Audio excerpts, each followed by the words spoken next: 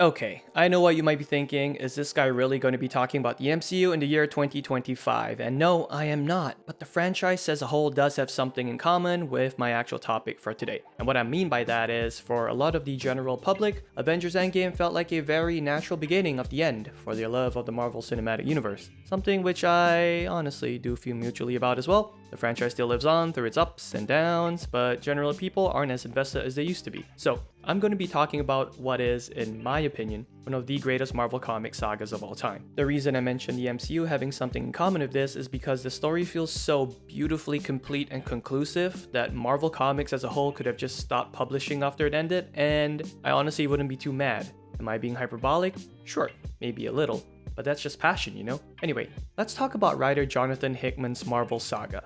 And it all starts with... Actually, it really depends on who you ask. This is a pretty beefy story as it is, and there's a lot of core reading to be done. Some people say you should start with Secret Warriors, and S.H.I.E.L.D., and also supplement with Ultimates. And honestly, they'd all be right. But my personal jumping on point was his Fantastic Four run, and I think it's a perfectly good option for most people. And is also the starting point I'm going to focus on today. It's pretty appropriate for Marvel's first family. Let's begin.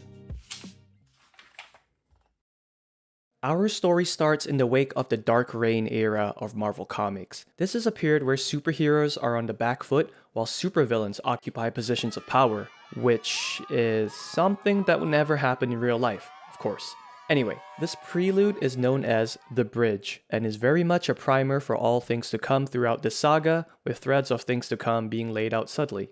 The story opens with the first family moving into the Baxter Building in New York City, and we're immediately introduced to our characters. And look, I hate that I have to do this, but every now and then I'll be briefly introducing certain characters and concepts that people might not be too familiar with. These two kids are Valeria and Franklin Richards, the children of Reed Richards and Sue Storm. Val's the younger one, though it doesn't always seem like it due to her genius intellect making her one of the smartest people in the Marvel Universe. Franklin, on the other hand, at some point possessed reality warping powers, which is pretty crazy, though they have been dormant for a while now. He also likes cowboys. So while the rest of the adults in the family are busy moving in, Reed's busy at work in his lab working on his next big breakthrough, a device known as the Bridge. A device that allows him to observe other realities and see how problems similar to theirs were solved elsewhere. See, Reed is easily in the running for the smartest guy in the Marvel Universe. He also has some pretty cool stretchy powers, but I think it's always important to frame his intellect as his primary power and his stretchiness as secondary. And, for better and worse, that intellect always drives Reed to hyperfixate on the bigger picture and attempt to solve everything. To him, there's no problem that can't be solved, and it's this exact theme that he will be grappling with throughout this whole story. Anyway, instead of helping everyone with the move, he decides to enter the bridge. And as this happens, Hammer agents break into the Baxter Building. Hammer is kind of a government-contracted fascist military agency formed by Norman Osborn, which, would never happen in real life. The US government would never do that. Anyway, most of y'all are probably familiar with Norman Osborn, who is also known as the Green Goblin. He's also an asshole. Just before the kids arrive home, Hammer agents cut the main power supply of the building, causing a power surge that traps Ben, Sue, and Johnny in an elevator. Preparing to fight off the Hammer agents, Ben tears open the elevator door, only to find that the group has been transported back to a prehistoric time. Meanwhile, Reed starts to observe the multiverse, looking for answers. Franklin and Valeria are confronting the Hammer agents in the lobby. The agents state that they are just there to serve their parents with papers, which they hand over and leave. Valeria realizes the power to the building is cut and starts repairing it. Meanwhile, Ben, Sue, and Johnny are on a time-traveling romp, battling through different timelines as they are constantly pulled to different eras in history, with Valeria's repair work and Reed's bridge being the cause. It's all honestly really fun, and is also the origin of one of my favorite images of Ben ever. "Milady, 'tis the clobbering hour." While all that happens, Reed gets to work learning from the multiverse, with his first query being worlds where the Superhero Registration Act, also known as the Marvel Civil War, ended peacefully. He discovers that among the 418 realities where the conflict ended peacefully, there was one constant. He acted alone. Intrigued, he begins to dig deeper. As the time-traveling group embarks on a swashbuckling adventure, Franklin and Valeria wait for them to return and go over the papers Hammer gave them. It appears Norman Osborn will be paying them a visit the next day to decide if the Fantastic Four are allowed to continue being superheroes. Reed continues his work, this time examining the 67 realities where both the Civil War was resolved peacefully and the Illuminati were formed. The Illuminati are a secret organization made out of the most influential heroes in the Marvel Universe. Membership changes throughout time, but their main objective remains the same: influence events on the Earth, and hopefully for the better. They are disbanded at the moment.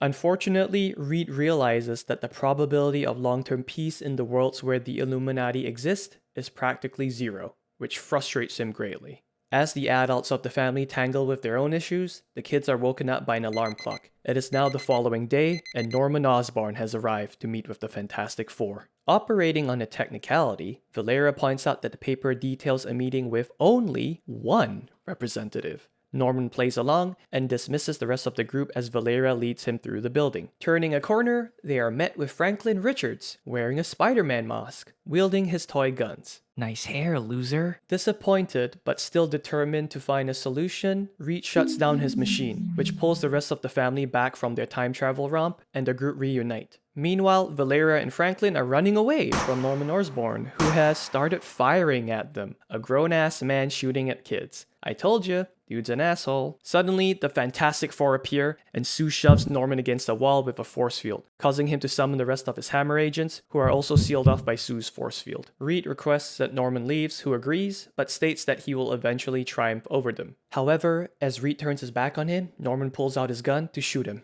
And with a loud bang, Norman is shot in the shoulder by Franklin, who tells him to leave his family alone. Sue scolds Franklin as Reed tells Norman to leave before they make him. I don't get it. It's just a toy gun. As Norman leaves, Sue asks Reed if he found the answers he sought. In a flashback, we learn that before shutting down his machine, Reed ran one more search query for how many other universes also built the bridge. Discovering the answer to be 141, the bridge suddenly reopens, and Reed is met by a group of mysterious people who tell him that, just like him, they want to fix things and can help. All he needs to do is seek them again, and soon. In the present, Reed then tells Sue he did not end up learning anything, and she requests that he destroy the bridge as it is too dangerous. Reed promises to disassemble it. We later learn that he reassembled it in a hidden lab. Haunted by the weight of his thoughts, he revisits his research room, covered floor to wall in equations, with one standing out. Idea 101. Solve everything. I know what I have to do to fix it, to make things right. There's no problem that can't be solved. In a 2009 interview with CBR, then known as Comic Book Resources, ahead of the comic's release, Hickman shared some thoughts on how he personally interpreted the Fantastic Four. I've noticed a propensity for a number of writers to try and turn Fantastic Four into sort of an "I figured out this very cool scientific story" type of book, and I think the series has lost a little bit of its heart. To me, Fantastic Four is obviously about the family structure, but more importantly, it's about wild, chaotic, fantastic ideas, as opposed to how things work in a functional world. The physics of something isn't the heart of the book. That's not what I think we need to get back to.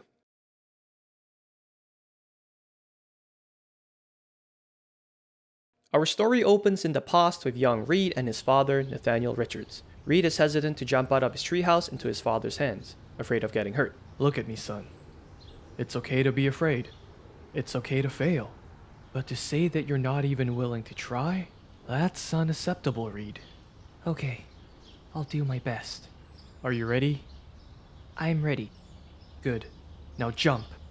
In the present day, the Fantastic Four are battling the Wizard and his army of giant robots. The Wizard, previously named Bentley Whitman, is a mad super genius and longtime foe of the Fantastic Four. The robots are swiftly defeated by the team, and within each of them, they discover clones created using the Wizard's DNA. Reed tracks him down to his lab and captures him as a small boy watches on. Later that night, Reed tells his kids about his day, and Franklin asks him about the little boy at the Wizard's lab, asking if he's going to try to help him. Meanwhile, Johnny tricks Ben into going on a vacation with him to New World sometime in the future. New World is a replica of Earth located somewhere else in the universe. It is inhabited by Earth refugees from an alternate future that killed a Galactus and used the corpse as a power source to transport them through time to get there. I know, comic books are silly and fun, and some of these explanations are it's just gonna be like that, okay? Anyway, think of it this way. This is our timeline, and this is our Earth in the present, and this is our Earth in the future.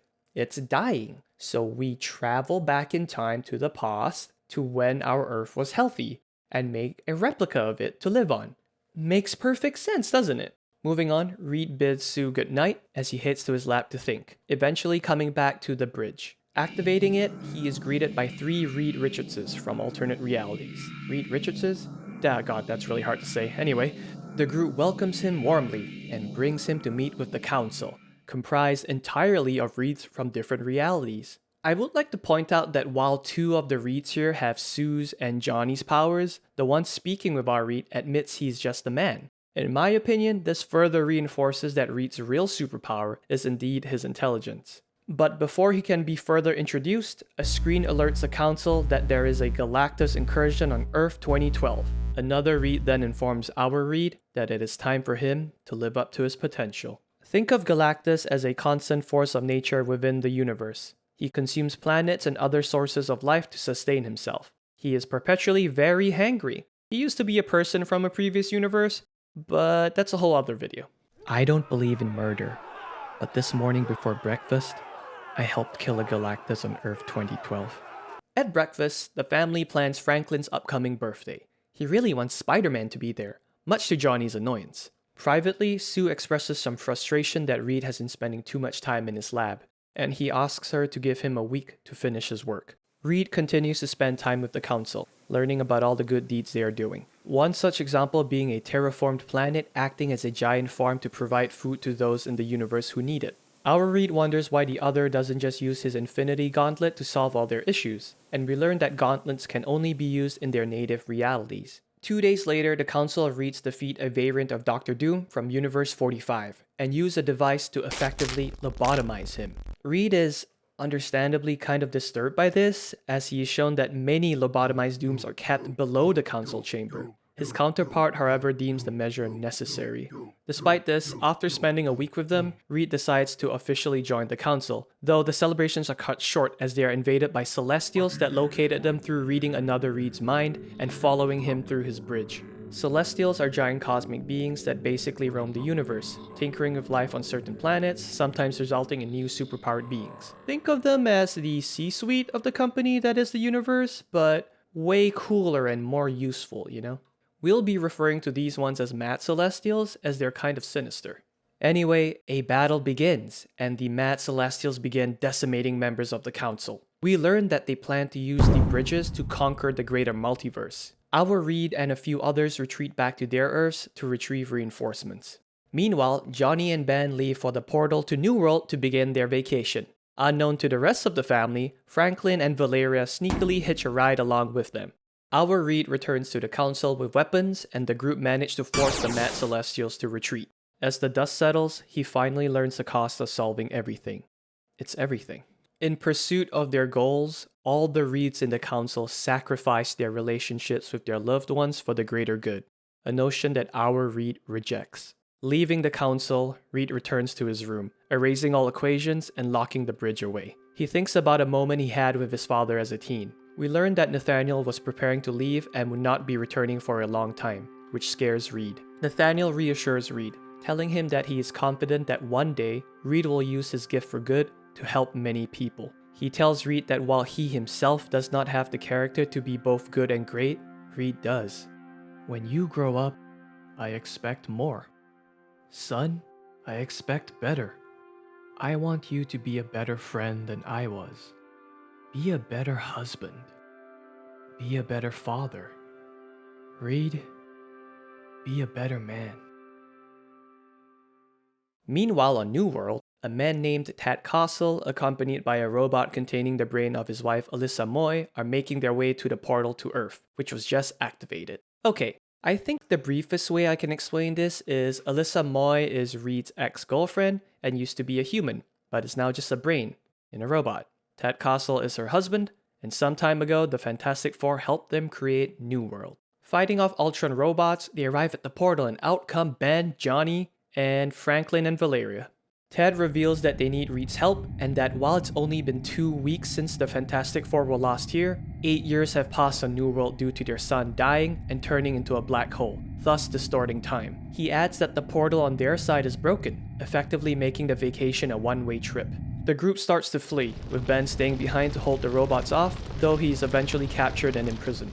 Hidden in a secret base, Ted reveals that ever since their star collapse, New World slowly descended into revolution and war, with different former heroes fighting for control. Fortunately, Valeria reveals she brought parts to repair the portal just as insurance, because she's just that clever. With the portal repaired, she begins to work on calculations to get them home. While this happens, Franklin shares a sandwich with Ted. Johnny eventually rescues Ben, though Alyssa is killed in the process by psionics. I am not going to explain who that is, because on the very next page she is killed by a future Hulk that the heroes are friendly with. The vacationers then return back to Earth, with Ted staying behind to wrap up unfinished business. That night, as Sue tucks him into bed, she notices that it's past midnight. Kissing him on the forehead, she wishes Franklin a happy birthday. The Fantastic Four throw Franklin a surprise birthday party attended by his family and close friends. Valeria wishes Franklin a happy birthday as the party starts.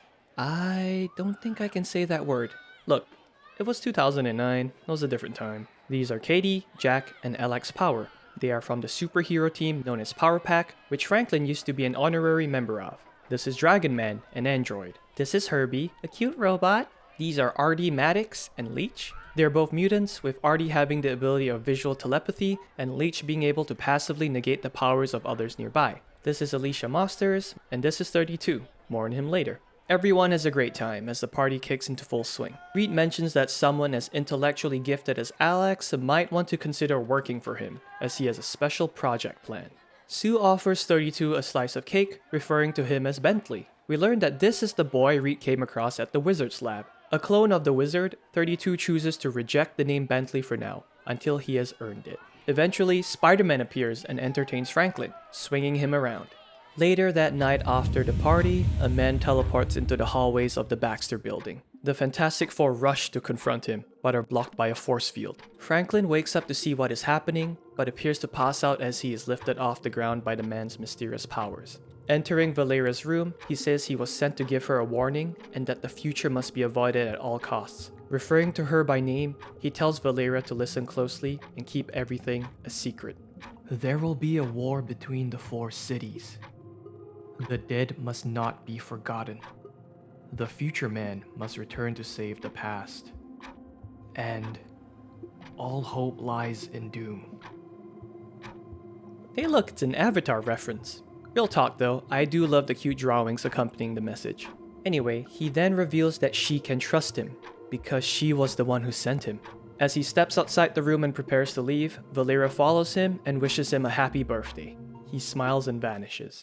The rest of the family check up on the kids, who say they are fine. However, Valeria does not reveal that the man seems to be a grown-up Franklin from the future. Later in her room, she begins working on formulas in secret. And much later on, Franklin remembers what his future self said to him. Rest and remember what you are. And under the covers in the dead of night, he creates a baby universe. Tunneling in from right under the Baxter building, the Mole Man pays the Fantastic Four a visit, seeking their help. Mole Man is the oldest villain of the Fantastic Four, having appeared in their debut issue. He is the ruler of Subterranea, an underground city where he lives with his people, the Moloids. He further clarifies that his city is under threat by the presence of another city abandoned by the High Evolutionary. The High Evolutionary is a scientist that is obsessed with the concept of evolution, often conducting experiments on different beings, hoping to achieve the next perfect step in evolution. We learn that the abandoned city is host to a giant Darwin bubble that forcefully accelerates the evolution of anything within it. Hey, that's a dolphin person. Once the city achieved an adequate status of evolution, there were plans to raise it to the surface, presenting it to the world as a glorious achievement. However, the ascension engine that was powering the Darwin bubble failed, causing the reverse to happen, devolving its inhabitants. Instead of, taking responsibility, the High Evolutionary left the city and failed to shut down the machine. Unbeknownst to him, however, despite physically devolving beings, the engine somehow also causes huge growths in intelligence. Mole Man shares that the intelligent beings within the city now hope to raise it up to the surface. Together, the Fantastic Four and Mole Man venture underground towards the city, passing by the corpse of the Galactus used by the refugees of New World. We learn that some Moloids had entered the city, greatly improving their intelligence, but also devolving them to look almost human-like. These moloids reproduced for a while, but their offspring, while intelligent, bore the same resemblance to their prior forms. Because of this, the children were then abandoned due to their primitive appearance. Mole Man then confesses that since they stopped having children, they have resorted to luring in moloids from his city, which is the real reason he needs their help. They eventually arrive at the city, which has already started rising up. Too late to stop the process, Ben leaps out of the ship and his appearance slightly distorts due to the de-evolution. Otherwise fine, he locates the abandoned moloid children and rescues them, returning to the ship. Eventually, the city erupts from the earth and becomes known as the Forever City. Oh yeah, I forgot to mention that Hickman as a writer really likes his data logs and infographics, and you'll see some appearing in the next few chapters, starting with this one. I'm gonna be honest, these are honestly relatively tame compared to some of his other works. I mean, check out these from his X-Men stories. The Fantastic Four set off on their next mission to investigate a recent discovery deep beneath the surface of Antarctica. They also learn that AIM has their sights set on whatever lies below and have started drilling their way down. Reed intends to beat them to the discovery, and so the heroes set off. AIM, short for Advanced Idea Mechanics, are a terrorist organization of mad scientists whose interests lie only on obtaining power and destabilizing nations, with their loyalty often going towards the highest bidder. We'll be seeing them quite a bit throughout the story. Did someone order pizza? Hours later, the team dives below the ice and comes across a massive crystalline structure deep underwater. As they marvel at the discovery, AIM submarines appear and start heading towards it. Humanoid fish emerge from the structure and begin to attack AIM, aided by the Fantastic Four. AIM eventually retreats and the heroes are brought into the city to meet its leader, Ul-Uhar, king of the Uhari. He welcomes them to the kingdom of Atlantis. This confuses Reed, who assumed that Atlantis was destroyed. It is clarified that Atlantis encompasses the entire sea. After some questions about mankind, Ul-Uhar asks who will represent them, to which Sue volunteers, officially becoming Old Atlantis' ambassador to the world. Through another datapad entry, we learn of the three species of Old Atlantis, the fish-like Uhari, the eel-like Chordai, and the crab-like Mala. 6 months ago on the moon, the Inhuman royal family prepare for a voyage into space. Inhumans descended from primitive humans that were experimented on by a militaristic alien race known as the Kree. They reside in the kingdom of Attilan, located on a part of the moon that supports life. They are led by their king Blackagar Boltagon, yes, that's his real name, also known as Black Bolt, who has the power of a destructive sonic scream. Black Bolt triggers an apparent summoning by placing a beacon down before the entire city of Attilan rises from the moon and departs to space. In the present day, a large ship appears over the moon, which is monitored by Reed. The group decides to pay the moon a visit. While investigating the ship, Black Bolt's proxy Dal Damok shows up and warmly welcomes them to the Universal City. As they enter the ship, Dal Damok reveals that humanity was not the only race experimented on by the Kree, as they had succeeded with 4 other alien races as well. Reaching what appears to be a council chamber, the heroes are introduced to the Universal Inhumans, the Centurion royal family led by Ula Udonta, the Mort Council of the Brood led by Aladi Koeke, the Chimelian White Room led by Queen Onomi Whitemane, and the Dire Wraiths led by Goddess Avo. Through this introduction, the heroes discover that the 4 rulers are actually queens, and have come to the moon to be with their king, Black Bolt, to establish their holy land called New Hala. However, and disturbingly, the Universal Inhumans plan to colonize Earth. Anyway, let's move on from the moon to a club in Manhattan called the Other Side of Zero, where a man calling himself the Anti-Priest is spouting some vague self-help philosophy to the crowd. Johnny picks up a woman there, and with the vibes being kinda off, they return to the Baxter building together. Unfortunately for our lover boy, the woman manages to open up the portal to the Negative Zone. The Negative Zone is a dimension parallel to Earth made up almost entirely of antimatter. Due to this, the laws of physics work differently there, resulting in the occurrence of strange phenomena. It's also inhabited by a lot of deadly creatures. As she stands before the portal, Johnny is disgusted to see her split open, revealing that she was 5 giant bugs wearing a human skin trench coat all along. Okay, Johnny goes to bar. Johnny gets girl. Girl turns out to be a bug monster. Bug monster disappears through the hole. Johnny never kissed the bug. I'm gonna call that a win. After a moment of bewilderment at what he witnessed, Johnny goes in after them, finding himself in the middle of a city under siege. One of the bugs detonates a bomb and Johnny fights off the swarm for a bit before retreating back to Earth. We then learn that he's actually recounting this story to Valeria, who has been taking notes, and that the data pads we have been reading are actually all hers, which is cute. Upon learning from Johnny that a new city has been built in the negative zone, Valeria notes that it makes 4 cities in total now, recalling part of the prophecy given to her by future Franklin Richards. There will be a war between the 4 cities. So if I'm interpreting this right, and I think I am, if we refer back to the Avatar reference when Franklin was speaking to Valeria, I think it's safe to deduce that water refers to Old Atlantis, earth refers to the Forever City, fire refers to the negative zone, and air refers to Attilan.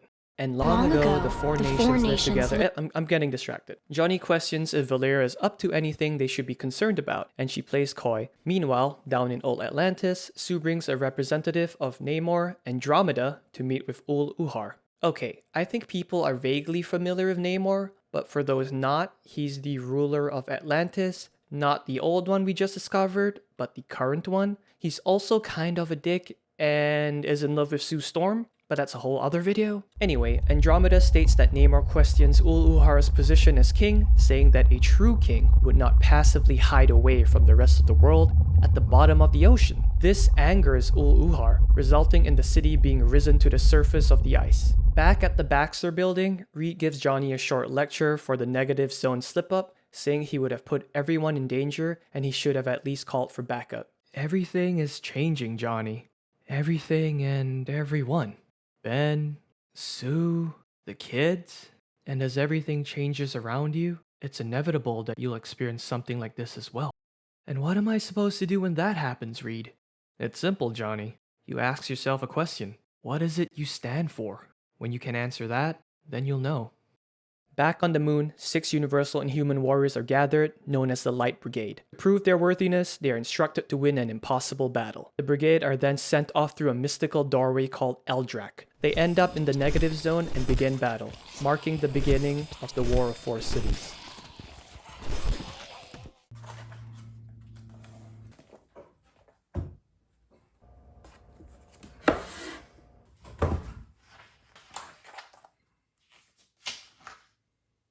At a scientific gathering called the Singularity Conference, Reed addresses the attendees, looking back on the last decade of the event. After briefly praising She-Hulk, who is also in attendance, for her speech on the ethics of genetic engineering, he proceeds to reprimand a few other members in attendance, noting that their initial passion has long decayed into pessimism. Expressing disappointment in his fellow members, Reed states that he will be resigning from Singularity immediately, to focus his newfound passion on a new project.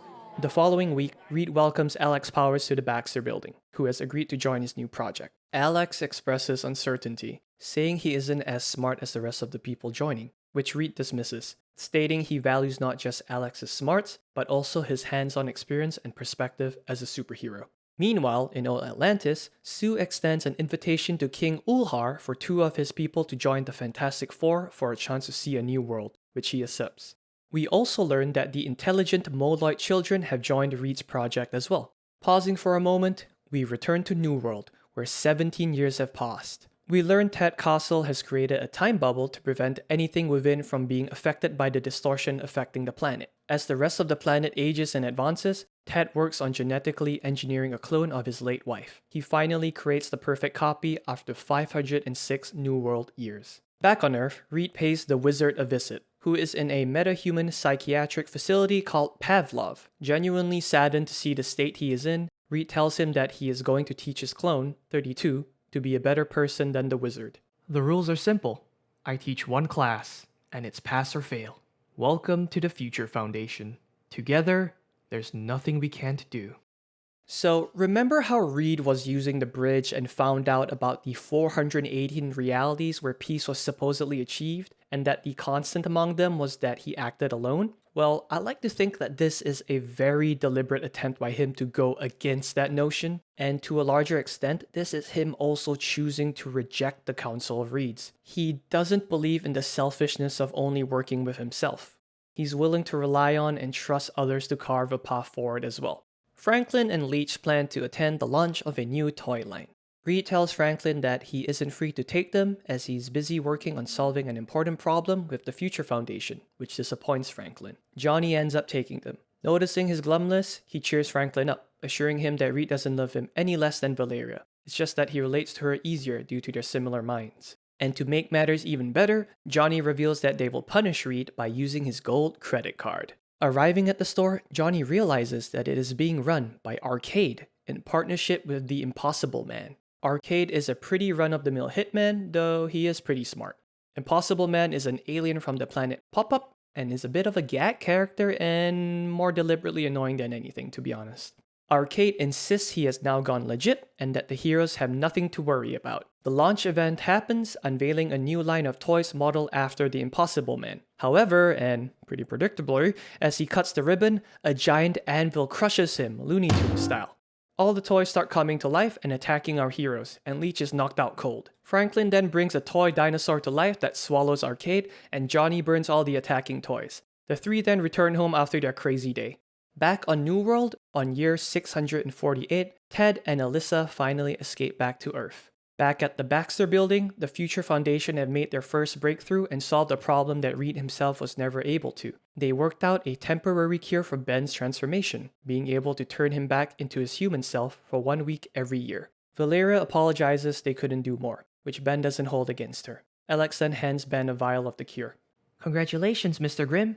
You get to be human again. Somewhere in the far future, Franklin Richards falls up through time, eventually landing in a white void, where he is greeted by future Valeria Richards and declares his mission a success. We learn that the two are also with another person, Nathaniel Richards. Okay, I waited until now to talk about him because I didn't want to spoil anything, but yeah, Nathaniel Richards is a time traveler, and he's often off on pretty significant missions. Nathaniel then opens up a time portal, which Valeria steps through. Nathaniel then leaves through his own portal. While the other two are gone, Franklin uses his powers to create a pocket reality for when the two eventually return. Some time ago in the past, a college-aged Reed is attending an ethics class, where the professor poses the question, "What is right doing?" To which Reed answers that it is doing what is best for those around you. Right after he answers, a young Victor Von Doom interjects with his own. It is doing what is best for oneself to evolve and ascend.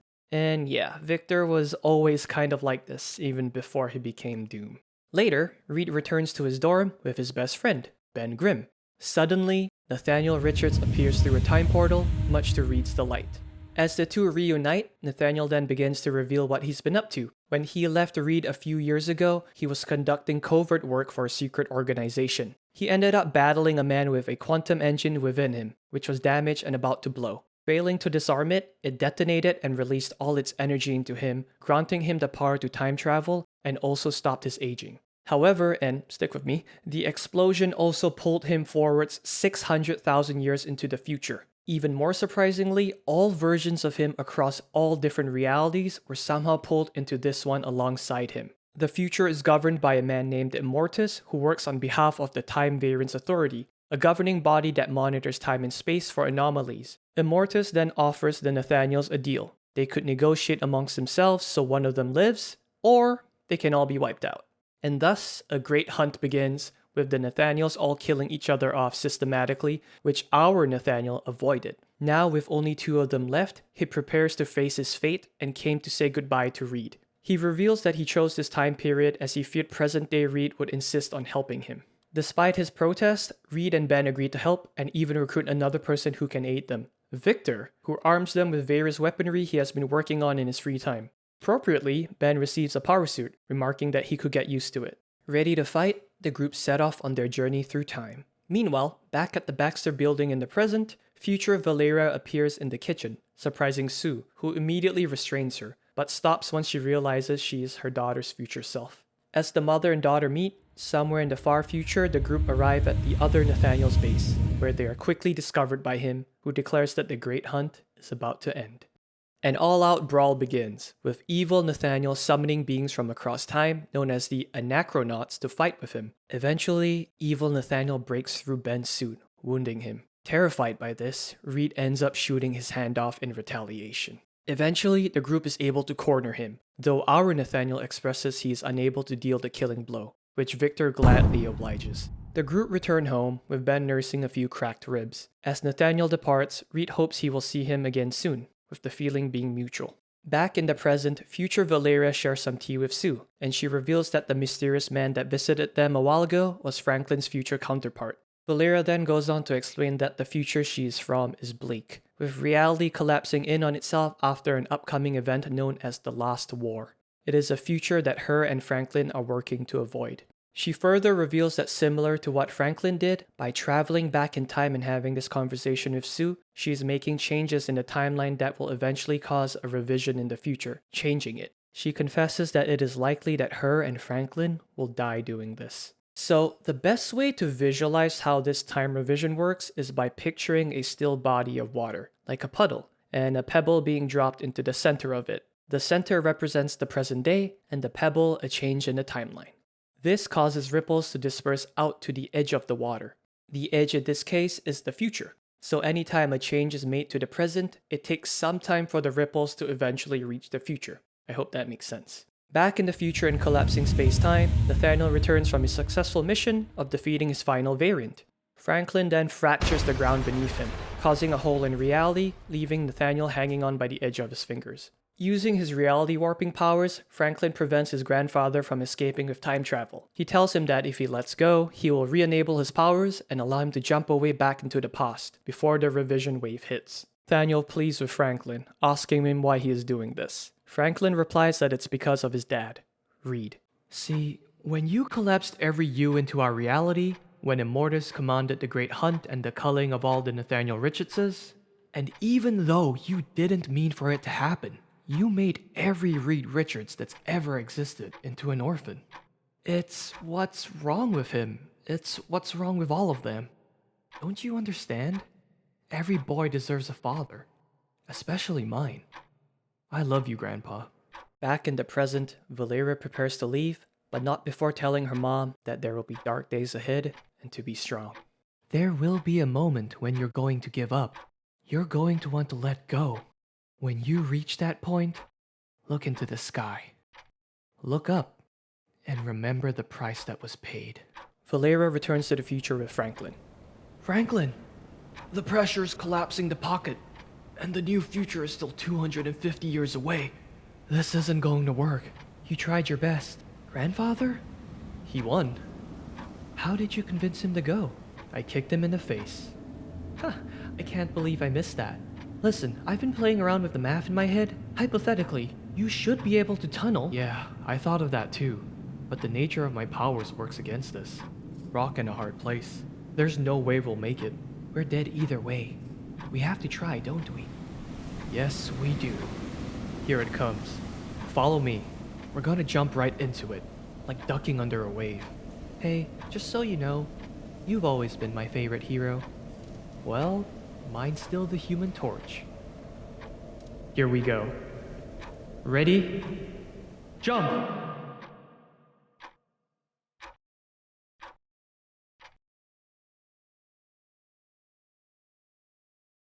As the Fantastic Four engage in a battle outside the Forever City, Valeria sneaks into Reed's lab and discovers the bridge, alongside all his research logs, revealing the existence of the Council of Reeds to her.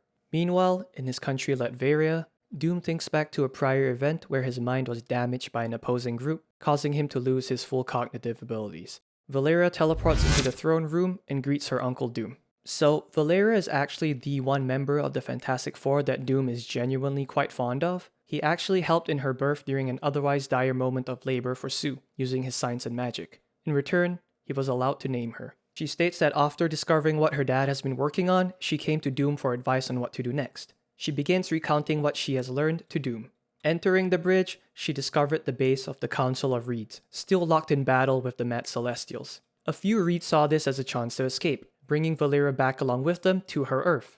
All Reeds eventually leave to explore the new Earth they find themselves on. Valeria states that she thinks what Reed did was wrong, that he chose to be selfish instead of making sacrifices for the good of the world. See, I find this characterization incredibly appropriate for Valeria. She's always been positioned as just as smart, if not smarter than Reed, but at the same time harbors a sort of darkness within her, which likely stems from her relationship with Dr. Doom. For better or worse, she is more ruthless in her decision making than Reed and views the world through a more utilitarian lens. So of course she would choose the needs of the many over the few. She then states that her dad is going to need Doom's help. Quoting her future brother, she says, "All hope lies in Doom." Back at the Forever City, the Fantastic Four eventually win, and Reed is able to shut down the Ascension engine for good. They then return home, and the family spends some time together, and Reed asks Valeria if she did anything exciting while they were gone, which she denies. She recalls making a deal with Doom. In exchange for Doom helping Reed, Valeria will find a way to cure Doom's brain damage. Elsewhere deep beneath the Earth, the Silver Surfer comes across the corpse of the Galactus from an alternate future, deeming it unacceptable. The next day, Susan sets off for a couple of days to moderate a royal meeting between Old and New Atlantis. Ben decides to finally take the cure given to him by the Future Foundation, reverting him back to his human form. To celebrate this period, Johnny takes him out for a good time, attending a football game, catching up with old friends, "Hey, it's Stan Lee and Jack Kirby," and playing some poker with fellow superheroes. Later in the night, a Yancey Street gang made up of former Wall Street goons attempt to rob the two, assuming them to be regular humans. So Yancey Street is where Ben grew up and constantly had run-ins with gangs. Unless I'm mistaken, it's based off of Delancey Street. Fun fact, earlier this year a sign was put up at the corner of Delancey and Essex in honor of Jack Kirby, naming it Yancey Street / Jack Kirby Way. I'm not sure if it's still there, but it happened. Anyway, Ben and Johnny beat them up before heading back to the Baxter building. But before that, Johnny drives him to one more location, Alicia Masters' apartment. She is shocked by Ben's current appearance, and the two share an intimate moment. Good for you, Ben. Back at the Baxter building, Reed is visited by the Herald of Galactus, Silver Surfer, who says he found the corpse of the future Galactus and detected the Fantastic Four's traces all over it, which led him here. Eventually, they are joined by present-day Galactus, who descends from orbit, seeking answers. As Ben and Johnny return from their night out on the town, they spot Galactus, and Johnny immediately flies over. Reed explains to Galactus that his corpse from the future was used as a power source to transport 1 billion people from future Earth back in time, who currently inhabit an artificial Earth called New World. Galactus assures Johnny and Reed that he means Earth no harm at the moment, but demands that Reed join him as he visits New World for further answers. Having no choice, Reed agrees. Before he leaves, Johnny lets him know that Ben's potion worked, much to Reed's delight. Say that again? Meanwhile, deep underwater, the treaty talks between New and Old Atlantis are underway between Andromeda and Sue. Namor interrupts them, dismissing Andromeda. He states that she finds the treaty to not be beneficial to his kingdom, while Sue says she's more interested in what will be best for everyone. Back in space as they prepare to depart to New World, Galactus warns Reed that Franklin's powers seem to have returned. Elsewhere, the anti-priest delivers a sermon to his cult, instructing them to venture forth to spread his nihilistic teachings, stating that through it, they can all live forever. Don't join cult, kids. It's never good. Afterwards, in a communications room, the priest and a few others shed their skin in a similar fashion to Johnny's previous date, revealing themselves to be giant insect creatures. They then receive a Discord call from Annihilus. Annihilus is a world conqueror that resides in the negative zone. He has command of the Annihilation Wave, a massive military force comprised of warships and insect soldiers. The bugs inform Annihilus that they plan to break into the Baxter building the next day and reopen the portal to the negative zone to make way for the Annihilation Wave. Meanwhile, the treaty between New and Old Atlantis takes a turn for the worse, as Namor declares that there will only be one King of the Sea, killing Ul-Uhar with his trident. Sue quickly realizes New Atlantis was never planning to negotiate in peace, and the meeting was a setup. As Namor's ships begin bombarding the meeting place, Sue covers the entire structure with a force field, ensuring no one enters and leaves. Elsewhere across the galaxy, we learn that Tad and Alyssa were also brought along on the journey by the Silver Surfer, and Reed reunites with his old friends. 14 hours later, they arrive by New World and the black hole it orbits. Galactus then asks Reed if he will be able to prevent the alternate future from occurring when the time comes. Reed recalls some of the work he did with the Council and concludes that he can, stating he can solve everything but is unsure of the price. Galactus interjects, saying the price is necessary, and then states that he will now consume New World, much to the rest of the group's protest. Relenting slightly, he allows the group a chance to evacuate as many people through the portal to Earth as possible, though their time is limited. Back on Earth, members of the Anti-Priest's cult spring in ambush on the Baxter building, teleporting in and catching Johnny and Ben off guard. Despite still being in his human form, Ben tells Johnny to leave him and protect the children.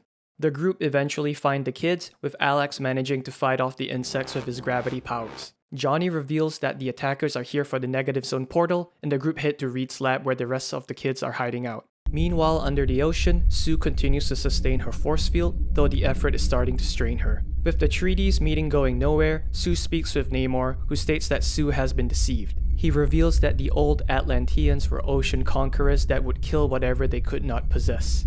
Thousands of years ago, the new Atlanteans managed to hunt them close to extinction and erase their existence from history. Sue, however, rebukes this, saying that Namor has no clue if they have changed. He then reveals a protocol used by the old Atlanteans called Ul Ulgar, wherein they elect an emissary to help lure out another group to gather information before destroying them, along with the emissary. As such, Namor believes they intend to eventually kill Sue as well.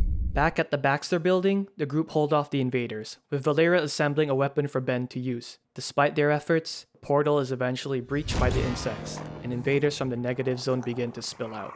Despite their best efforts, the group are quickly overwhelmed by the enemy force. Leech starts yelling incoherently, which Valera quickly figures out. She knocks him unconscious. With Leech's power dampening field gone, Franklin's powers reactivate, and he easily annihilates all the remaining insects in the lab. Ben takes the opportunity to call the Avengers for help. They switch on a temporary shield to hold back further invaders, but need to find a way to close the portal properly before it breaks. Valera concludes that with the controls destroyed on their side, the only other solution is to close it from the negative zone's control panel. Left with no choice and time running out, the group prepare to cross over. Back underwater, Sue and Namor confront the rulers of old Atlantis about Namor's suspicion. They insist that over time they have changed their ways, and reveal that their chosen emissary is actually far more important than before. With the king murdered, temporary ruling power has now been given to Sue. As they reveal this, the old Atlanteans bow before her. Sue accepts the responsibility and tells Namor to accept the terms of the treaty. As he grabs her in rage, she knocks him to the ground with a force field punch, to which he massively simps for her, much to her annoyance. Sue then declares the meeting concluded and heads back home. Back on New World, Reed and the group convene with other heroes, learning that the consciousness of everyone on the planet is now contained within the hive mind brain of one person, Natalie X. It's also pointed out to them that Galactus isn't even feeding on the planet to sustain himself, he just wants to destroy it. Eventually, they make it to the portal back to Earth and activate it to get back home alongside a Hulk from the future and Natalie X. Back on Earth, the group make it into the negative zone, successfully holding off the invading force, largely thanks to Franklin's powers. Valera begins working on the control panel and discovers an unfortunate fact: the gate cannot be remotely closed. Someone needs to stay behind and do it. With time running out, Ben volunteers, thanking Johnny for one of the best weeks of his life. As the rest of the group head back to Earth through the portal, Johnny forcefully pushes Ben through as well and activates the barrier, preventing him from coming back. As Valera instructs Johnny on how to seal the portal permanently, she assures him that Reed will find a way to reopen it and they'll come back for him. Johnny enters the code to engage the locking mechanism and turns to Ben. When you see Reed, you tell him. Tell him this is where I made my stand. Engaging the locking mechanism. Wait! No! No! Unbelievable. You don't wish it any more than I do. As the annihilation wave approaches, Johnny fires up, preparing to engage in a fight he knows he will lose. The portal closes and Ben watches as Johnny falls. And so, 4 becomes 3.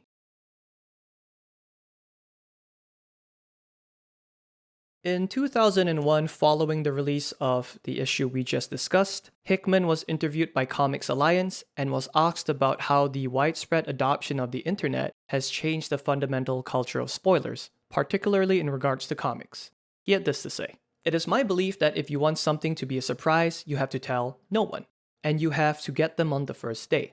Other than that, it's only a true surprise. The ending of a movie is only a true surprise if you tell someone, don't market it, and see it on opening night. Otherwise, the chances of this being ruined for you grow exponentially every day. We just have to accept that this is the world that we live in, and stop writing stories that are only about reveals and make them more about the stories that unfold. Which is why I'm okay with people knowing that a character dies. And I'm okay with them knowing who it is now, because we're not done. It's part of the journey and the greater story. I like to think that I'm embracing the way you have to tell stories nowadays, rather than trying to desperately hold on to what I consider to be an outdated mode of storytelling. So, issue 588 is often cited as one of the most memorable ones of this Fantastic Four run, and it's not hard to see why. It's an almost entirely wordless issue taking place over the course of a month that shows how our heroes deal with the aftermath of the prior events. Unfortunately, too late, the Avengers arrive at the Baxter building to find Ben and the children mourning Johnny. Days later, Sue understandably withdraws into herself in grief, while Reed deals with his grief in his own way by trying to find a solution. He meets with Annihilus and threatens him with the ultimate nullifier, a deadly weapon capable of erasing a target from existence, assuming the wielder is strong-willed enough. Calling his bluff, Annihilus taunts Reed with a scrap of Johnny's uniform, and Reed leaves. Meanwhile, in Latveria, Doom's adopted son Christoph Bernard ascends to become king. A wake is held for Johnny with numerous heroes in attendance. We see Ben filled with grief and, more than anything, simmering rage. At the funeral later on, a statue of Johnny is placed by his grave. 3 weeks later, back at the Future Foundation, Valeria conducts a class to find a replacement for the Fantastic Four. The kids eventually give up and focus on a new objective, killing Annihilus. Somewhere in the desert, Ben gets into a fight with Thor and Hulk, with the two allowing him to release his frustration on them. Ben eventually breaks down in grief. Almost a month in, Reed sits in his lab, unshaven and clearly exhausted, staring at a list of problems to tackle. The silence of the comic is finally broken as a blinding light appears by him, and Nathaniel Richards returns home from the future that Franklin forcefully booted him from. The issue ends with Spider-Man hanging out with Franklin on the roof of the Baxter building as he talks through and processes the loss of his uncle. Pete takes Franklin swinging and they get hot dogs together, though Spidey needs to borrow money from Franklin. Can I tell you a secret, Spider-Man?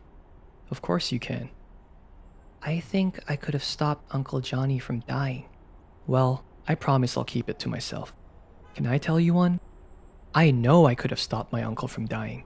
Really? Really. Why didn't you? Because I was young. Because I didn't understand how important every single decision we make is. Because I had to learn that when you have gifts like ours, you don't think about yourself first. You think about how lucky you are to have them, and how much other people need help. It's what my uncle would have wanted from me, and it's what your Uncle Johnny will want from you. Understand? Yeah. Good. Now hop on. I need to get you home. Hey, Spider-Man. What was your uncle's name? His name was Ben. It really is easy to see why this is such a good issue. With such limited use of words, it still manages to convey such a strong message about grief while also putting in some major character work. I love the whole with great power comes great responsibility stuff as well. The end of the original issue also contains the story script, which is super interesting to read through. As far as Fantastic Four issues go, it's definitely an all-timer. So from here on moving forward, the Fantastic Four comic story continues in the Future Foundation run, officially published as FF. Don't worry, it's all the same characters and stories, just in a different packaging. It will be like this for a bit. In an undisclosed location, the organization AIM, which we last encountered attacking old Atlantis, are busy at work on a new project. They open up a portal, which obviously won't have any consequences in the future. Anyway, back at the Baxter building, Reed watches a video recording of Johnny's will, who has nominated a successor for himself, Spider-Man. We learn that the Fantastic Four have abandoned their old logo and outfits, replacing it with the Future Foundation logo. Pete visits the building and is greeted by Sue. She reveals that between her leading old Atlantis, Nathaniel's return, and the Future Foundation work, they have been extremely busy, which she welcomes. It should be noted that while he isn't completely transparent about what's to come in the future, Nathaniel has been carefully dropping hints and guiding the team for what's to come. We learn that Ben is still sullen and blames himself for Johnny's death. I want to talk a little bit about this. Can you imagine how devastating it must have been personally for Ben? He takes the cure and has one of the best weeks of his life with Johnny, but when it comes down to it, the cure also robbed him of the power to stop Johnny from sacrificing himself. It's totally understandable that he feels guilty, even though he really shouldn't. You really have to feel for the guy. Sue assures Spidey that though he doesn't show it, Ben is glad to have him with the team. He's also gifted a matching Future Foundation uniform made of unstable molecules, the same fabric as the rest of the team. The team then receives a security alert. The AIM members have teleported to the facility where the wizard is held and are attempting to free him. Our heroes reach the facility, but are too late as AIM managed to teleport away with the wizard.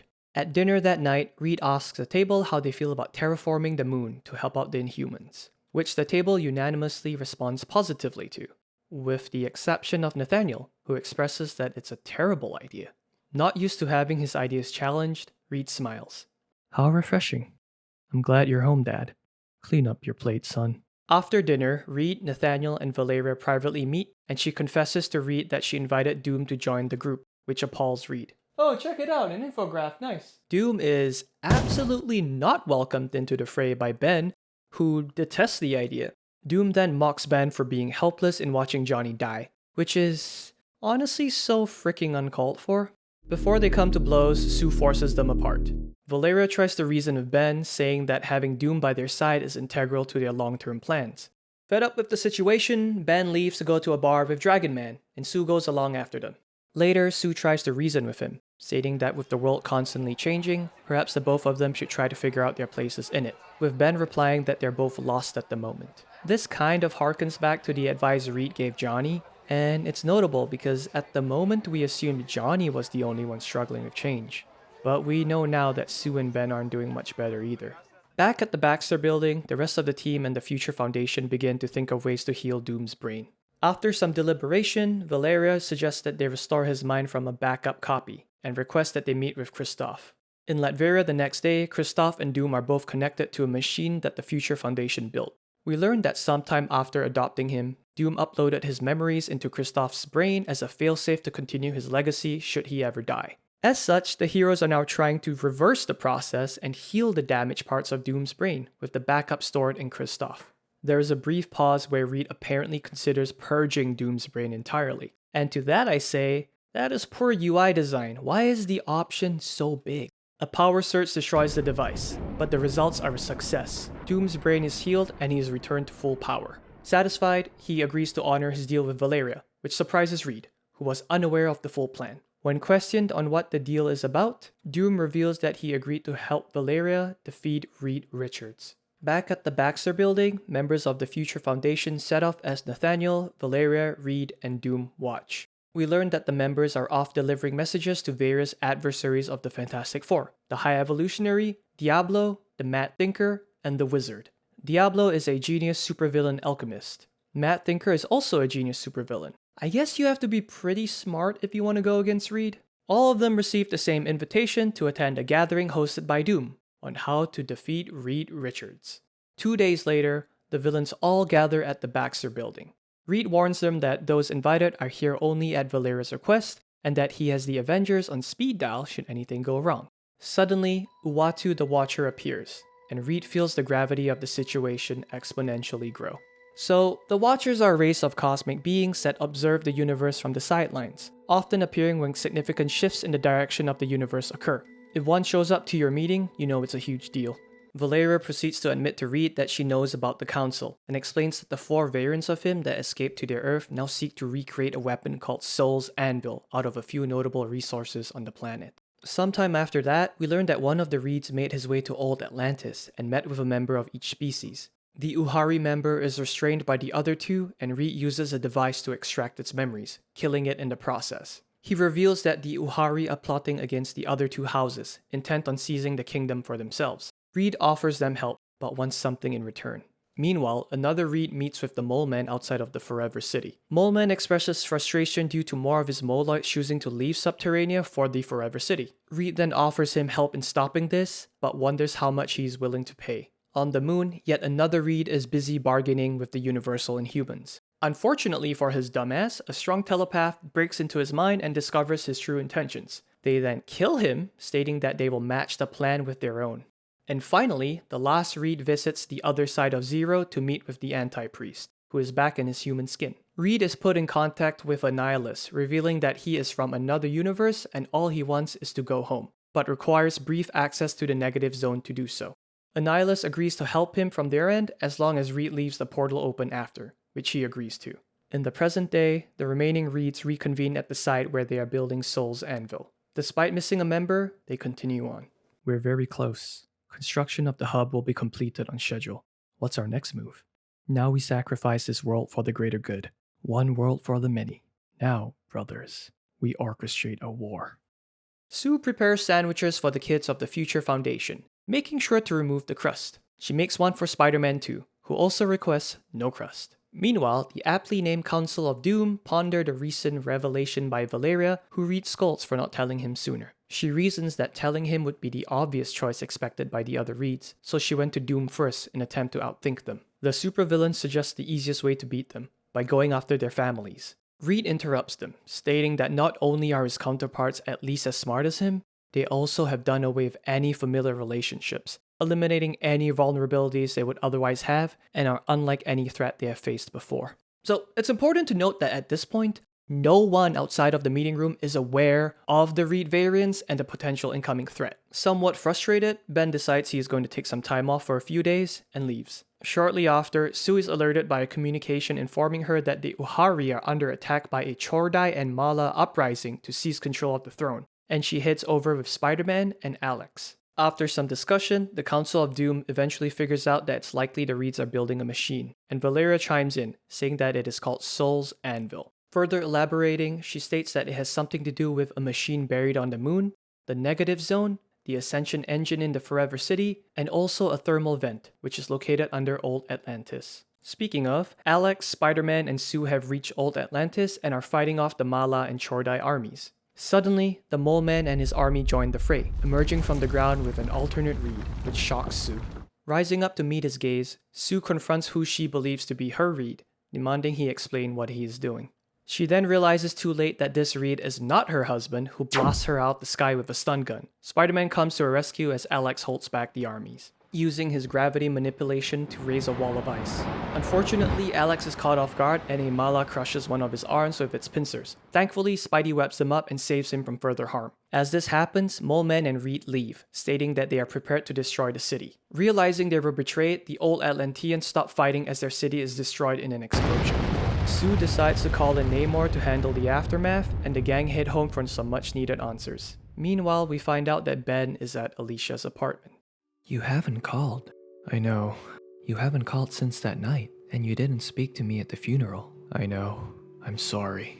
I've been kinda keeping to myself. I'm just having a hard time with being with you. It should have been the best thing ever. Now I look at you and all I can think about is how I couldn't save my friend. I feel so guilty, Alicia.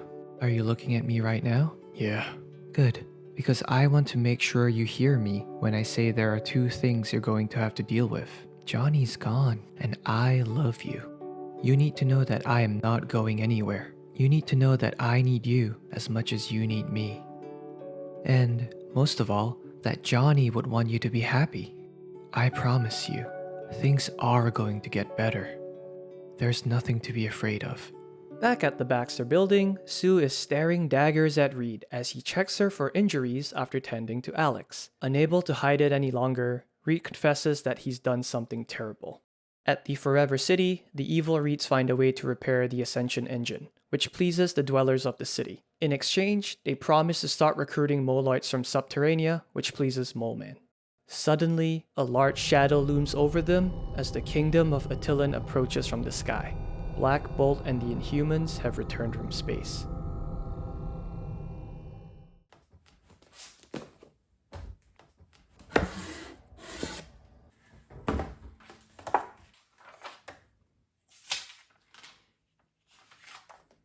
So, I won't get into it too much, but months ago, the Inhumans were away participating in a galactic battle known as the War of Kings. During that battle, Black Bolt was believed to have perished in a rift in space. Believing him to be dead, his wife Medusa becomes the new ruler of the Inhumans and the Kree.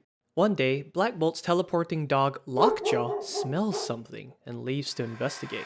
It is then explained to us that hundreds of thousands of years ago, during their experiments on different species across the universe, the Supreme Intelligence learns that one day their work will rise up against them and cause its destruction. Absolutely shook by this realization, it orders the cleansing of all worlds they experimented on. However, due to not having a complete set of data, 5 planets were overlooked. Lockjaw eventually comes across his master, who had survived. He teleports him out of the rift, saving him. Good boy. Returning to his people, Black Bolt gathers them to prepare for their journey back to Earth's moon for the summoning with the other Universal Inhumans. We learn through a flashback that 3,000 years ago, the supreme intelligence of the Kree started seeing its own death at the hands of one of their own inhuman experiments by a screaming man, referring to Black Bolt. So, the supreme intelligence was an artificial hive mind organism consisting of the greatest minds of the Kree, posthumously added to the collective upon their deaths. It's kind of like ChatGPT if ChatGPT had a big face and was, let's be honest, actually kinda cool. Either way, its intelligence positioned it as the leader of the Kree Empire, though at the moment it has been destroyed. We learn though, as a contingency, it passed a Supremor seat to one of its elite Kree fighters, Ronan the Accuser, who hid it in his hammer, waiting for the right time. The flashback ends and the Inhumans have arrived back home on the moon, with Black Bolt taking his place among his 5 brides. But just on the horizon was another event to come: war. As Attilan begins their assault on the Forever City, Susan is lightly interrogating Nathaniel, seeking answers she knows that he has due to all his time traveling. Refusing to give anything away, he and Reed prepare to join the war, accompanied by Spider-Man and the Council of Doom. As they arrive at the Forever City, Doom uses his magic to shield them from the Darwin bubble of the Ascension engine, which the High Evolutionary makes a beeline for. The rest of the group split up and join the ongoing battle. Back on the battlefield, Medusa suddenly teleports in with Lockjaw, stating that Black Bolt wishes to see them and teleports away, bringing Reed, Spider-Man, and Nathaniel with them. Meanwhile, Doom confronts the Reed variants and begins to interrogate one of them, before being betrayed by the Mad Thinker and Diablo, who set him ablaze from behind. Incensed by the betrayal, Doom retaliates, and easily defeats the 2 traitors. Meanwhile, Reed, Nathaniel, and Spider-Man meet with Black Bolt, who they are surprised to learn lives. Black Bolt, it really is you. We had heard... are you well? Probably not. Who in their right mind has 5 wives? I'll just go play with the dog. Good boy! Medusa informs Reed that after reading the mind of one of his variants, they discovered their plans that conflict with their own of colonizing Earth. Thus, we'll deal with them and forbid our Reed from interfering further. The Inhumans quickly start overwhelming the opposing forces, and the Wizard and Mole Man decide to retreat. While this happens, the High Evolutionary notes that his Ascension engine seems to have been tampered with. Before they can disengage the evolutionary drive, 2 of the variant Reeds are attacked and captured alongside Diablo and the Mad Thinker by the Inhumans. As the Inhumans depart with their prisoners, Doom goes after the 3rd Reed variant, who he spots in the distance. However, this Reed predicted he would come for him and easily defeats him, forcing a control collar on him, threatening to fully engage the lobotomy function if Doom betrays him. Forced to cooperate, the 2 leave for Latveria. Back in Attilan, the Inhumans assure Reed they will capture the final variant before urging them to leave through Eldrak, a magical door that understands the desires of those that pass through it, taking them to where they need to be. It's worth noting that this is the same door that the Light Brigade passed through.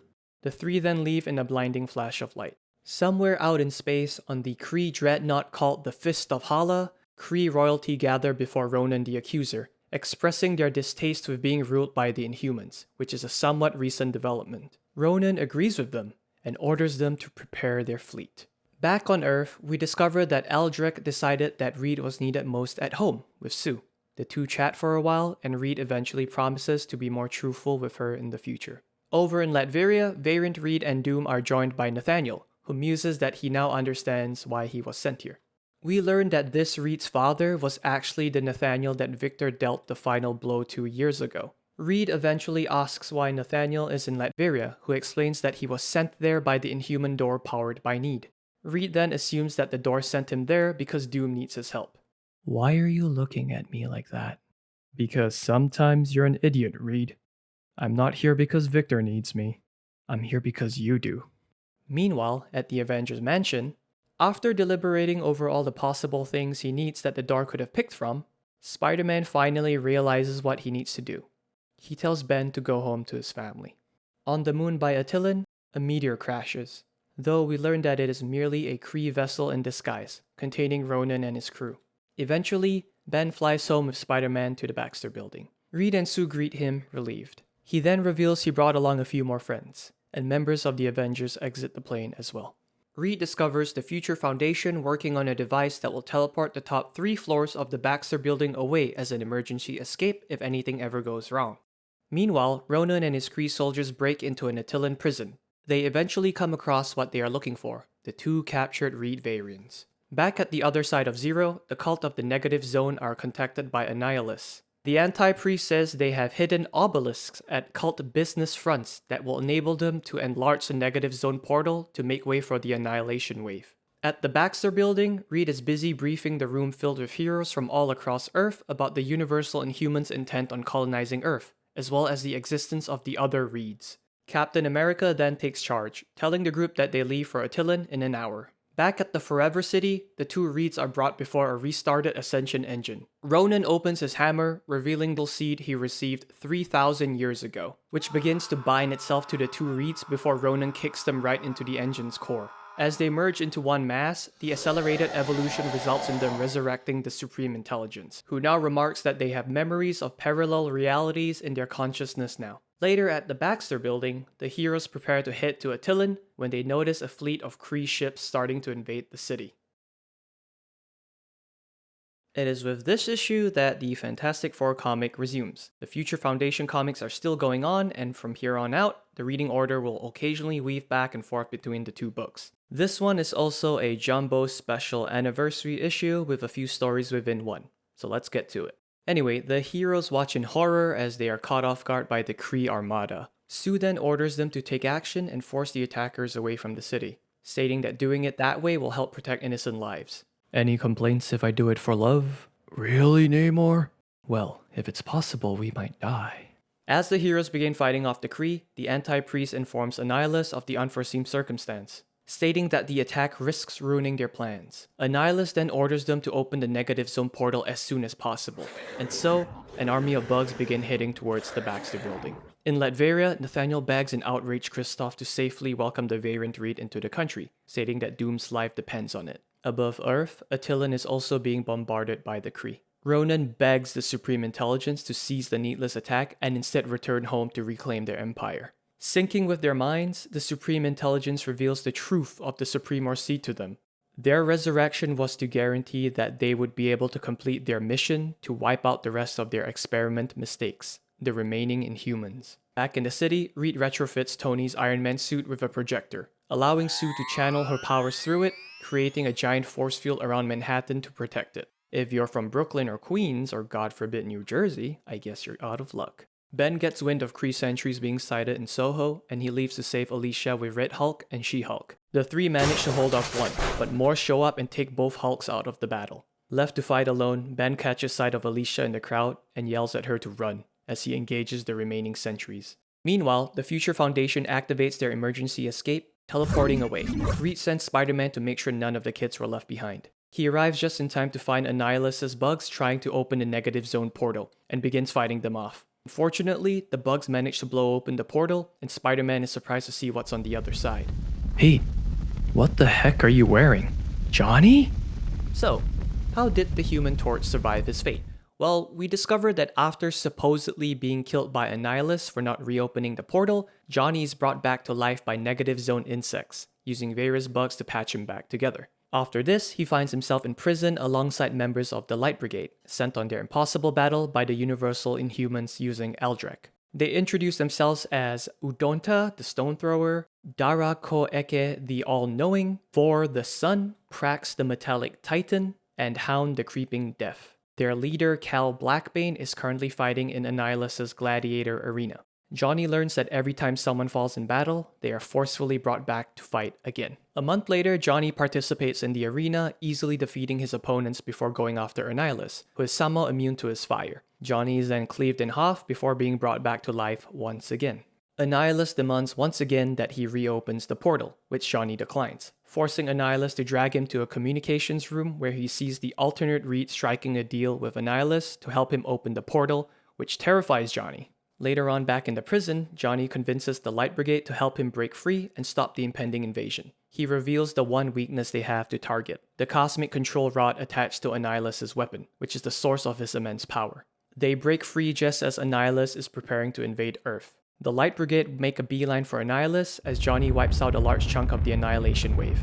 They manage to separate Annihilus from his weapon, and both of them and Johnny race to grab control of it. Fortunately, Johnny manages to beat him out in the end, gaining control over the Cosmic Control Rod, and by extension, control of the Negative Zone and Annihilus's forces. He then orders the portal to Earth be opened. Elsewhere, Black Bolt meets with his wife Medusa, who expresses her dislike of the other Universal Inhuman Queens. Black Bolt states that they must deal with the fate the universe has thrusted onto them, but assures her that she is the only one he truly loves.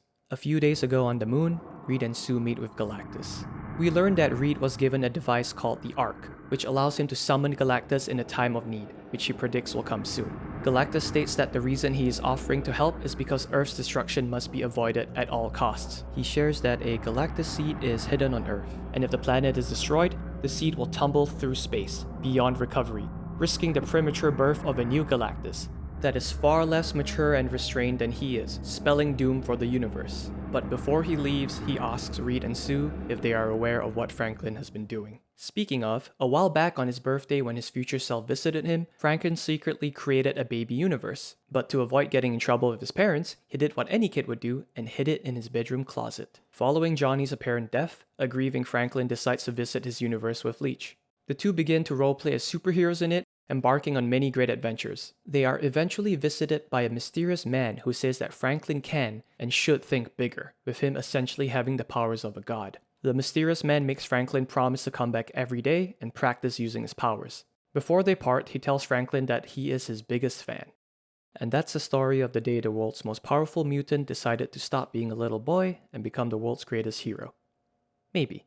The top 3 levels of the Baxter building with the Future Foundation kids are translocated to the top of an icy mountain. Valeria reveals that she planned for them to end up near Latveria, and the group set off to look for Doom. Meanwhile, their arrival is noticed by the Last Reed variant, who accuses Nathaniel of planning all this, which he admits to.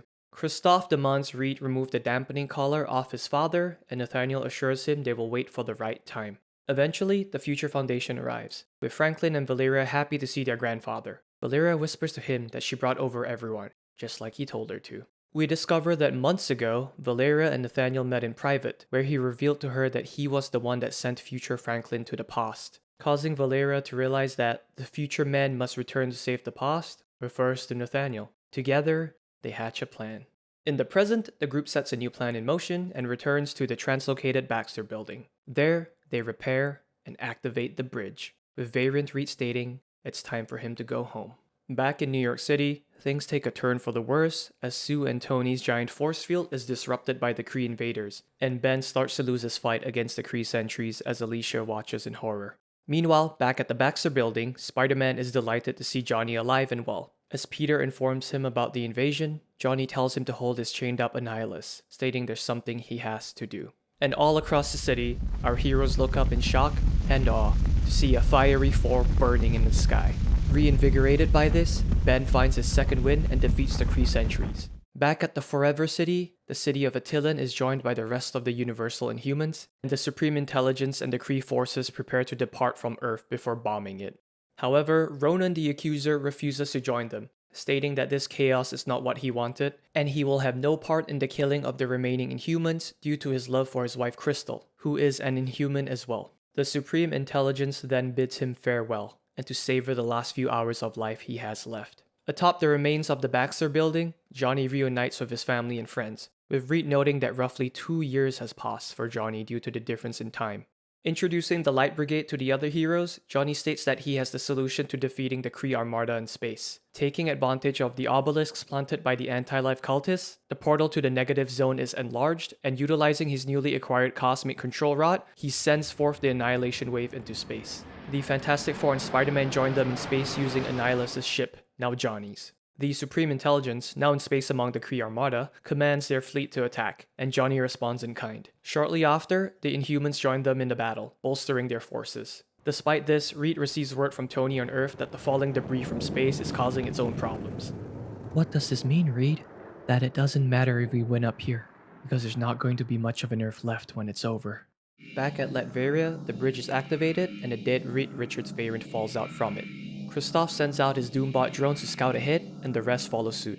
On the other side, they encounter 4 mad Celestials. We flash back once again to Valeria and Nathaniel, who begins to share his knowledge of the future with her. He states that when trying to change the future, they have to be very careful with what they choose to do, or risk an even worse fate. He learned that there are a number of events that are constant. The rebirth of Black Bolt was always going to happen, as was the return of the Supreme Intelligence, with war between the two factions always destroying Earth, but prevented only by Johnny's annihilation wave. Her grandfather adds that this risk to Earth will also force Galactus to return, and the Mad Celestials will come to their reality to destroy it and the remaining two Reeds from the Council. He then concludes to Valeria that their best path to victory is delaying the sequence of events as much as possible to buy time. The more they slow down the advancement of the Celestials, the better their chances at winning.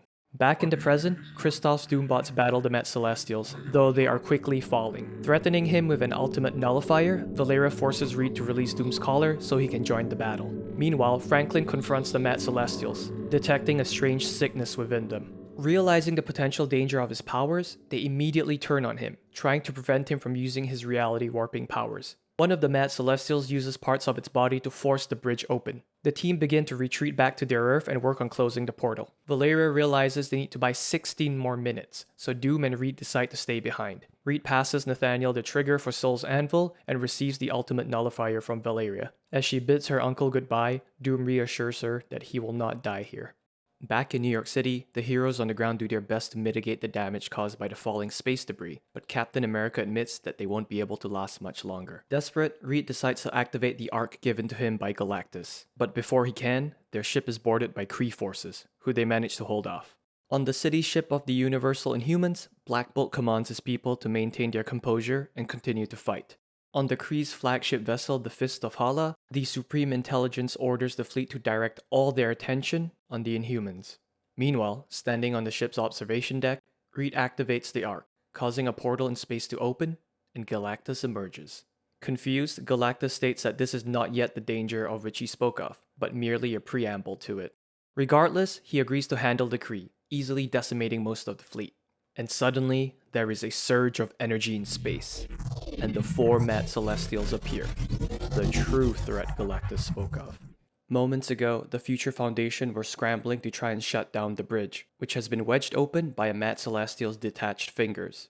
Franklin eventually finds a way to remove them, but the appendages suddenly reform around Leech into a smaller robot called the Hand of God, with the objective of keeping the gate open. We flash back one last time to Valeria and Nathaniel's meeting, where they started working together to solve the impending future, taking into account Nathaniel's knowledge. They need to buy a total of 27 minutes.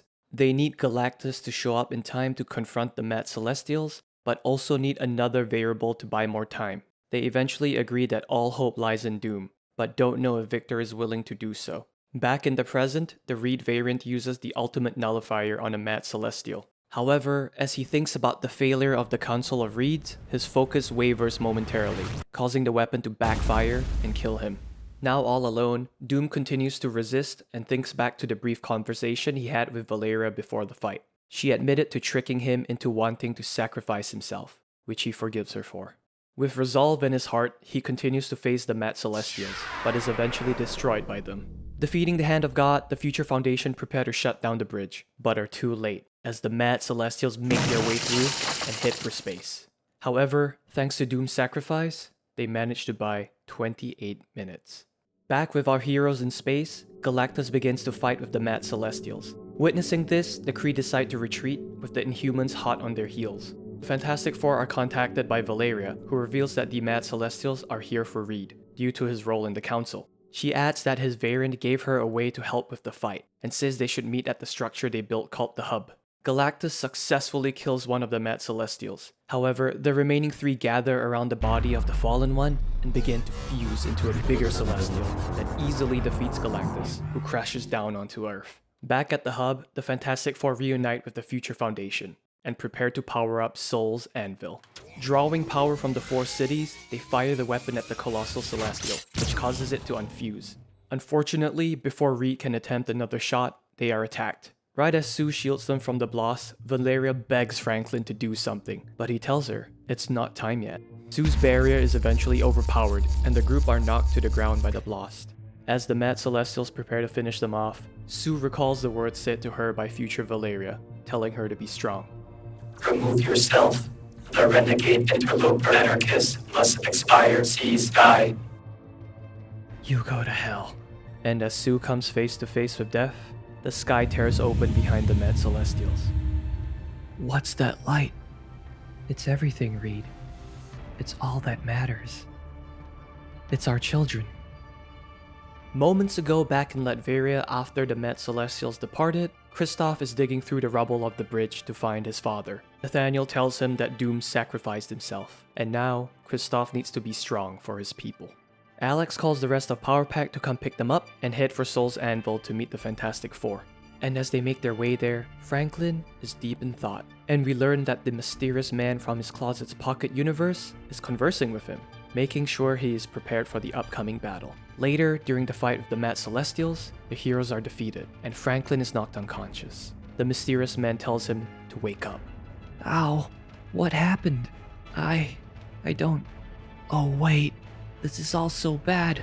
I'm scared. Look up, Franklin. Don't be scared. There's no need. I'm here now. Surviving their jump from the future into the new timeline, future Valeria and Franklin arrive, and Franklin's appearance causes the Mad Celestials to panic.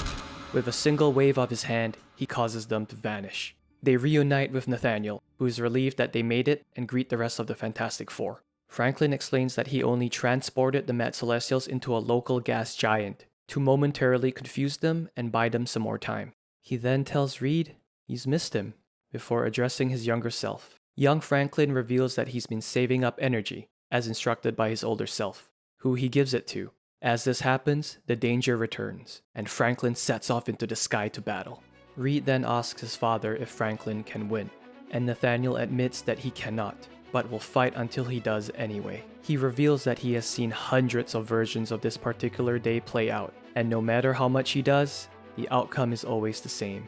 This is the day that Reed dies, and the reason Franklin fights so hard is so his younger self doesn't have to grow up without him.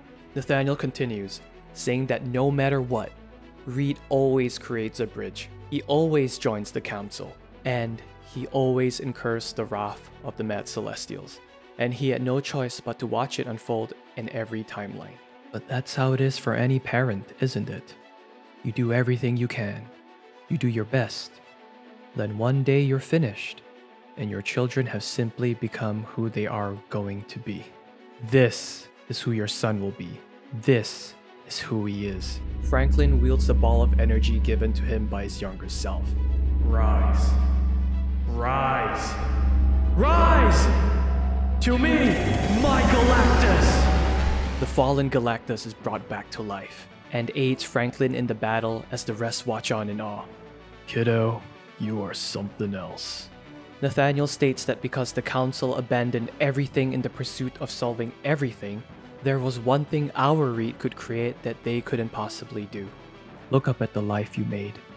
Look at the one who would sacrifice himself, so that we all might live. And at long last, Franklin and Galactus defeat the Mad Celestials, saving the Earth. The father and son embrace.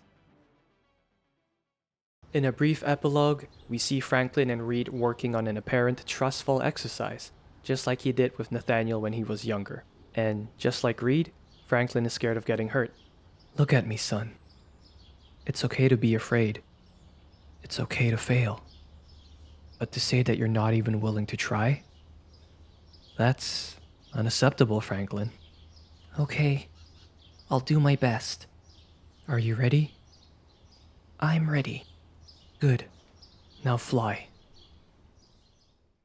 With the day saved and crisis over, the heroes depart for New York City to help rebuild it.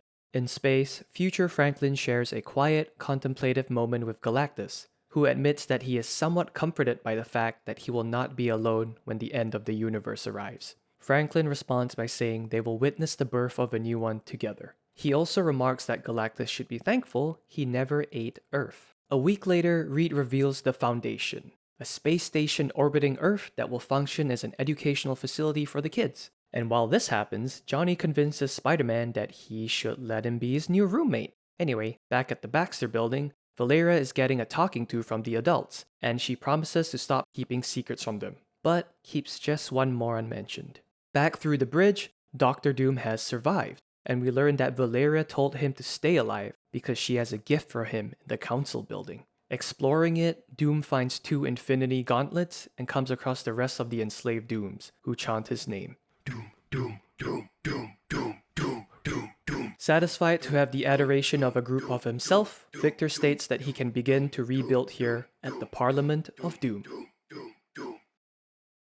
As far as the overall story of Hickman's Fantastic Four goes, I'd say the big stuff has finally come to an end. Though we're not quite done yet, as we still have a couple of issues left to go, but these remaining stories are more of a victory lap than anything, and spend the time to tie up some loose ends, and maybe even set up some future stuff. And a lot of them are, honestly, just good fun.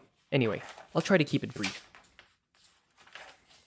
Curious about something in the future, Reed enlists the help of his dad, and the two work on a time machine together that will allow them to observe the future while remaining hidden. Using it, they find themselves in New York City in the year 3012. Passing by a group of Baxter buildings, they watch as Franklin Richards leads a new Fantastic Four team to stop a group of aliens. Interestingly, we learn that Ben Grimm is still alive in this future, and still a part of the team. Reed then admits he had a hunch, and explains that the cure Ben took had a side effect. He only ages during his 1 week a year as a human. Needing to see more, Reed pushes them further into the future, despite Nathaniel warning him that being ageless is not something Reed understands.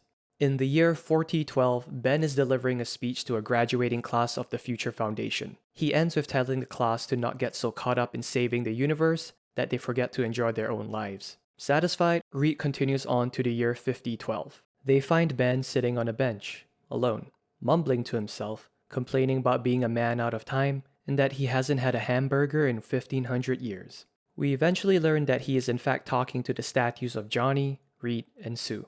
He takes solace in the fact that through it all, he still has them. He then wonders if maybe Franklin will return soon. In the year 6012, Reed and Nathaniel watch as Franklin kisses his Uncle Ben goodbye, who has passed away. Reed then says they should go home. Back in the present, Reed grabs 2 beers and decides to join Ben, who's watching a boxing match with Bentley 23. You really gonna stick around? If that's okay with you. I'm keeping the remote. Rules are rules. Well, alright. And you sure you don't need to go build some kind of anti-doomsday thingy? Save the world or something? I'm good. I've missed you too, Stretch. The Fantastic Four are navigating a red alien landscape, eventually crash landing. We learn that they are on an urgent mission, with Reed declaring that time is running out. The family decide that they must succeed no matter what. Proceeding on foot, they are attacked by various alien monsters, though manage to use one as a mode of transport. They eventually reach their objective, a large organic mass growing out of the ground. We finally learn that they have shrunk down and are inside the brain of Willie Lumpkin, their mailman, and are attempting to remove a tumor that the doctors deem too large to operate on. Fortunately, they eventually succeed, and Willie wakes up as the family greet him. Johnny and Spider-Man are now roommates, and it's starting to get on Peter's nerves, who wants to kick him out. One morning, Peter discovers that his closet is now the portal to the negative zone, which Johnny had Reed install without Peter's consent. Later, throughout his day, a bored Johnny repeatedly bothers Peter, calling him while he is busy at work, and even asking him to pick up some groceries for a party he wants to throw. Peter comes home to a giant party in his apartment, attended by members of the Light Brigade, Moloids, and many others. Eventually, Peter goes wild after taking a shot of an alien beverage. The next morning, Peter reconsiders evicting Johnny as he had a relatively good time at the party. As he heads to the bathroom to take a shower, he finds Annihilus using it. Peter ends up kicking Johnny out, who agrees to start packing his things up. One day, the students of the Future Foundation have the great misfortune of Johnny as their substitute teacher. Failing to answer any scientific questions, he decides to take the class on a field trip to the negative zone, of which he is the current ruler of. While there, he is informed by a messenger that one of their cities, Mur, is in revolt. Johnny then decides that the next course of action is to introduce a new class, Butt Kicking 101, as they depart for the city. Meanwhile, deep in space, the 2 Franklins stand together before an unstable star, and the older one guides the younger one as he fixes it, stabilizing it. We learn that this is the son of the Kree homeworld Hala, and that nearby, Reed and Sue are overseeing peace talks between the Inhumans and the Kree. Black Bolt attempts to kill the Supreme Intelligence, but future Franklin stops him, containing them in a box that renders Black Bolt's sonic scream ineffective, which shocks him. He convinces the Inhuman King to accept peace and return to Earth, as he is needed there, which he agrees to. Back in the negative zone, the group discovered the city of Mur under lockdown by the rebels, who asked to meet with Johnny and have one demand: free elections to choose their ruler. Eventually, Johnny loses the election very, very badly. I mean, the guy doesn't even live in a negative zone, so yeah. Annihilus is then reinstated as ruler of the negative zone. Millennia ago, the god of the sun, Amun-Ra, was defeated and enslaved by the god of death, Anubis, who intended to take his heart.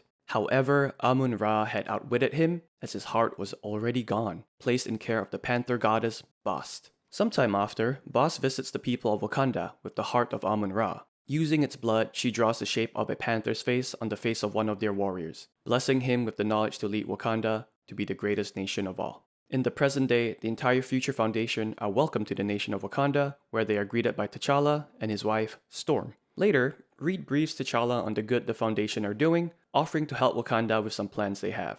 T'Challa politely declines, saying Wakanda has no need for aid. He then reveals that he needs their help with something much worse. At night, a banquet is held by T'Challa's sister, Queen Shuri, for the Future Foundation. Suddenly, the meal is interrupted by skeletons, though the heroes easily defeat them. Later, T'Challa reveals that it was the third attack in the month, stating that this is the real reason he needed Reed's help. He leads Reed down an ancient set of stairs. At the bottom, they come across a statue of Amun-Ra. The statue opens up, revealing a long tunnel. As the two walk through it, T'Challa tells Reed that he has dreamt of coming here, and that it is where Black Panthers are traditionally laid to rest. They emerge in Necropolis, the Wakandan city of the dead. Back in the city of the living, Shuri requests aid from Storm and Sue to fight Anubis in hopes of stopping the undead attacks. Ingesting herbs, they cross over to the Celestial Path, another plane of existence where they begin to fight their way through a pack of jackals before Anubis himself appears and begins attacking them with his army of undead. Meanwhile, as the two continue exploring, T'Challa expresses that despite not being Black Panther at the moment, as the mantle was passed to Shuri, he hopes that he is worthy enough one day to be put to rest in Necropolis. Entering a temple, they encounter Bast, who hints that if that is what he truly wishes, he should kneel before her, which T'Challa does. Reed introduces himself to her as a friend and brother to T'Challa, and she invites him to her side as she prepares to judge him, but warns Reed that this will forever bond them by fate until the day they die, which does not faze him. She then asks T'Challa to tell her what he truly desires deep down. He replies that he wants what he used to be, a king and Black Panther once again. Bast then asks what he would have her do about Shuri, and he states that he refuses to let harm befall her and only wishes to serve his people, with there being no greater need. Bast then shows T'Challa a vision of the future where a great fire erupts over Wakanda and the city is flooded, saying that what follows will be even worse. Seeing this, T'Challa changes his answer, saying that he will do whatever Bast needs him to, which seemingly pleases her. A giant panther appears in the Celestial Path, slaying Anubis. She then tells T'Challa that Shuri will remain ruler of Wakanda and queen of the living, while T'Challa will rule Necropolis as king of the dead. Equipped with the strength and knowledge of every past Black Panther, T'Challa's former mantle is restored. Later, as the Future Foundation departs, Reed and T'Challa recall their new bond of fate, agreeing to meet again when that fateful day arrives. Before they left Wakanda, the Future Foundation kids were having a blast riding through the jungles on animals with another kid, Onome. As the kids go swimming, Alex spots a body nearby that they examine. Onome states that the deceased person belongs to the Hyena clan, a nomadic people that scavenge, thieve, and murder. She warns that the body may be booby-trapped, causing Bentley to, of course, poke it with a stick, and it proceeds to blow up.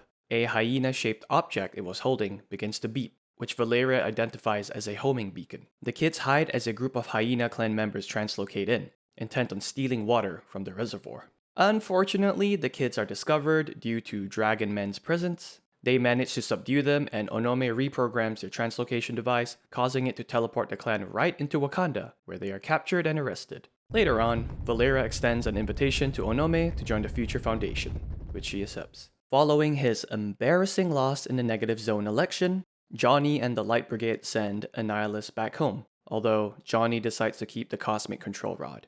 As Annihilus leaves, Blackmane detects something happening. At the Foundation in space, Reed conducts a class covering the various alien races in the universe, but is interrupted by the return of the Inhumans, and the Light Brigade returns to Attilan.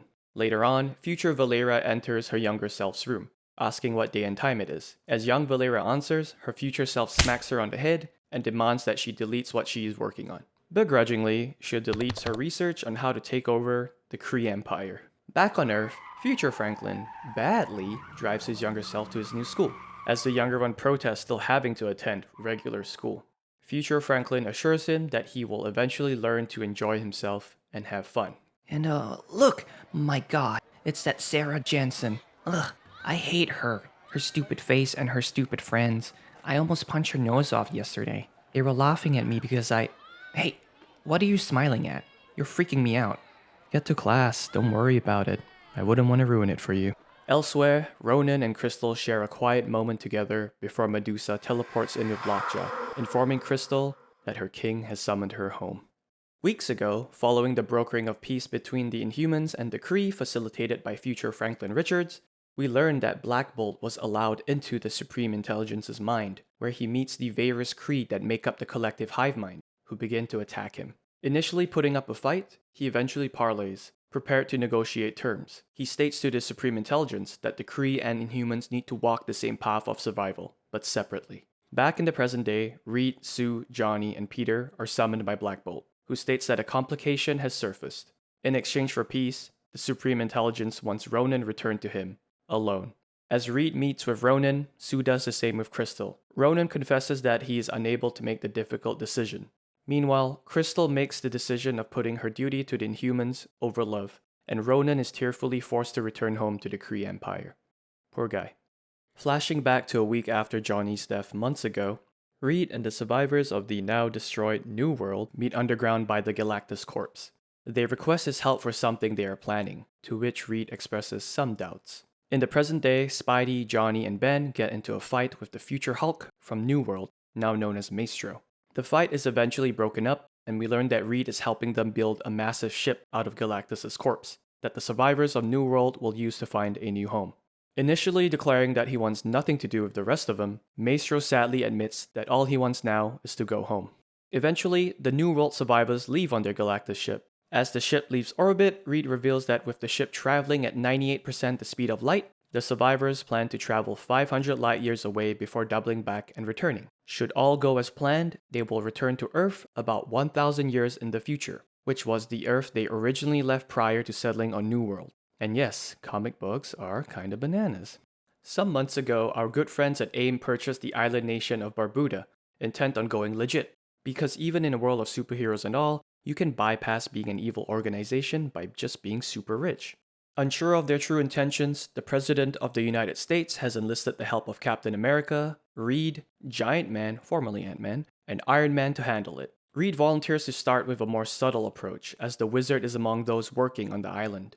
The Fantastic Four and Spider-Man soon visit the island and battle their way through a wave of AIM soldiers before coming face to face with the Wizard. Before further conflict can escalate, he is suddenly tranquilized by AIM's newly elected leader, their Scientist Supreme, Dr. Forson, who expresses interest in a peaceful resolution. Reed negotiates with Dr. Forson and is given the role of U.S. Ambassador to Barbuda.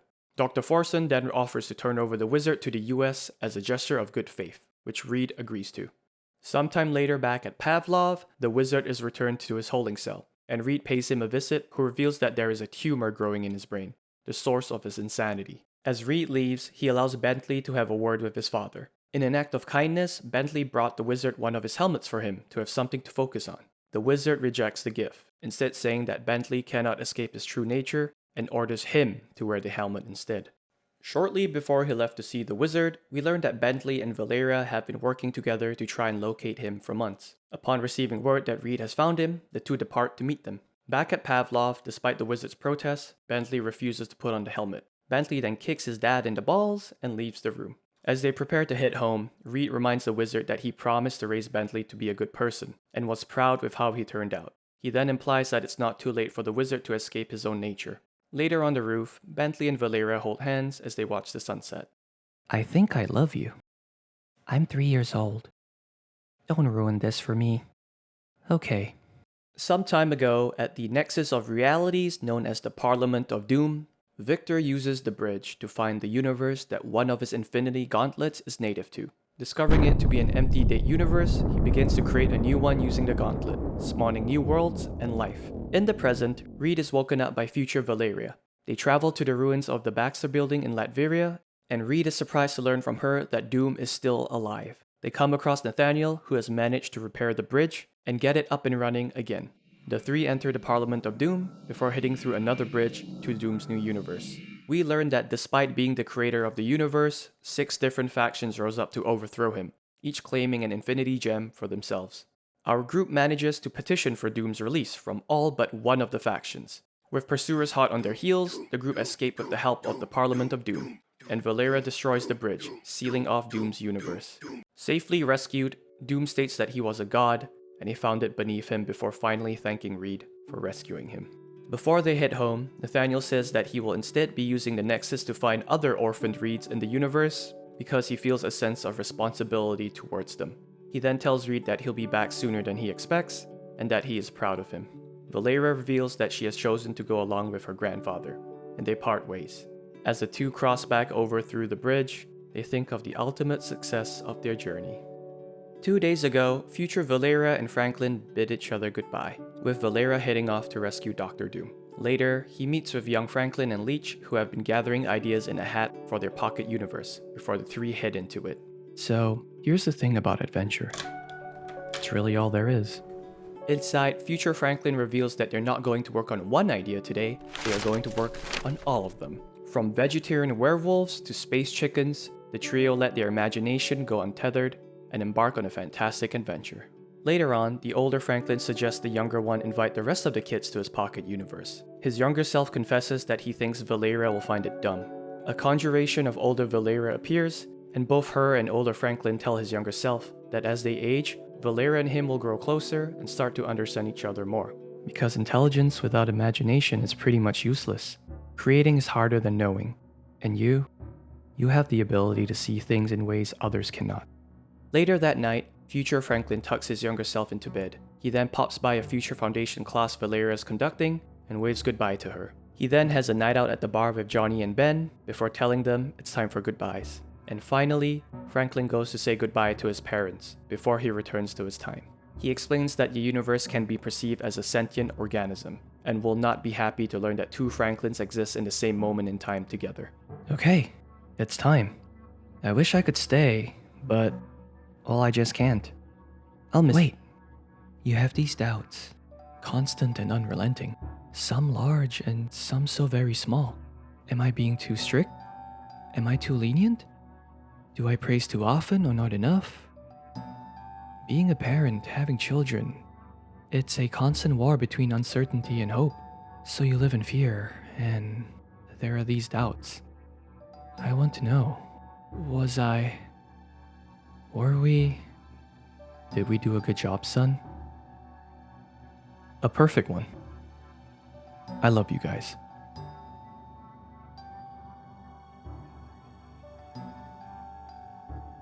This door is more than it appears to be. It separates who you are from who you can be. You do not have to walk through it.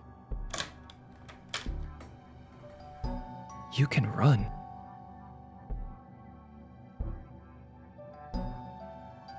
At the end of Fantastic Four 611, an Afterword by Hickman is included. In it, he mentions being asked in an interview what they did to make the Fantastic Four relevant again. At the time, he gave some generic boilerplate answer, but it's here that he finally reveals what he really thinks. The world sucks. I'm not saying this as an anachronist or idealist, but one of the reasons for this condition is the expectation of family as a thing of permanence is dying, which is actually what makes the Fantastic Four so interesting. They exist in opposition to that. They are a perfect family in an imperfect world, and they represent the hope of what could be. The franchise became relevant again because we tapped into this in a way that resonated and, even more importantly, the driving force behind it was something we could all understand, wasn't it? After all, what was it that made Reed choose his family when he should have chosen Utopia? What made Johnny sacrifice himself and brought him back? What broke an unbreakable Ben Grimm and then found a way to make him whole again? What made Susan strong enough to stand when the others fell? What made Nathaniel always come home? And what was it that made Val and Franklin sacrifice everything to save their father? It was love. Boundless, unconditional, to the end of time and back, lift you up from death itself, love. And what's not fantastic about that? It's been an honor. If you stuck around this long, I just want to say thank you and maybe subscribe and leave a like. or dislike, whatever. Anyway, that got pretty complicated and high stakes at times. I hope the next story isn't too crazy, you know? So, let's see what we're going to be exploring next. Okay, so similar to the back half of the Fantastic Four storyline, this one unfolds in two different runs, Avengers and New Avengers. We'll be flipping back and forth between the two every so often. It's still kinda possible to read either one independently, but I wouldn't recommend doing that. It's also important to keep in mind that, until a certain point, the main characters in the Avengers book have close to no idea what the characters in New Avengers are up to. So let's get started. Just like Fantastic Four, the start of the run foreshadows a lot of things to come. And I will stress, there are going to be a lot more questions than answers for a good while, but I promise you, we will get our answers eventually. It was the spark that started the fire, a legend that grew in the telling. Some believe it began the moment Hyperion was rescued from a dying universe. Others said it was when the guard were broken on the dead moon. Many more think it was when Ex Nihilo terraformed Mars, turning the red planet green. They were all wrong, as it happened before the light, before the war, and before the fall. It started with two men. It started with an idea. Tony Stark wakes Steve Rogers up, who vaguely remembers a strange dream he had. An anomaly on Mars has been tampering with planet Earth via launching what seemed to be bombs that, instead of causing destruction, drastically alter the biospheres of their impact zones, forcing billions of years of evolution within minutes, and giving birth to new, unfamiliar alien life. The Avengers team, made up of Captain America, Iron Man, Hawkeye, Black Widow, Hulk, and Thor, head for Mars to investigate. They are eventually defeated by the three beings living on Mars, and Cap is sent back to Earth as a warning to not meddle in their affairs. However, before the Avengers went to Mars, Tony and Steve worked together to expand and improve their Avengers lineup. They started a new initiative, Avengers World, and began recruiting various heroes from around the world to their cause. Prior to backup arriving, we learned that the three beings on Mars our heroes faced are the creations of a race known as the Builders, who are allegedly the first race at the beginning of the universe that worshipped it, treating the universe as their goddess. The three beings on Mars are Ex Nihilo, Abyss, and Aleph. However, eventually the Builders strayed from their peaceful ways, and they looked for new endeavors to undertake. They began shaping the development of the universe through the creation of multiple avenues known as systems. The first system were known as Gardeners, which is a process where the robotic Alephs are sent out to purge seemingly unworthy beings from the universe until a suitable species fit for evolution is encountered. This particular Aleph on Mars eventually settled down and cultivated the two seeds he carried with him, the siblings Ex Nihilo and Abyss. From then on, their entire purpose was to observe worlds from afar and either break them or attempt to transcend life into something more, which is exactly what they're doing with Earth at the moment. As more evolution bombs hit Earth, the rest of the Avengers, led by Cap, hit for Mars. Ex Nihilo hatches a being modeled after humans named Adam, who begins speaking a language known as Builder Machine Code, which surprises Abyss. However, they are interrupted by the Avengers, and a brawl breaks out. This is Hyperion. He is from an alternate Earth that no longer exists, and eventually found his way to our Earth. And this is Smasher, real name Izzy Kane. She is a human who also serves as the Imperial Guard for the massive Shi'ar alien empire. And soon, the rest of the other Avengers are teleported in by Manifold. This is Captain Universe, which is whoever the Enigma Force, a cosmic entity, chooses to bond with. This is Manifold, real name Eden Fessy, a skilled teleporter. This is Sunspot, real name Roberto da Costa, a mutant with control over solar radiation, also rich, and best friends with Cannonball. This is Cannonball, real name Samuel Guthrie, a mutant with the ability to manipulate energy to propel himself, best friends with Sunspot. The Avengers eventually gain the upper hand via the presence of Captain Universe, who, due to her personification of the universe, is revered by Ex Nihilo and Abyss, just like the Builders did at the start of time. Despite her human host not remembering how she got there, the Captain Universe personality takes over, and she declares there be no more tampering of inhabited worlds, which the siblings religiously agree to. This unfortunately goes against Aleph's directives, who then attacks her, but is easily disintegrated. A mutual understanding is brokered between the two groups, and Ex Nihilo and Abyss are given Mars as a sort of home ground for their experiments as long as they leave Earth alone. And so the Avengers return home, bringing back Adam as one of their own, as requested by Captain Universe. It was the spark that started the fire, a legend that grew in the telling.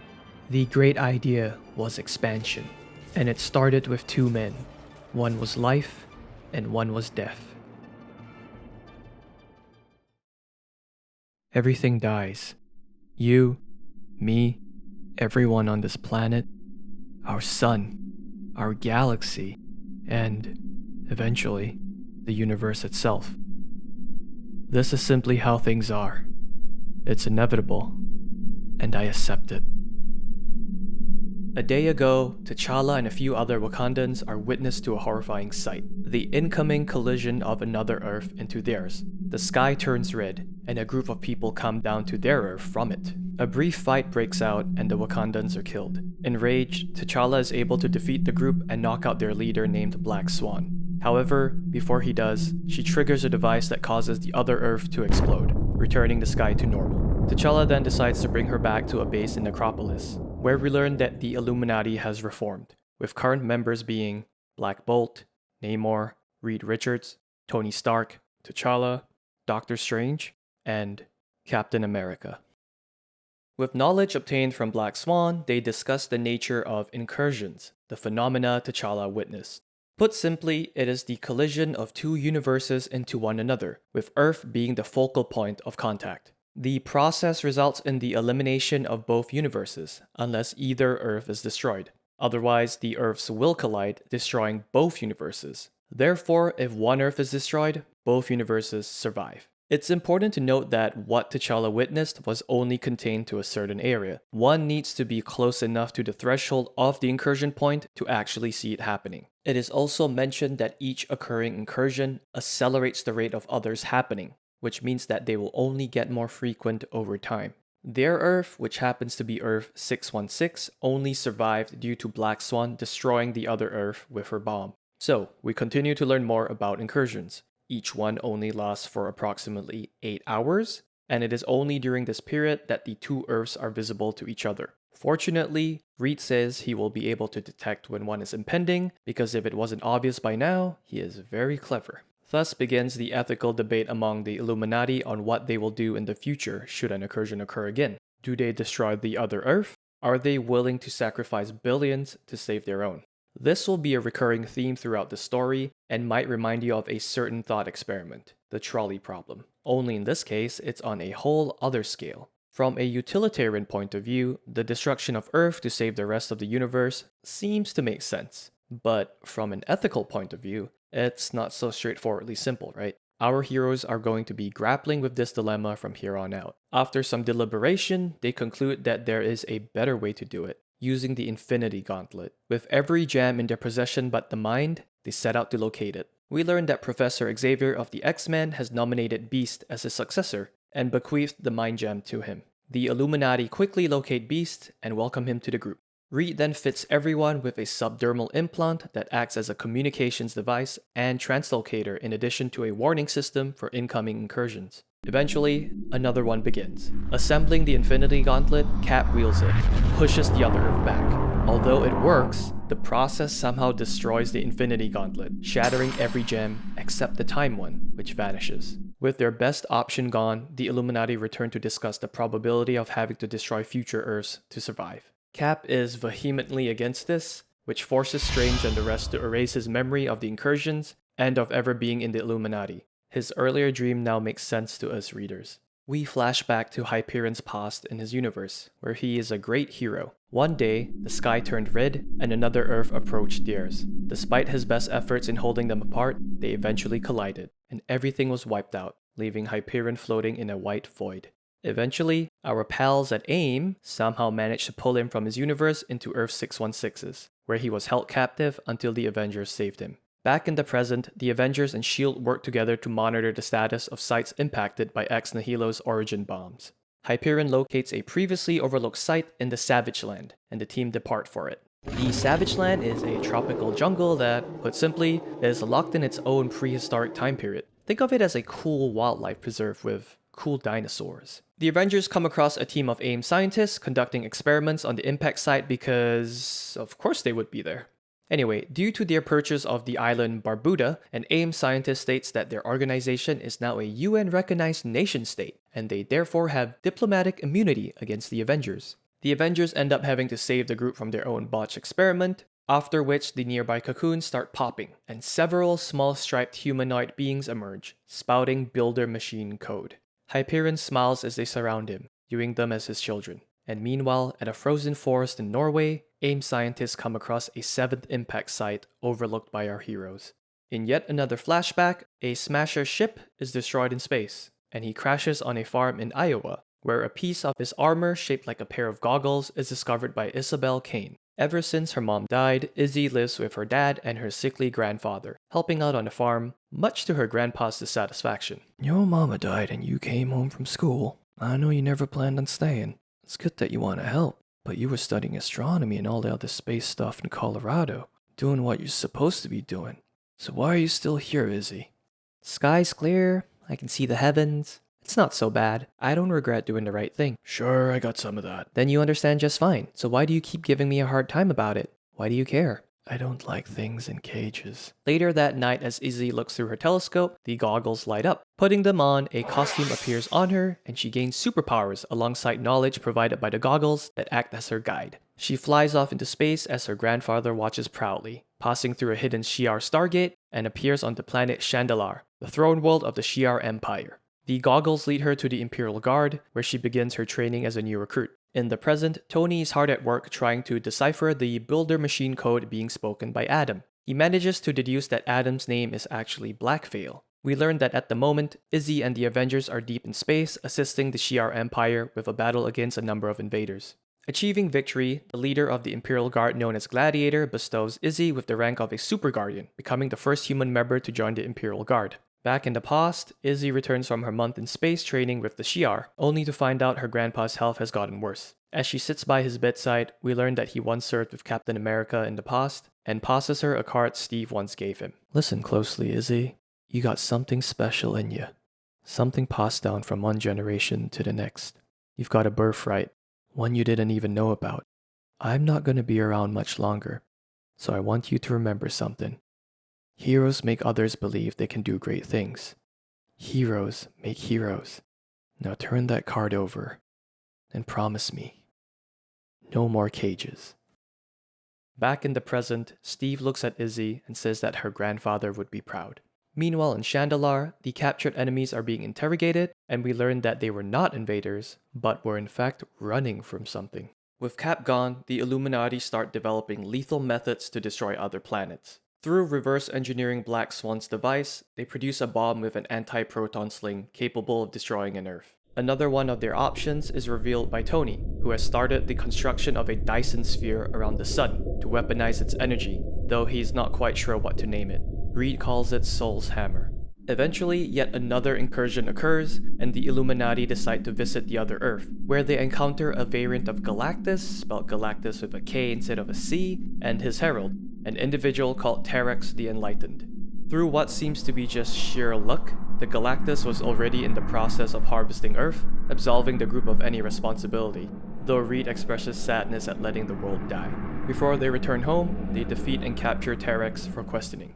The Illuminati decide to release Black Swan from her prison to get more answers from her. As a contingency, T'Challa places an explosive collar on her. Black Swan, whose real name we learn is Yabat Umontaru, shares that she is the sole survivor of her Earth, which was destroyed by an incursion.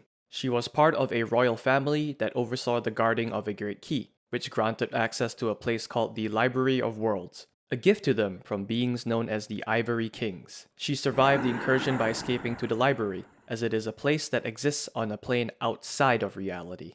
There, she was found by the Order of the Black Swans, a religious matriarchal faction that serves a mysterious figure known as Rabum Alal, known as the Great Destroyer. We now learn that he is the source of these incursions, and the Black Swans offer him Earths so that universes may continue to live on. She then reveals that similar to the devices implanted in their palms, she too has the ability to tell when incursions are imminent, using her eyes, and says the next one is in minutes. Reed discovers that it's happening in Latveria.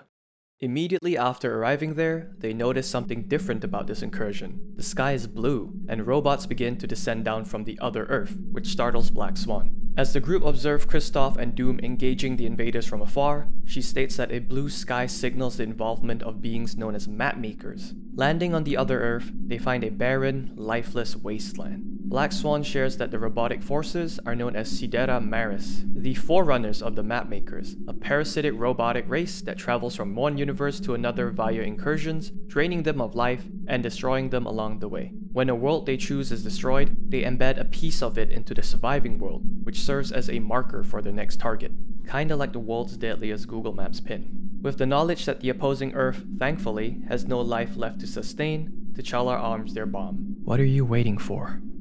I'm not waiting. I'm remembering who I used to be.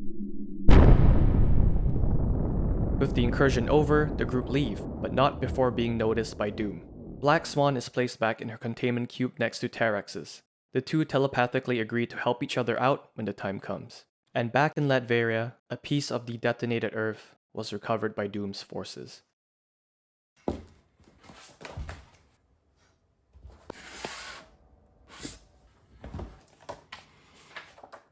So, that's what the new Avengers, aka the Illuminati, are up to.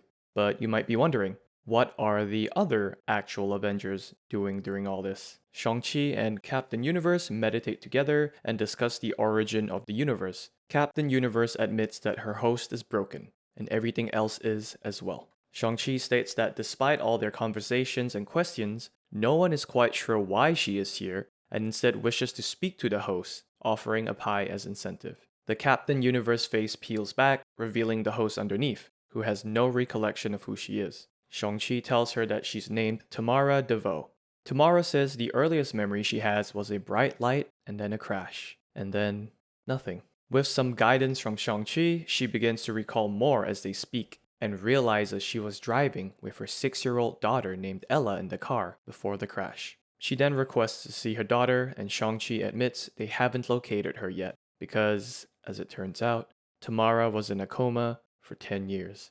Traumatized by this revelation, Tamara withdraws and the Enigma Force takes over again, morphing back into the Captain Universe persona. Captain Universe states once again that Tamara and everything is broken, which confuses Shang-Chi. She reveals that Earth is where the life and death of everything will be decided, so she chose to manifest here. She explains that she chose Tamara as her host because they are both broken and dying. Meanwhile, Tony continues his work on deciphering Builder machine code to better understand Black Veil. Shang-Chi and Captain Universe walk in and she reveals that she understands him and that his name is actually Night Mask. Using her powers, she grants them the ability to understand him, and he tells them very cryptically that the system is broken and the white event is nigh. Somewhere across the multiverse, a structure floating in an area known as the Superflow is engulfed by a blue cosmic anomaly before being destroyed. We witness this happening in several other universes as well. Back at Avengers Tower, Adam reveals that the white event occurs when a world is on the verge of ascending on a universal scale. This ascension process is guided by the creation of heralds, and is always led by a Night Mask, which is what Adam is. However, this particular white event seems to be going wrong, as Adam mentions there should be other heralds awakened during the process: a Justice, a Cypher, a Starbrand, and sometimes a Spitfire. Eventually, they manage to locate a site where a Starbrand has surfaced. A random college student was forcefully selected and will now function as a sort of planetary defense system. Unfortunately, the process also annihilated everything in a 1-mile radius, vaporizing the college and everyone in it. The name of our new Starbrand is Kevin Connor. Understandably shaken by his new powers, the dead surrounding him, and the Avengers showing up, Kevin inadvertently lashes out, and a brawl occurs between him and the heroes. Eventually, Adam steps in to stop the fight, and with the help of Captain Universe, he teleports away with Adam to help him understand. The two teleport to a wreckage at a superflow, which Adam reveals are communication stations that make up a universal communications network system created by a race known as the Builders. It is at these stations where heralds like them are produced, but due to its destruction, the process was disrupted. Seeking more answers, they go to Mars using the superflow, where Ex Nihilo gleefully greets them, welcoming his children. He reveals that he took some creative liberties when sending out his evolution bombs. Instead of bombs that just alter life on Earth, he actually tweaked them to somehow also alter Earth itself, attempting to make the planet a sentient being. We learn each of the 7 origin bombs carried a specific evolutionary trait: self-awareness, self-sustenance, self-repair, reproduction, communication, evolution, and self-defense. Armed with this new knowledge, Adam and Kevin head to a beach in Croatia littered with passive, insect-like alien lifeforms, where they are met by the Avengers. The aliens begin merging into a singular structure resembling a brain, which Adam notices is speaking in builder code, and he attempts to communicate with it. His efforts prove futile as the brain grabs onto him and starts pulling him inwards. Kevin attempts to stop it, but due to not being in control of his powers, ends up nuking the brain with a blast of energy. Adam notes that he has effectively killed the living consciousness of the planet by doing this, breaking the world and stopping Ex Nihilo's plans. The Avengers then deem Kevin too dangerous, and after a brief fight, he surrenders. Due to his out-of-control powers posing a threat to the Earth, Kevin and Adam are placed far away from it and a part of Tony's ongoing Dyson Sphere project, where Adam will guide Kevin on using his Starbrand powers. Elsewhere, an origin bomb that landed in Saskatchewan is being investigated by the Canadian superhero team Omega Flight, comprised of Wendigo, Validator, Kingdom, and Box. Entering the newly evolved area, the team unfortunately perishes in the progress, with one final audio log being sent out by Validator, warning everyone that the area needs to be destroyed at all costs. After a month of failing to re-enter the zone to investigate, Agent Robert McCoud of Department H calls in the Avengers to help out. Department H is a Canadian government branch that monitors superhero activity within the country. With the help of Eden's teleporting abilities, Cap, Smasher, Falcon, Hulk, Wolverine, and Robert all enter the area. Inside, they find the site completely overgrown in alien vegetation, alongside small alien creatures. Eventually, they come across the body of Validator rising from a glowing pool, speaking in what seems to be builder code. She then whispers something to Robert, and the world goes dark. Afterwards, the team finds themselves teleported outside of the area. Robert asks the Avengers if they remembered what they saw, to which Cap says yes. He then asks if he is going to share what he saw, and Cap says no. Robert notes that he has an implanted video recorder within him that will be reviewed by Department H, before shooting himself in the head. Through reviewing the recording, it's revealed that prior to being booted out of the area, the Avengers were seemingly warped through evolutionary time, morphing their bodies back and forth. Wolverine later reveals that before turning into whatever she is now, Validator was Robert's daughter, and that he likely shot himself to protect the secret of whatever it was she told him. Father, something amazing has happened here. It's happened to me. We've made something, and I'm supposed to protect it. It's bigger than any of us ever imagined. Father, this system is now online. Elsewhere, other Avengers are making discoveries of their own. They learn that the terrorist group AIM plans to sell a bioweapon in Macau.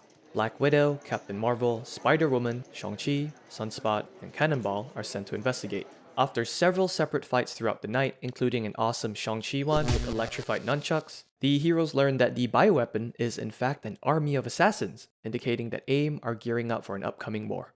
At the origin bomb site of self-sustenance in the Savage Land, Thor and Hyperion are watching over the Children of the Sun, who we learn are quite similar to the two in that they don't require air, food, water, or even sleep to survive. While the two continue to entertain the Striped Children with stories and a fetch quest, Hawkeye and Spider-Woman work on their tan. As the children retrieve a rock placed by Thor atop a small mountain, he and Hyperion share a moment of brotherly bonding. Eventually, a pair of dragons abduct 4 of the children and fly off to meet their master, the High Evolutionary, who you might remember from Fantastic Four. Unaware of the danger they are in, the children play along as the High Evolutionary begins to experiment on them. The heroes search high and low for them, and eventually come across the High Evolutionary ship and begin to fight their way through his army. Hyperion learns that the High Evolutionary is using the children as batteries to power his giant robot, Terminus. Teaming up with Thor, they easily take down the robot and send the villain packing. With the children rescued, Hyperion later admits to Thor that he has grown quite fond of them, and will protect them from now on. My whole life I have fought for ideas, grand experiments, and systems and structures of belief. And now I fight for something better. I fight for them. You should know, there are many who would call that a flaw in one's armor, something to be exploited. Then I would say, let them think that, brother.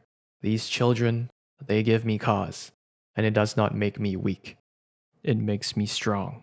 1 month later, tensions are slowly building among the Illuminati. Though there have not been any incursions in almost a month, There are a number of worrying threads developing among members of the group, the biggest of which is the escalating conflict between Wakanda and Atlantis. This was born out of a previous Marvel event that saw a partially empowered Phoenix Force Namor flooding the nation of Wakanda. You might recall this event as being the one Bast warned T'Challa about.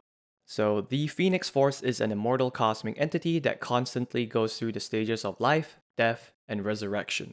It is often thought to be the total accumulation of psionic energy that will ever exist across the multiverse. It can bond to various hosts, allowing them to channel its incredible power.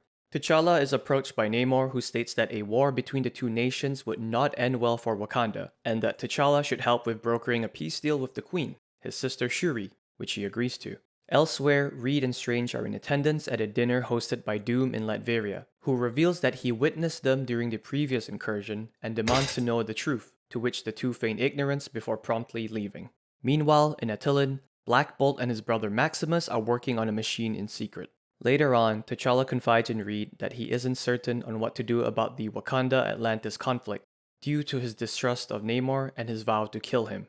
Reed refers to the incursions and tells him to look at the bigger picture, which T'Challa agrees with.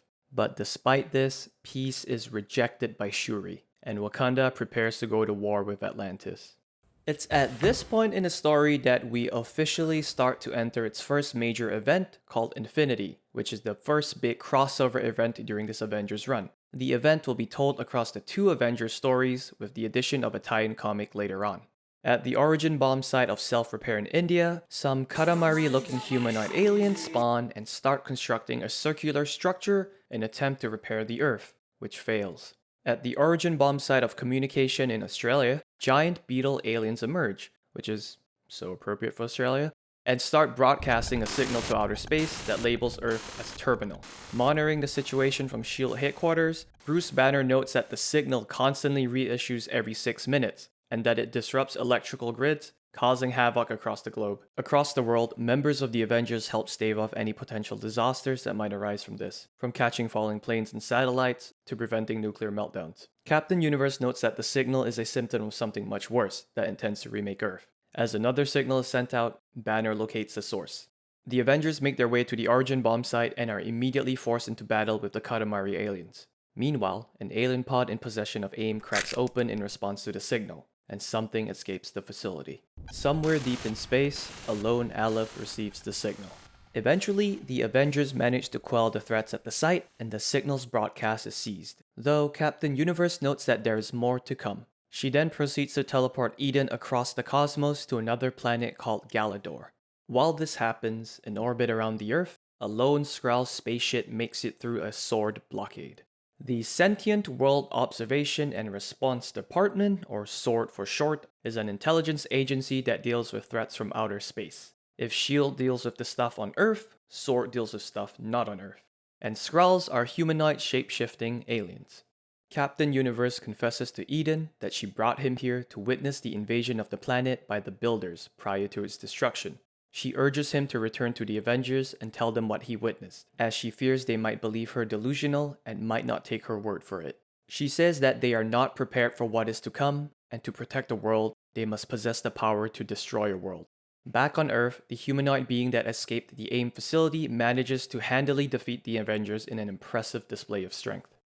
The rest of the AIM scientists arrive at the site and manage to recapture the alien and imprison it in the void between two dead universes for further study. Seizing the opportunity, they then proceed to collect DNA samples from the unconscious Avengers, but Eden arrives just in time to forcefully teleport everyone away. Later on back at Avengers HQ, Eden debriefs the team on what he witnessed with Captain Universe. Believing that they need to be as prepared as possible, they recruit Ex Nihilo and Abyss to help them, and also release Nightmask and Starbrand from the Dyson Sphere to join the upcoming fight.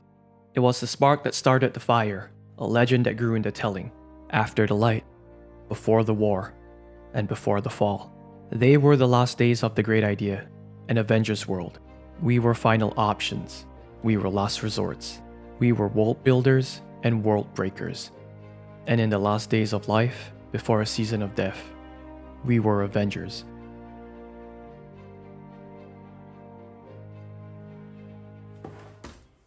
In 2013, Hickman was interviewed by USA Today a few days before the release of Infinity Issue 1. where he shared that while there was a significant build-up to the event, there was even more to come after. Quote, "With the other books that I do, I come into this knowing how it's going to end. I've always been building toward a story called Avengers Universe that was going to be a big space thing. It's one half of what the event is, the stuff going on in Avengers. That's the first big chunk of a 3-chunk plan in 2013, 2014, and 2015, building towards something. But when I got asked to do the event, the Earth side, the New Avengers side, the Illuminati side, the Thanos of it all, that all perfectly meshed together with what I was doing in Avengers. It just became this big thing. And because I have no self-restraint or self-control, we have what we have."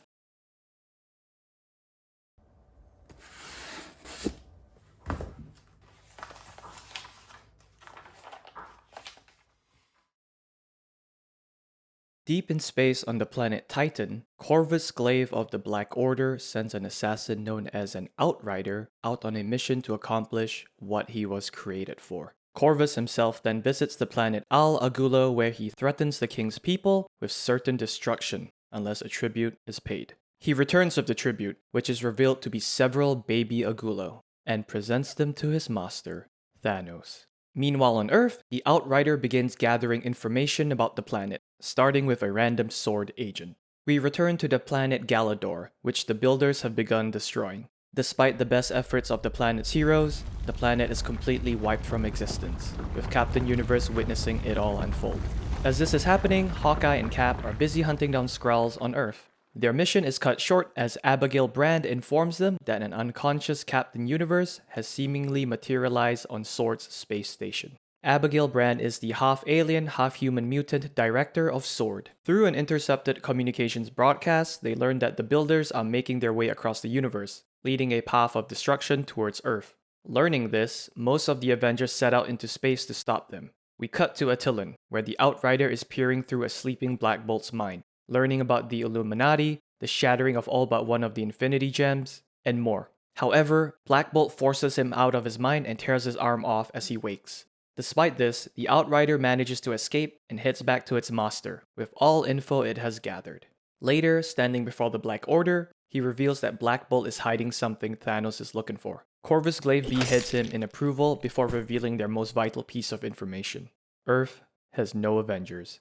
We now return to the Illuminati. A week has passed since we last talked about them, and we learn Tony has found the body of the Living Tribunal dead on the moon. The Living Tribunal is an immensely powerful cosmic entity. The personification of the multiverse, it works to maintain balance among all realities. Although he is disturbed by the discovery, he instead focuses on other issues, informing Reed that with the rest of the Avengers in space, he chose to stay behind to protect Earth. Tony then expresses his want to be more proactive and has something in mind. On Attilan, we discover that Maximus and Black Bolt have completed their machine, though we don't know what it actually does at the moment. Black Bolt and his wife Medusa have a bit of a tiff as he confesses to her that he is hiding some secrets, which greatly displeases her. Meanwhile, at the Illuminati base, Namor begins to negotiate a partnership with Black Swan, which she expresses interest in, but they are interrupted by T'Challa, who wishes to speak with Namor. Puzzled, Namor asks if this relates to his offer of peace to Shuri, and if so, she was already considering accepting it. T'Challa regretfully reveals that peace was actually never an option, and that Wakanda was invading as they spoke. He tells Namor to return home and help his people, where he is greeted by a devastated Atlantis. Back at Avengers Tower, Tony and Reed return from a mission that is implied to have a positive impact on combating incursions, but the exact details are not known to us. However, they soon discover that Earth is being invaded by Thanos, with each general of the Black Order visiting an Illuminati member. Armed with the knowledge gathered by the Outrider, Thanos instructs his forces to locate the remaining Infinity Gem, while he focuses on finding his tribute. The invasion begins in full across the Earth, specifically targeting the locations of each Illuminati member: Wakanda, Atlantis, the Sanctum Sanctorum, and the Jean Grey School. Before we go on, I think it's time to briefly introduce the members of Thanos' Black Order. Black Dwarf, he's like Ben Grimm but less friendly. Ebony Maw, like an evil, shriveled Doctor Strange. Supergiant, has strong psychic powers. Corvus Glaive, immortal as long as his weapon stays intact. Proxima Midnight, has a magical energy spear that doesn't seem to miss. Corvus and Proxima are married. I guess love can be found just about anywhere. Anyway, Namor kneels before Proxima Midnight so that Atlantis can be spared further destruction. Proxima then asks him where the Time Gem is located, so the forces of Thanos can be concentrated there. Stricken by rage and grief, Namor seizes an opportunity at retribution and tells her, Wakanda. Away from Earth, the battle between the Builders and the rest of the universe is underway, with multiple factions joining together. The Kree, the Skrulls, Shi'ar, Brood, Annihilation Wave, and the Avengers. The Brood are a parasitic insectoid race. They're pretty bad news usually, but our heroes need all the help they can get. Together, the leaders of the faction plan an ambush against the Builders to be carried out at a place in space known as the Corridor. Initially, the attack seems like a success as they are able to destroy a large Builder command vessel. Unfortunately, the Builders themselves were one step ahead and had an entire other fleet of ships hidden away. Uncloaking, the fleet counterattacked, destroying a third of the Allied fleet, forcing them to retreat. In the ensuing chaos, Hawkeye and Captain Marvel's ship is damaged, leaving them adrift. Following their failure, the heroes retreat temporarily and regroup with the rest of their allies. They spot an opposing Ex Nihilo and Aleph flee to a nearby planet.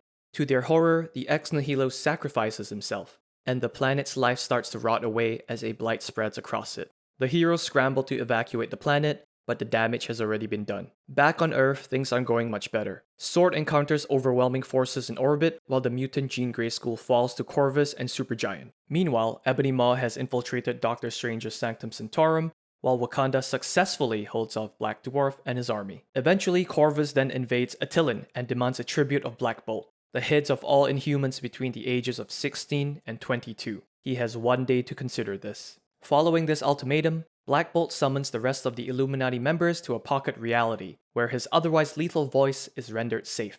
As Maximus listens on from a hidden spot, Black Bolt reveals to the other members the real identity of the tribute Thanos came to Earth for, his son. A long time ago, there was a split in the royal family of the Inhumans, causing them to splinter off into different tribes both on and off world. Years ago, after encountering Thanos and his forces in space, an Inhuman woman returned home, bearing Thanos' child, who currently lives hidden amongst the tribes on Earth. Black Bolt gives Reed a Terrigen Codex that contains hidden knowledge of his house and encourages him to use the information to locate the son while Black Bolt holds Thanos off. As the rest of the group leave, Maximus expresses disappointment in Black Bolt for giving the Codex over to Reed, who in return reveals that he seemingly handed over a fake. He then tasks his brother with readying their machine. Elsewhere, Thanos dispatches his forces to Wakanda and makes his way to Attilan. Following their meeting, the Illuminati split up to individually locate Thanos' son. Doctor Strange manages to successfully locate him among a tribe hiding out in Greenland, though his true inhuman nature has not yet manifested. He proceeds to inform the rest of the group, but it is revealed that he has been under possession by Ebony Maw this entire time, who erases the event from his memory, and as Ebony Maw departs, an incursion happens. Back in space, Captain Marvel awakens in a builder ship, imprisoned alongside Hawkeye, Cannonball, and Sunspot. In a flashback, she remembers their ship exploding just after everyone else boarded escape pods, with her surviving and reawakening her old binary powers briefly before being captured by the Builders.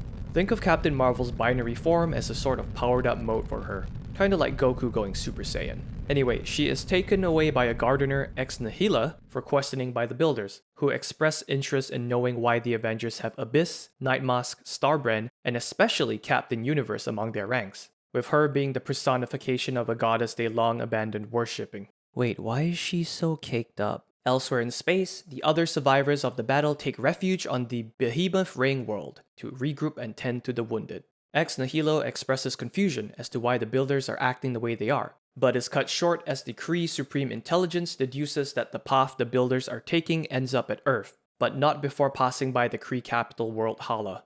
Upon learning this, Jason goes rogue and betrays the council by getting in direct contact with the Builders and negotiating a truce while offering Earth as a gesture of goodwill. Jason, the ruler of the planet Spartax, is Peter Quill aka Star-Lord's dad. Captain Marvel manages to overhear this conversation on the other end. The Builder scoffs at the offer but thanks Jason for contacting them, as they are able to triangulate where he is through his signal. Again, why is she so caked up, man? What the hell? Shortly after, the Builders bombard the superstructure, breaking it apart, displacing millions of refugees into the void of space.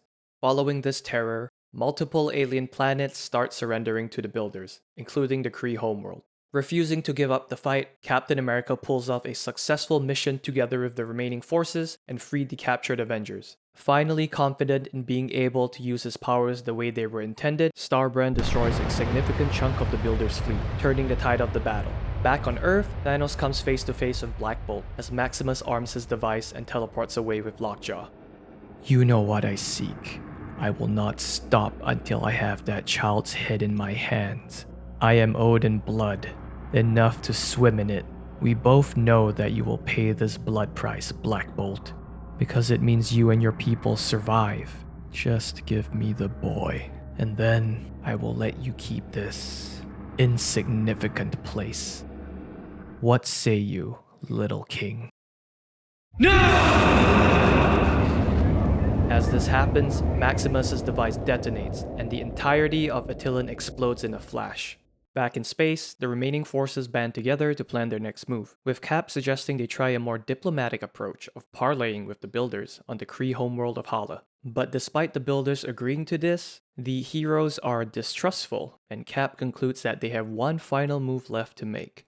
They surrender. Separately, Abyss reunites with her brother Ex Nihilo and reveals that another Gardener, Ex Nihila, the caked up one, secretly requested to meet with the two of them. The two head to a planet where they are greeted by multiple Gardeners that express awe and disbelief at the sight of Abyss, as apparently all other Abyssi had mysteriously died thousands of years ago. Abyss infers that since the Builders commanded all the Gardeners to stop creating life, there was no need for any Abyssi to live on to judge the work, and that she was only able to live on due to Ex Nihilo's obsession on continuing to create life.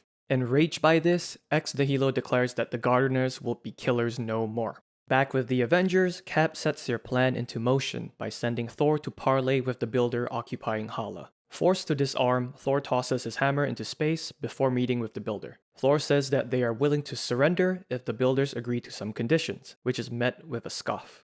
Your victory here is hollow. Others live, but your kind will die with you. And how dare you think it could have ended any other way?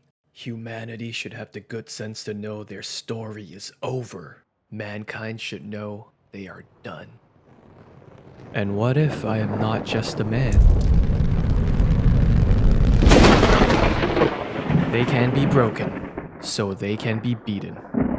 Rallying the onlookers of the now liberated Hala, the Avengers regain allies in the battle, and the tide starts to turn in their favor. Back on Earth, the aftermath of the Attilan destruction is set in motion. While Thanos and Black Bolt continue to battle, we learn that the detonated device is revealed to be a Terrigen bomb that unleashes a mist that interacts with anyone possessing inhuman DNA within their genetic code, forcing them to receive their birthright, a process known as Terrigenesis. As Thanos eventually defeats Black Bolt, his son, who is revealed to be named Thane, is eventually affected by the mist, forcefully transforming him into his true inhuman self, with the Terrigenesis killing everyone around him. Returning our attention to space, the Avengers are reinvigorated following the liberation of Hala, as the accusers of the Kree join their side despite refusal from the Supreme Intelligence. However, even with reinforcements, they are only able to liberate a handful more worlds before losing momentum, as the Builders still beat them in sheer numbers, with our heroes even losing the Annihilation Wave due to a Builder altering their seemingly primitive genetic code to turn them on each other. With their options slowly running out, Ex Nihilo, Abyss, and the rest of the Gardeners gather around the unconscious Captain Universe. Refusing to allow the universe's decay to continue, the Gardeners join hands around their matriarch and unleash a burst of light, which Ex Nihilo declares a miracle. Captain Universe then reawakens, intent on stopping her first children from misbehaving further. Teleporting onto a Builder command vessel, she questions their path of destruction. The Builders reply that all universes are dying, and the only way to stop it is to destroy the axis points of the event, Earth. With a note of sadness, Captain Universe laments that the Builders are too late, and even if they weren't, she still would not let them continue on their path, adding that Tamara is looking for her daughter. The Builders proceed to attack her but are easily defeated, with one escaping but not before commanding all Aleps across the universe to destroy everything. Back on Earth, Thanos and his forces have breached the walls of Wakanda and entered Necropolis, where the imprisoned Black Swan and Terex are held. Though he briefly considers it, Thanos does not free them. Meanwhile, the Illuminati sans Black Bolt are at the site of the incursion, where they are greeted by a seemingly friendly Aleph from the other universe. It then informs them that the Builders of its universe wish to speak with them, which they tentatively agree to. Meeting with the Builders, their Ex Nihilo reveals that Doctor Strange's mind has been infected by a mind virus implanted by Ebony Maw, which they promptly remove, causing Strange to remember the location of Thanos' son Thane. The builders also share that they are well aware of the incursions happening and have committed to destroying every Earth in existence to hopefully stop them all. They then tell Reed that if the Illuminati have the means to destroy their own Earth, they should wait no longer. And shortly after the Illuminati are sent back home, the builders destroy their planet, ending the incursion. Back in space, the Avengers and their allies finally turn the tide of the battle, defeating the remaining builders and successfully liberating world after world, with the freed nations dubbing them Avengers Worlds. Despite winning the war, their celebrations are cut short by some grave news. Earth has fallen to Thanos. Back on Earth at the inhuman city of Orolin, we see Thane horrified by how many people were killed around him as he underwent Terrigenesis. Ebony Maw then approaches him, floating the notion that death and destruction is his destiny due to his lineage, which Thane obviously rejects, as he believes himself to be a healer. Ebony Maw continues, stating that he actually wishes to help Thane control his power, and gives him a suit of armor that can help restrict his powers to only affect those he physically touches. Thane reluctantly accepts the gift, hoping it will stop him from hurting others. He's then trapped in a field of light by Ebony Maw to wait for Thanos. Speaking of, Thanos and his forces have uncovered the antimatter bombs the Illuminati were building for incursions and have begun trying to arm them, eventually extracting the info of how they work from Black Bolt, who they have imprisoned. Ebony Maw then contacts Thanos and informs him that he has located his son, who immediately departs to meet them, but not before ordering the antimatter bomb be armed for detonation to destroy the Earth once and for all. As he departs, the Illuminati make their way to Necropolis to save Black Bolt, and finally, Thanos and his son come face to face. So this is the very last of my offspring. Take a deep breath, boy. Enjoy it. You have so very few left. Why are you doing this? Because you keep me awake at night. The very idea of you out there existing. Before he can go any further, Thanos is interrupted by a transmission from Corvus Glaive, who says that something has happened on their homeworld Titan. Back in space, we learn that Cannonball and Smasher have fallen for each other. Cute. Their kissing, however, is cut short by Sunspot, who informs them that Captain America has ordered all hands on deck as they approach Earth. While they prepare, another part of the fleet begins their attack on Thanos' homeworld of Titan. Failing to conquer Wakanda, Black Dwarf was instead sent to defend S.W.O.R.D's orbital headquarters known as the Peak, which was captured by Thanos' forces. The Avengers struggle during the fight before the aliens of the Galactic Council step in. They tell the humans to save Earth while they reclaim the Peak, and together, they defeat Black Dwarf, with Ronan delivering the finishing blow with his hammer, smashing his head. And at long last, the heroes find themselves back on Earth in battle with Thanos and the Black Order. While this is happening, the Illuminati are defeated by Supergiant, who prepares to activate the antimatter bomb to end Earth, disregarding her own safety. Maximus gladly obliges, activating the bomb himself before Lockjaw teleports it and her away to a distant planet, leaving her stranded as it detonates. Good boy. The battle with Thanos rages on, and the mad tyrant's sight slowly gains the upper hand. Corvus Glaive is seemingly killed by Hyperion's heat vision, and his anguished wife Proxima Midnight desperately clings onto his weapon. As the situation worsens, Thane, who is egged on by Ebony Maw, reaches out to Thanos in an act of desperation and unleashes his power, suspending Thanos and Proxima Midnight in a state of living stasis within an amber cube, ending the fight once and for all. Following this victory, the universe begins to rebuild and heal, with those displaced in outer space finding new homes to inhabit, while the Avengers aid in the rebuilding of Earth. Thane, under the tutelage of Ebony Maw, sets out to figure out the path he would ultimately choose to walk. And as for the Illuminati, they quietly contain the suspended Thanos and Proxima Midnight in Necropolis, while the members go about on their own personal journeys. Black Bolt finds himself greatly weakened following the Terrigen bomb detonation, which he decides to keep a secret. He will be out of commission for a while. T'Challa is ultimately disgraced by his sister and people for his secrecy and involvement in the Illuminati, primarily with Namor, and is banished from everywhere in Wakanda with the exception of Necropolis. Doctor Strange confines himself into a room, utilizing dark magic to find solutions to future problems they might encounter. Reed, Beast, and Tony reconvene with Black Swan, who states that it was only through sheer luck that they survived all the incursions so far. She questions what they would have done had they encountered much worse threats, like the Mapmakers themselves, the Black Priests, or worst of all, the Ivory Kings. And it's worth pointing out here that she isn't wrong at all. Up until this point for every single incursion, the Illuminati have gotten off easy, and if we're being honest, it's all just through sheer luck. They haven't had to actually kill a single world inhabited by life themselves. The first time they used the Infinity Gauntlet, the second time a Galactus did the deed for them, and the third time their world was kind of already dead. So, despite supposedly telling themselves that they are willing to kill another world to save theirs, that resolve has actually not been truly tested. All of this, like children, playing. What you just went through, it only had the appearance of finality. It lacked the effect. That ends now. Empires have collapsed. Kings have fallen. Men have perished. Worlds have ended. And that's just the beginning. Everything dies. And thus ends the Infinity event. So, with all that crazy cosmic stuff out of the way, we can finally get back to a more grounded and uncomplicated story, right?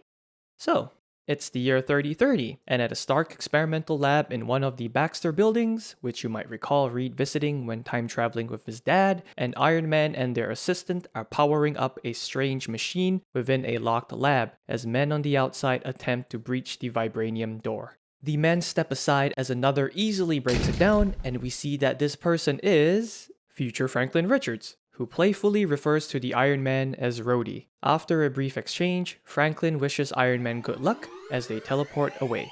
In the present day, our heroes are gathered at Avengers Tower enjoying a party, celebrating their recent victory. Away from it, Tony and Steve are discussing their next steps for bolstering the Avengers roster before they are cut short by the arrival of Iron Man 3030. After a brief skirmish, Iron Man 3030 expresses relief upon learning it is 2013, as it means they are not too late. Later on, they explain that there is a rogue planet, referred to as a nomad, traveling on a path that will collide with Earth in a month. It's also implied that the planet was seemingly set in motion deliberately, akin to being fired from a gun. With the heads up, the Avengers get to work constructing a device that successfully allows the rogue planet and Earth to occupy the same space, just in different planes of existence, saving Earth from destruction. As Iron Man 3030 is about to leave, she reveals herself to be Rhodey Stark and refers to Tony as her grandfather. She notes that had she not intervened, Tony and the Avengers would likely have destroyed the Nomad to save Earth. Instead, it can now be used as something better, which she notes is better than any of the weapons the Illuminati have at their disposal. As she fades away back to the future, she notes that the time for secrets is coming to an end, and that Tony is going to need all the luck he can get. In Necropolis, Black Swan encourages the Illuminati to build a device she calls a mirror that will allow them to observe other realities and gain ideas on how to prepare for a dangerous group known as the Black Priest. After some thought, Reed realizes that she's talking about something he has already built before: the bridge. He eventually rebuilds it, and the group use it to peer into another universe. In another reality on Earth 23099, their Illuminati gather to stop an incursion and are met with humanoid invaders wearing gold helmets from the other Earth. Despite their immense powers, they are quickly overpowered by these invaders and destroyed. Shockingly, the invaders state that they feel the presence of a mirror observing them, and shares that they are in fact the Black Priest before destroying Earth 23099. As the group continue looking into other universes in hopes of obtaining answers, we turn our attention to Doctor Strange, who is still shut away, deep in meditation. We learn that Strange is visiting a place called the Sinner's Market to obtain godlike power in exchange for a fraction of his soul. If you want to have 20% of the power of a god, it will cost you 1/5 of your soul. So, are you selling your soul, Stephen? I am. How much? How much of your soul do you sell this day? All of it. I will note here for convenience's sake that we later learn he is actually unable to complete the exchange as his soul isn't completely whole. Instead of other universes, the group then uses the bridge's somewhat limited ability to look into the past and future as well. Beast recommends that they look into Black Swans, and they manage to glimpse pieces of our Black Swan's life, many of which disturb the group as we see her committing ritualistic sacrifice, as well as killing an alternate Earth's version of Tony and Reed. They also witness her retrieving a sample of her brother's blood. As she flees back into the Library of Worlds to escape the Black Priest attacking her, she also drops its key, which the priests now have. Unnerved, the group force her back into her prison after a brief battle. Communicating telepathically, Terex tells her to be patient and that they will not stay imprisoned forever as he gestures towards Thanos and Proxima Midnight's amber stasis cube, where it appears Corvus Glaive is slowly regenerating from his weapon held by his wife. Maria Hill and S.H.I.E.L.D. agents come across the dead body of Hank Pym, aka Ant-Man. Upon further inspection, the scientists discover readings from his body that indicate he is likely not from this Earth. Earlier in the day elsewhere, our pals at AIM are once again up to no good, experimenting on extracting items from other universes. Unfortunately, they somehow pull an alternate universe team of classic-style Avengers through their device known as an auger. Confused, the variant Avengers teleport away to explore the city, as we learn that prior to being grabbed by AIM, their world was undergoing an incursion. It's quickly shown that these Avengers are very much unlike our heroes, as through a show of power, Thor vaporizes random passerbys with lightning. Later on, Maria Hill shows the footage to our Avengers and asks where they were during the time of the attack. Through a flashback, it's revealed that when the Avengers were knocked out during the Signal event in Australia a month ago, AIM scientists were actually able to extract some DNA samples from them, utilizing them to create adaptoids, human-like creatures also able to mimic the form of different heroes. Deciding to perhaps clean up their mess for once, AIM unleashed their adaptoids against the variant Avengers to capture them. During the skirmish, Ant-Man is killed by an adaptoid straying from its capture orders, which spooks AIM, who proceed to retreat, of course, with the rest of the adaptoids. This is the Ant-Man that S.H.I.E.L.D. will come across later on. Another thing we learn during this fight is that Variant Hulk is seemingly under mind control and decides to flee after Wasp's control device is broken. Banking on his panic room existing in this reality as well, he locates it and comes across our Bruce Banner. Banner and his variant begin conversing, and alternate Banner confesses that he underwent a lobotomy and is only able to transform into the Hulk through a neural implant activated by his teammates. Disturbed by his doppelganger's self-confessed sociopathy, our Banner knocks him out. Meanwhile, the Avengers slug it out with their variants. Some interesting differences include variant Iron Man being Jarvis, variant Cap being General Rogers, and variant Thor carrying a Mjolnir that can only be wielded by one deemed unworthy. Somehow, the variant Hulk eventually shows up to the battle and attacks our Thor. Shortly after, an AIM squad shows up and places everyone in stasis before rounding up the variant Avengers. While this happens, the adaptoids back at AIM's headquarters achieve sentience and decide to peace out and enter the Augur to explore the multiverse. The news reports an incident that occurred at Avengers Tower where the Hulk destroyed a portion of the building. Earlier that day, Banner shows up to Avengers Towers with a briefcase and requests to meet with Tony. He reveals that he pretended to be the variant Hulk to infiltrate AIM alongside the captured variant Avengers. As the variants are sent to other universes, Banner learns from an AIM scientist that the multiverse is dying, and that Earth seems to be the center point, after which Banner just hulks out and destroys the facility.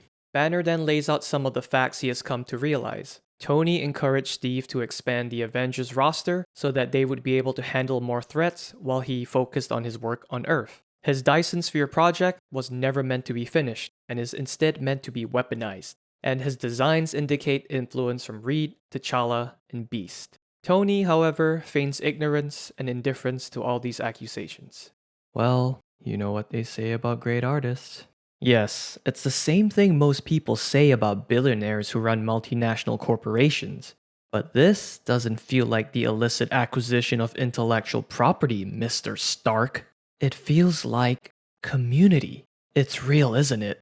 The collapse of the multiverse. After all, that's really the only kind of thing that would cause you to get the band back together. You did it, didn't you?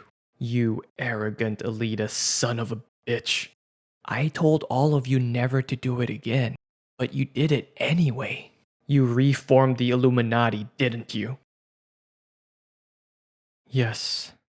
Close to boiling over with rage, Banner opens the briefcase and repeatedly tranquilizes himself to prevent the Hulk from emerging. He then asks Tony what his next move is. Sometime later, Iron Man attaches an anti-Hulk regulator to Banner that also renders him unable to speak and turns him over to S.H.I.E.L.D. for the destruction he caused. Later in Necropolis, we learn that the Banner handed over to S.H.I.E.L.D. was in fact his variant, and that ours has joined the Illuminati. Elsewhere, in the space between universes, the Adaptoids come across other technological beings and proceed to morph into them. They then reveal themselves to be mapmakers, who welcome them into their fold. Okay, before I proceed, I need to point out that at this point in time, the event known as Original Sin has occurred.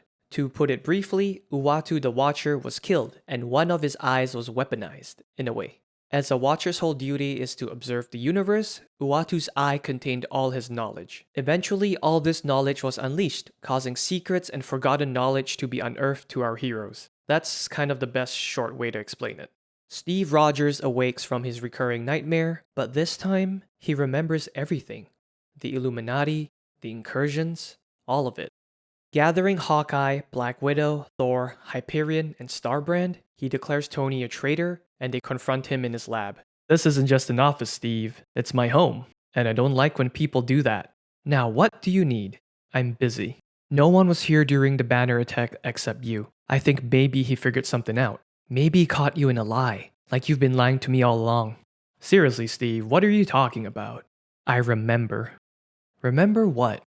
I remember. He immediately interrogates Tony, asking if the Illuminati have killed the world yet, and whose moral code was the first to crack.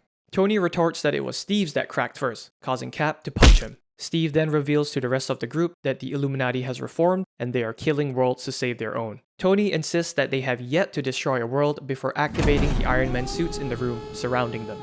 Cap accuses Tony of using him and the rest of the Avengers as a means to an end, which Tony admits to, causing a brawl to break out that is cut short by the sudden appearance of the time gem in Cap's hand, only for it to shatter once again in a flash of blinding light, hurtling everyone 48 years into the future. While the rest of the Avengers deal with the remaining Iron Man drones, Starbrand stops to admire the future they find themselves in. He remarks that he sees colonies on the moon. With all the drones dealt with, the group resumes questioning Tony, but are interrupted by the Avengers Union, led by an elderly Hawkeye. Skeptical, young Hawkeye and old Hawkeye have a brief marksmanship clash, after which our Hawkeye admits that it is indeed his future self. Future Hawkeye reveals that he spent almost half a century waiting for this moment to do two things. The first being delivering some info to the group, which is that the time gem will reappear soon to take them further into the future, and that each subsequent jump lasts longer. He also whispers something else to Steve in private. Hey, so you're a Starbrand too, huh? That's pretty cool. This was your glyph, Kevin. Before you died, you placed your hand right here and gave me the brand. Hold on. I died? Yes, it was magnificent. An amazing, glorious end. Well, that sounds like total bullshit, lady. Having delivered his message, future Hawkeye proceeds to do the second thing he waited for. He shoots Tony with an arrow that disables his armor and proceeds to beat the crap out of him. As he hits Tony, he explains that the incursion detecting implant Tony has will allow him to escape the temporal bubble they are caught in and return to the present day. He says he promised to make sure Tony got back home earlier because he was too late to stop something from happening, though even now he doesn't believe he will. As Tony activates his implant and vanishes, the time gem reappears and pulls the Avengers further into the future.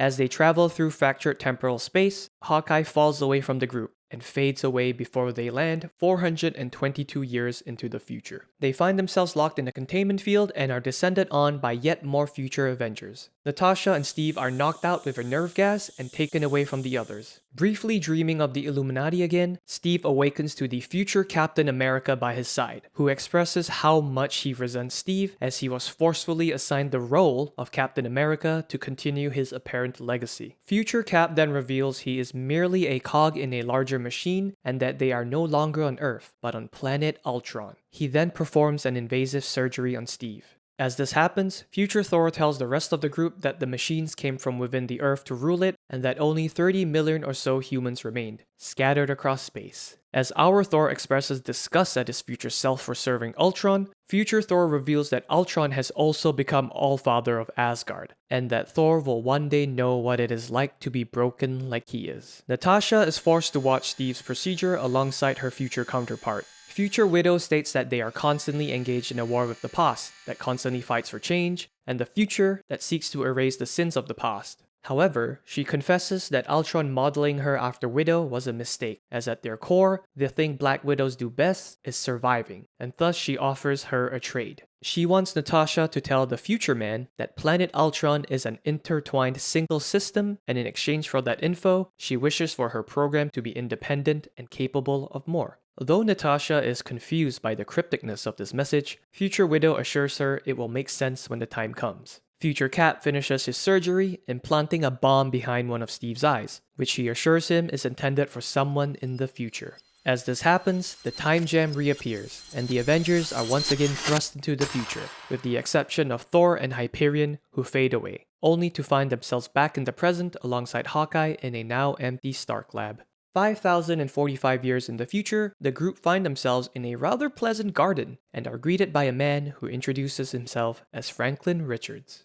After proving he is indeed the future version of the Franklin they know, Natasha realizes that he is likely the future man her counterpart spoke of. Franklin takes them into orbit, revealing the garden to be the top of a spaceship. Floating by Saturn, Franklin shows them that mankind has managed to thrive in space, with almost 30 billion of them inhabiting the solar system. Switching gears, Franklin offers to provide Cap with answers to the nature of the multiversal collapse and the origin of the incursions. Stubbornly, Cap instead wants to know how to stop the Illuminati. I want to point out at this point that this is such a good portrayal of Cap because let's be honest, in terms of intelligence, there's really no way he can hang with the likes of Reed, Tony, and T'Challa. That's just not where his strengths lie. The incursions are a threat to the multiverse, but Cap instead chooses to focus on taking down the Illuminati instead. Because let's be honest, it's more personal to him and it's probably what he's best at. Hearing this, Franklin instead poses that the real question is what the Avengers as a whole need to become in order to stop them.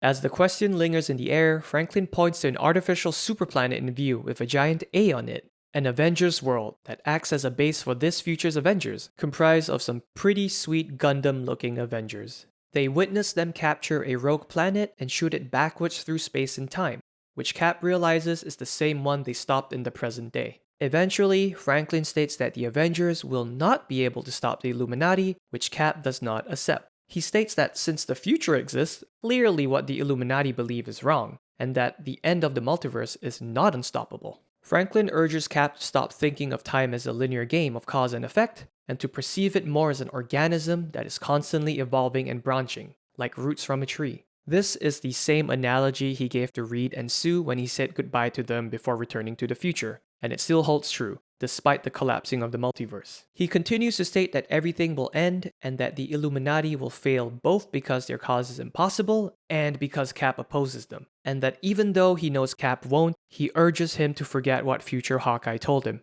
As Cap ponders this new info, Widow brings up her Ultron counterpart's request to Franklin, who assures her that the request has been fulfilled. But before Cap can ask any more questions, the time gem reappears, and the group once again vanish into the future, leaving Franklin alone. Do you think he heard what I was trying to tell him? I am Groot. Yeah, me neither. As Widow and Starbrand fade away, Cap ends up alone, 51,028 years in the future. Alone in an ominous superstructure, Cap is instructed to make contact with a device to identify himself, though as soon as he touches it, tendrils spawn and bind him. He is greeted by the World Core, which reveals itself to be a surviving remnant of Ultron that evolved to greater heights. It conjures heart-like structures modeled after Avengers to surround Cap. The World Core states that Cap's consciousness will be uploaded and quarantined and his body discarded, but they first need to deal with an anomaly in his head. Cap breaks free of his restraints and begins battling the Avengers constructs before being pinned down once again. Materializing itself as a Black Widow construct, the World Core attempts to examine the inside of Cap's head before the bomb that Robot Cap placed behind his eye springs out, latching itself to the World Core. It proves effective as it corrupts the World Core, shutting down the entire system. The time gem then reappears, and Cap begins to fall away into the fractured temporal space as his allies did, but not before a person in an Iron Man suit grabs him. Seemingly in the indefinite future, the pair land in a forest, with the Iron Man revealing himself to be Kang, also known as Iron Lad, who welcomes Cap to the end of the line. Iron Lad then brings Cap to meet his future selves, Kang the Conqueror and Immortus. Okay, so stay with me. In the future, there is a distant descendant of Reed Richards named Nathaniel Richards. Yes, the same name as Reed's dad. Anyway, Iron Lad, Kang, and Immortus are all the same person, just at different points in time. Kang and Immortus are often depicted as villains, while Iron Lad a hero. You might actually recognize Immortus from the Great Hunt during the Fantastic Four story. Like I said before, comic books are silly and fun. The time gem once again appears, but the three Kangs manage to trap it in stasis, preventing it from sending Cap into the future again. It's then revealed that they are aware of the incursions happening and that this particular scenario has happened before.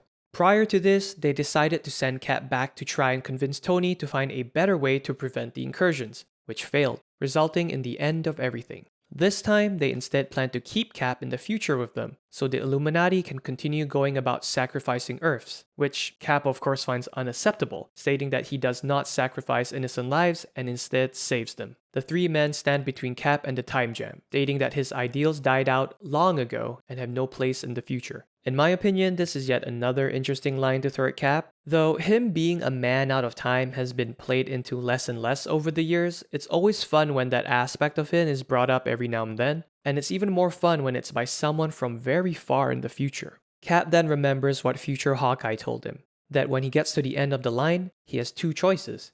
He can do nothing or help Tony. But there is also a third neglected option, taking him out. Throwing his shield and bouncing it off the room walls, Cap breaks the stasis field holding the time gem and grabs onto it, returning him back to the present where he is greeted by the rest of the group. Further radicalized by the experience, Cap immediately gets to work calling in the rest of the Avengers with one objective: stopping the Illuminati. Back in Necropolis, T'Challa and Namor continue to observe other universes through the bridge and happen across a team called the Great Society on Earth 4,290,001, whose designs are seemingly inspired by DC characters. I mean, look at them. Sun God is Superman, Boundless is obviously Flash, Dr. Spectrum is some sort of lantern, the Rider, whose name is Wayne, is Batman, the Jovian is Martian Manhunter, and the Norn is Dr. Fate. I love it. I also love how Sun God delivers an Everything Lives monologue that contrasts with the one Reed did. It's also super appropriate that the character that is supposed to be Superman is super hopeful. Anyway, the Great Society proved to be immensely powerful, particularly Sun God, as they are able to defeat the Sidera Maris and the Norn invokes magic to destroy the other Earth, stopping the incursion. As the Great Society catches their breath, a chunk of the dead Earth lands on theirs, and a group of 4 map makers appear. The heroes struggle momentarily before Sun God unleashes a burst of energy, defeating them. Their victory is short-lived, however, as the Norm detects another incursion beginning. Back on Earth 616, T'Challa and Namor share a drink and express their regrets to each other. T'Challa then realizes that the scenarios they have been seeing play out are happening in the near future, 2 hours from the present. They then see themselves confronting the Great Society during an impending incursion. The Illuminati begin preparing for the confrontation, with Black Bolt finally fully recovered. Meanwhile, T'Challa seeks the counsel of past Black Panther spirits, sharing with them his internal conflict. He admits that while he has killed before, he draws the line at murdering an innocent world. The past Black Panthers simply state that he must do what is best for Wakanda, no matter what it costs. Before he leaves, T'Challa is asked by his father why he has yet to kill Namor. Doctor Strange returns from his journey, brimming with mysterious power, while Beast prepares an antimatter bomb. We also learn that this is taking place shortly after Cap regained his memories, meaning this incursion is likely what Tony was sent back from the future to deal with. The Illuminati depart Necropolis, leaving Maximus behind, who decides for whatever reason that it would be great to experiment on the Amber Prison, injecting air into the regenerating bones of Corvus Glaive, causing him to completely regenerate, though seemingly still in stasis. As the incursion period begins, T'Challa notes that while they have fought evil before, it's a whole other thing to go fight against heroes protecting their own world. The two groups meet and begin discussing their experience with the incursions. We learn that similar to the Illuminati, the Great Society utilized what is effectively their version of the Infinity Gauntlet to deal with a past incursion, which was also destroyed in the process. While the rest of the heroes argue and try to come to a solution to help save as many people as possible, the Rider grows agitated, because he's Batman, you know? And suspicious of the Illuminati, because he's Batman, directly asking if they intend to blow up his home world, which Reed denies. The heroes continue to argue and, growing impatient, Namor impales Rider in his arm with his trident. I'm tired of waiting for the inevitable. If I must become this thing, then let it be at a time of my own choosing. And thus begins the battle between the two groups. Spectrum is sent to destroy the Illuminati's bomb, with Black Bolt in pursuit to stop her. The Illuminati are on the verge of being defeated when the Norn begins to lecture Strange about his folly, who asks him if he knows about the words of the Black Priest. Angered, Strange accuses the Norn of being a fake and incapable of using real magic, instead relying on artifacts. Snatching Norn's helmet off him, he proceeds to summon an eldritch being to the battlefield, declaring that he is giving his all to destroy their world to save his. The being begins to drain the life out of the members of the Great Society, turning them to bones with the exception of Sun God, who is reduced to a whimpering husk. Worried about the toll this spell is taking on Strange, Tony knocks him out with a repulsor blast.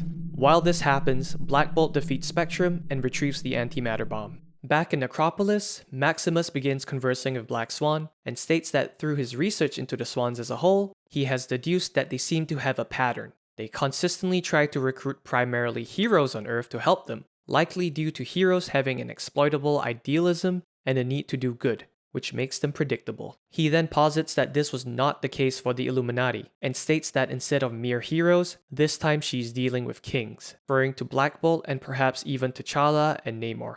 Maximus states that Black Swan underestimates the nature of a king, as they have a more loose relationship with morality than heroes do, and are willing to do almost anything for their people. But he states that while she might be out of her depth, he does have good news for her. He could be a king as well. Back with the Illuminati, the antimatter bomb is armed. As Sun God begs them to not go through with it, they offer to save him, to which he replies he would rather die with his friends. With 10 minutes left to collision, they return to their world and prepare to detonate the bomb, but one by one, every member rejects the responsibility of doing so. As Reed is about to offer the detonator to Black Bolt, T'Challa volunteers as his ancestors watch on. However, after some deliberation, T'Challa admits that he is unable to do the right thing for his ancestors and people, and throws the detonator aside. Despite Maximus's previous speech about the nature of kings, it appears that T'Challa just isn't willing to take his duty to such extremes. But as Reed consoles T'Challa, Namor picks up the detonator. I am the greatest man I know, but compared to this, I'm nothing. Just as you are nothing. Am I the only man here with the courage of his convictions? Or am I the only one with conviction at all? These lines you won't cross, these things you won't do, they shame you. How dare any of you put yourself, your damn morals above the lives of every living being? The truth is, you people aren't worth that. And neither am I. Our lives are a pittance. A petty, small nothing. Of course this is worth it. Now watch, as I do what you could not.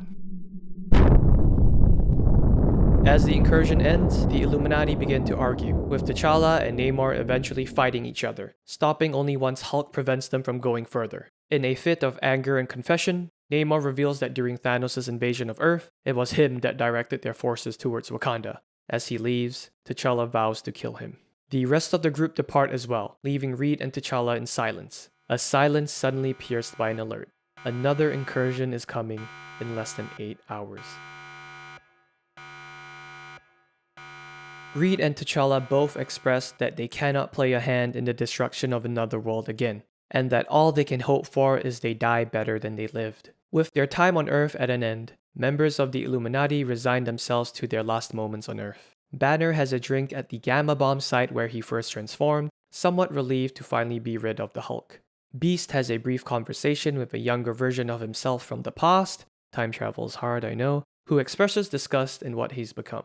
Doctor Strange asks his friend Wong if he is a good man, to which he replies no. Eventually, Strange teleports away. Tony pours himself multiple shots, saying that while they may have lost, he still has the willpower to stay sober.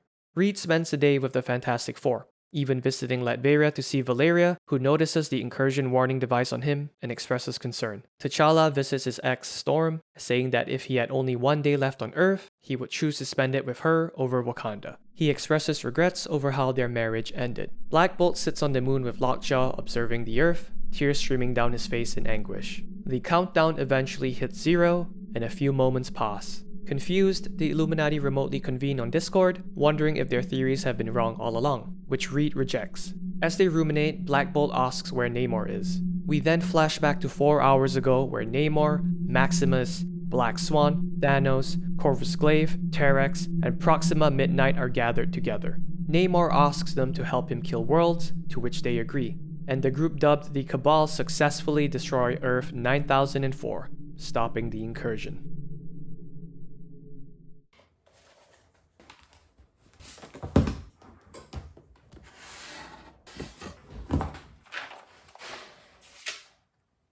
8 months later, the ex nihili and Abyss in space are attempting to keep a star from dying, but fail. Abyss tells them the obvious truth they have been avoiding. The universe is dying, with it all coalescing in one area, Earth, which they depart for. Meanwhile, on a Shi'ar Empire planet, Manifold and Sunspot teleport into the house of their former teammates, Cannonball and Smasher, and their new baby. Sunspot reveals that he bought the entire organization of AIM and restructured it to be a force for good. Remember when I mentioned being rich was one of his superpowers? I wasn't kidding. He also shares that the Avengers now operate under the authority of S.H.I.E.L.D. He convinces his old friends to return to Earth as he requires help on a new project he is working on. Elsewhere in space, Nightmask and Starbrand defeat an Aleph, which they assume somehow arrived from another universe. Also, for whatever reason, Nightmask appears much younger than before.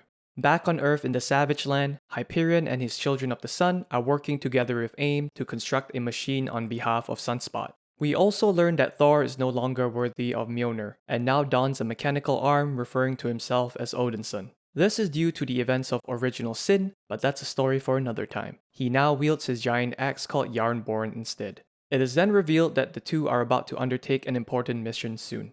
Meanwhile, a S.H.I.E.L.D. station that was formerly Avengers Tower has been infiltrated by a new member of the Illuminati, Amadeus Cho, who is attempting to steal a missing Tony Stark's files. Amadeus Cho is really smart. He also eventually gains Hulk powers one day. Almost managing to escape, the Avengers eventually show up, and he is stopped by Sue Storm, who interrogates him on the whereabouts of the Illuminati and, more importantly, her husband. Meanwhile, Namor visits Doom at his castle, bitching about the Cabal, stating that they are out of control and relish in the act of killing too much, rather than just focusing on destroying the other Earths. He states that they are beginning to sense his hesitation and asks Doom to help him stand against them, which Doom rejects, stating that he should have come to him for help in the first place. In Wakanda, T'Challa and Shuri lead a team to try and break into Necropolis to gain access to the anti-proton bombs the Cabal have stockpiled, with the intent of forcing the world to turn to Wakanda for help during the next incursion. They fail and are ambushed by Maximus and Proxima Midnight. T'Challa attempts to teleport them out while informing Reed that their plan has failed. Shuri, however, chooses to stay behind, stating that with Wakanda reduced to nothing, all that remains is Necropolis, which she entrusts to him, trusting him to finish the fight in the end. He teleports away, leaving her to face off against Proxima Midnight. Back in Latveria, we learn that Doom has been working with the Mad Thinker on his own solution to the incursions. By studying the chunk they found all those months ago, the Mad Thinker was able to confirm that the Earths in the multiverse are being marked, akin to celestial buoys, though I will note that they still do not know what map makers are at this point. He has even managed to crack the code of their algorithm and mapped out their entire network, even reverse engineering a way to find out who is behind all this. Doom states that he is prepared to face whoever is behind the incursions, and is only able to do so because of help from the Molecule Man. Molecule Man, also known as Owen Reese, is an extremely powerful, though mentally unwell individual capable of manipulating energy and matter to a high degree. Together with their kid, Cannonball and Smasher return to Earth. While there, they visit Izzy's dad, and also pop by her grandfather's grave. Back at the Savage Land, Sunspot is told by AIM scientists that they can now properly power the auger they were working on, granting them the ability to connect to an area across the multiverse. Prior to this, Sunspot met with various members that have joined his team. Nightmask and Starbrand tell him about the Aleph they encountered, deducing that the Aleph was pushed into their universe against its will due to the collapsing of everything, which is troubling for how dangerous the remaining universe will eventually become. While there, they also notice the being that defeated the Avengers in Australia months ago. You mean Pod? You don't need to worry about Pod, Starbrand. Everything is cool. Pod's with the planet, which means Pod's with us. Tell him, Pod. Everything is cool.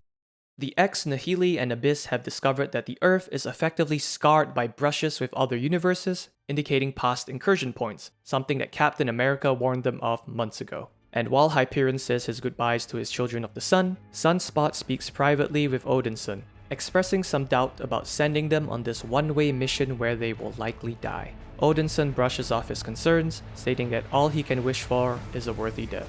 And so the Universal Avengers team of Odinson, Hyperion, Starbrand, Nightmask, Abyss, and the ex-Nihili enter the Augur's portal to confront what lies across the multiverse.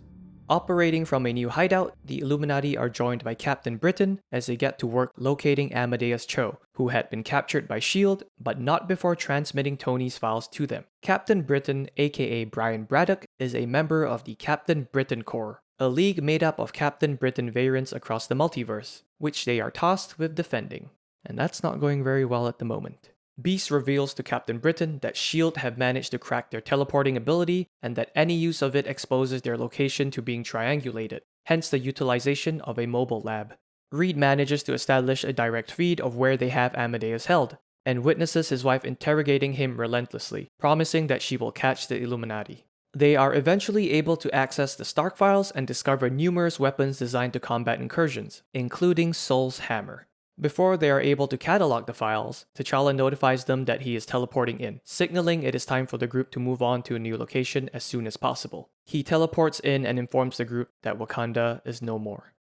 Shortly after, backed by S.H.I.E.L.D. agents, Hawkeye carries out an infiltration into a ruined city located beneath Rome, where they detected T'Challa's teleportation resonance. Though the Illuminati are long gone, Hawkeye reports back to base that there's something Steve Rogers needs to see. A now-aged Steve and the rest of the team joins Hawkeye, sweeping the area for any traces of the Illuminati. So, a villain called the Iron Nail had successfully neutralized the super soldier serum in Steve's body, causing him to age to his chronological self. He remains tenacious and tactical though. It's also worth noting that at this point in time, Sam Wilson is now Captain America. Amusingly, they left behind a looping hologram of Hulk and Beast playing chess. On a hunch, Steve makes a move on the chessboard that causes the recording to stop looping, with Beast directly addressing Steve, condescendingly but correctly guessing who would be in the room with them, stating that Steve needs to stop being so predictable if he ever wants to catch them. This causes Steve Rogers to crash out, and I mean it.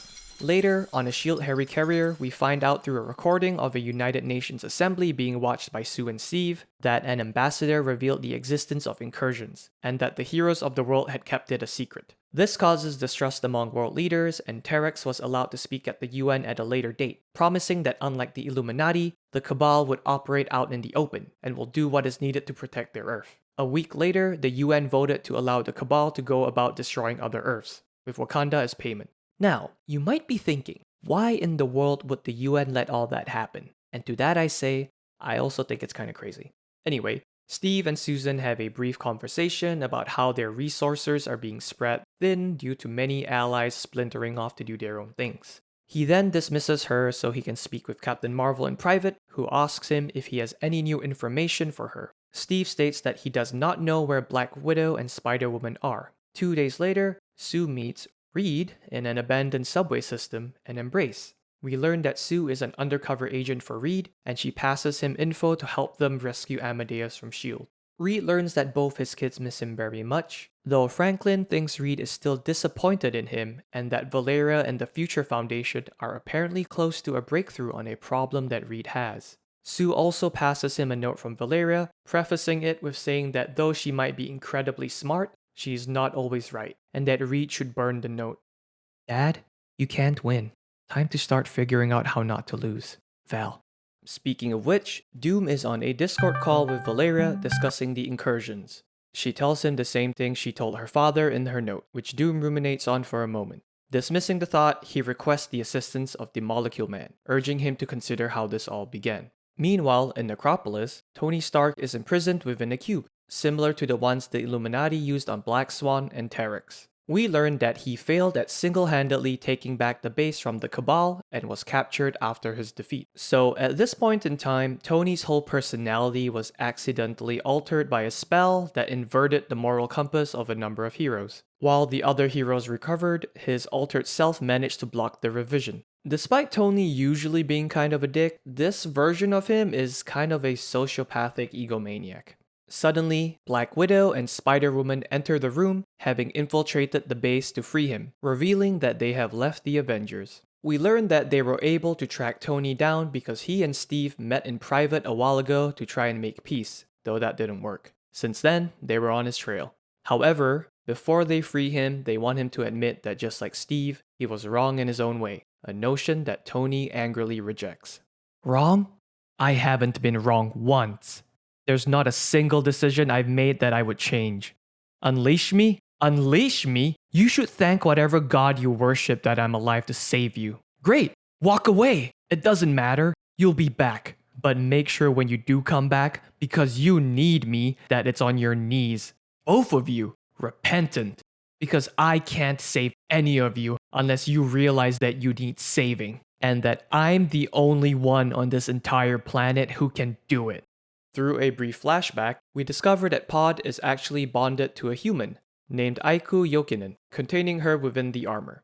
We also learned that soon after Sunspot bought AIM with his being rich superpower, Pod was rescued from the space between universes it was banished to. In the present day, back in the Savage Land at the headquarters of Sunspot's Avengers, he reveals that he has a mole inside the Illuminati, his fellow mutant Beast, who shared that the Illuminati has also sent someone out into the multiverse to figure out who is behind its collapse. We also learned that the X-Men have their own contingency plan for the incursion, which Cyclops reveals by saying that they have a Phoenix egg in their possession to be used when the time comes. Beast also shares that the Illuminati are preparing to settle up with S.H.I.E.L.D. and eliminate the Cabal soon.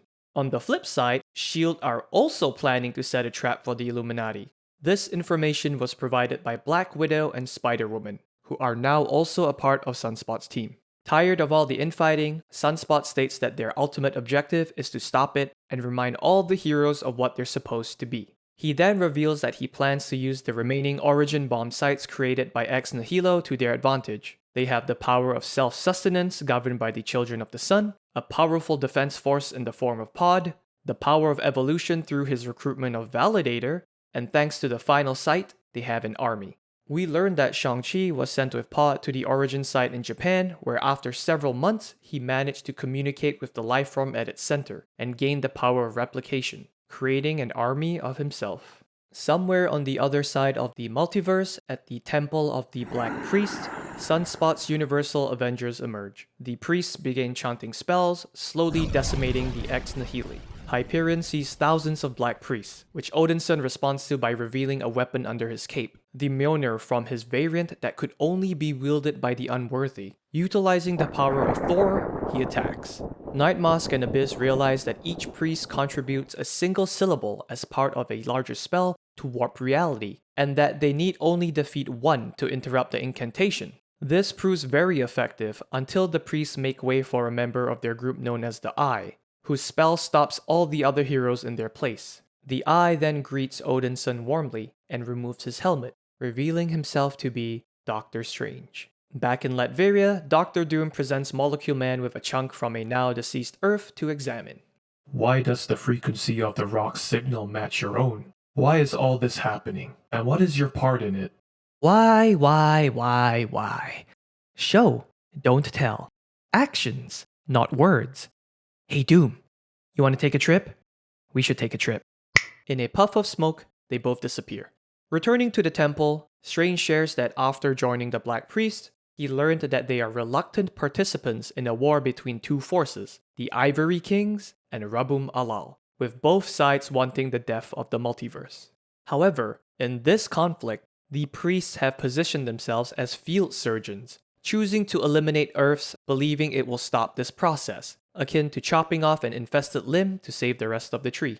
Strange also reveals that while the priests combine syllables as a group to effect change, he is able to do it by himself, thus earning his status among the priests. He isn't called the Sorcerer Supreme for nothing, you know? He then requests the help of the team with an initial strike on either side. Should they choose to fight the Ivory Kings first, they need to interrogate a mapmaker. And to find Rabum Alal, it would be a Black Swan. Before the group is able to choose a side, Ex Nihilo basically flips a coin and asks Doctor Strange to call a side. In an Illuminati safe house, Reed sits alone, staring intently at the note Valeria left him and recording an audio log for her. Finally, he teleports a chess piece a slight distance across his desk, deliberately triggering S.H.I.E.L.D. scanners as the rest of the Illuminati prepare for their arrival. S.H.I.E.L.D. converges on their location shortly after, though Steve admits he knows they are likely walking into a trap. A brawl then breaks out between S.H.I.E.L.D. and the Illuminati. As Steve is about to send in reinforcements, he is interrupted by Sunspot and his Avengers, who was contacted by Beast, ordering everyone to chill out. As Sunspot begins a lengthy speech about friendship and the greater good that would make Steven Universe proud, Steve Rogers ignores him and deploys their backup, the variant Hulk with the neural implant. Activating it, the two Hulks begin to battle. The Avengers make yet another attempt to appeal to Steve by teleporting in with Manifold, Widow, and Spider-Woman, but to no success. Left with no choice, the Shang-Chi army invades the S.H.I.E.L.D. helicarrier, causing Steve and Maria Hill to use an escape pod. Ignoring Beast's continued pleas to stop, Steve deploys another backup, current Captain America Sam Wilson's team of mighty Avengers. The battle continues with Steve eventually coming face to face with Reed. Just before Steve attacks him, force fields box in everyone on the battlefield except Reed. Disappointed, Steve realizes he has been betrayed. A ship lands nearby and Sue Storm steps out alongside Medusa, followed by her husband Black Bolt as well as Namor, which catches T'Challa off guard, before Reed says to trust him. Finally, Steve agrees to stand down and hear them out. Beast says they should focus on taking out the Cabal first, but Steve wants assurances that the Illuminati will also face punishment for their crimes. Namor admits that what he did was wrong and agrees to surrender himself to a trial after all is said and done. Reed and Beast also agree to do the same. T'Challa, however, flat out refuses, but before they can argue, Reed states that they have no time and that their plan to take out the Cabal will begin in 2 hours, when an incursion will happen. Back at the Illuminati base, Reed explains that for a while now, he has been able to predict the type of incursion that would be incoming, and knows for a fact that the next one is a Mapmaker Earth, completely void of life. He also shares that they managed to get their hands on a technology that AIM was developing called an escutcheon, originally functioning as an impenetrable barrier that covered the incursion point to stop Earth from touching, thus preventing any collision, though only just in theory. The plan is for Namor to escape from the dead Earth and activate the escutcheon,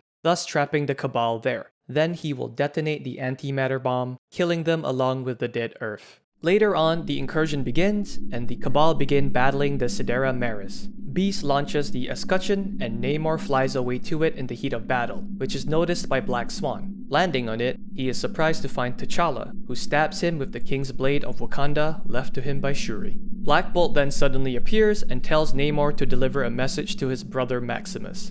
Farewell. His sonic scream throws Namor back down and they activate the barrier, trapping him on the dead Earth. T'Challa pauses momentarily. It will take a second for him to fully regain his wits, and I want him completely aware of what is about to happen to him. So we will spare him a few minutes, because I want him to know, really know, it's over. To fully realize there's no forgiveness for what he's done, that there is a price and he's finally going to pay it, that there's no mercy for men like him, and even if there was, he doesn't get any. I want him to know this is how it ends. And more than that, I want him to know it was me. He then detonates the bomb, destroying the Earth, ending the Cabal. As they return to the group, Steve asks where Namor is, to which T'Challa replies, "He's not coming." The Illuminati return to the now vacant necropolis. Tony's cell has been shattered and he has somehow escaped. We actually learn a few issues later that the group took pity on him and let him escape, rather than face Steve. Shortly after, the Avengers arrive and Reed starts to share all the data he has collected and studied using the bridge. For some unknown reason during the previous incursion, the number of observable universes has shrunk down from hundreds of thousands to less than 24, meaning that they are almost out of time. Meanwhile, Doom and Molecule Man appear in an empty white void, which unnerves Doom slightly. Fragments of a structure start to appear around them, which Doom reassembles into a giant machine conjuring a beam of light, which he refers to as Molecule Man's door. The two begin descending down the beam. Back at Necropolis, T'Challa states that after running simulations, they concluded that there will be only one more incursion, one final big one to prepare for. He continues to share that while they held her captive, Black Swan gave them some ideas on how to survive incursions, and they narrowed down the list to the most possible and humane methods. First, they tried making new worlds for Earth to escape to using a cosmic cube, but failed due to the premature death of a chosen star, losing them the cube in the process. They tried employing Galactus to grant them an audience with the Celestials, and while that initially seemed to be going well, they mysteriously disappeared, left on red. It's also revealed that Reed even tried hooking up Franklin to a machine to utilize his reality warping powers akin to his future self, but that also failed. We now learn that this is what Franklin was referring to when he mentioned that Reed is disappointed in him. Suddenly, Reed receives an alert. The person they sent out to investigate the incursions months ago has finally returned. Hank Pym, formerly Ant-Man, currently Yellow Jacket, steps through a portal, relieved to have finally made it home. While he did not find any info on Rabum Alal, Hank did find out the true identity of the Ivory Kings. He found the Beyonders. The Beyonders are a powerful race of aliens created by Celestials that live outside of the observable multiverse, working on maintaining it behind the scenes. More info on them to come. On Earth 1610, home to Miles Morales, the Maker, also known as Reed Richards, conveys with his AI in his research lab underneath New York City. It is revealed that an incursion will occur soon, to which Reed casually says that he's getting pretty good at destroying Earths, having done it 67 times already. In case it wasn't clear, the Maker is a very evil variant of our Reed Richards. Very, very evil. Additionally, thousands of universes have disappeared, with less than 24 remaining, which this Reed finds fascinating. Arriving at the incursion site, Reed is greeted by a blue sky, and nearby, above the mapmaker Earth, a wounded Namor falls from the sky. The rest of the Cabal questions why he fled mid-battle, to which Namor gestures at the escutcheon, referring to it as some mysterious object he went to investigate before being repelled by its barrier. As Thanos begins to think of a solution to their predicament, Namor's incursion implant begins to glow. Black Swan states that Rabum Alal has gifted them a way out. A second incursion has occurred simultaneously. The Cabal flee the dead planet just as it detonates, throwing them to an alternate Earth where they are greeted by the Maker.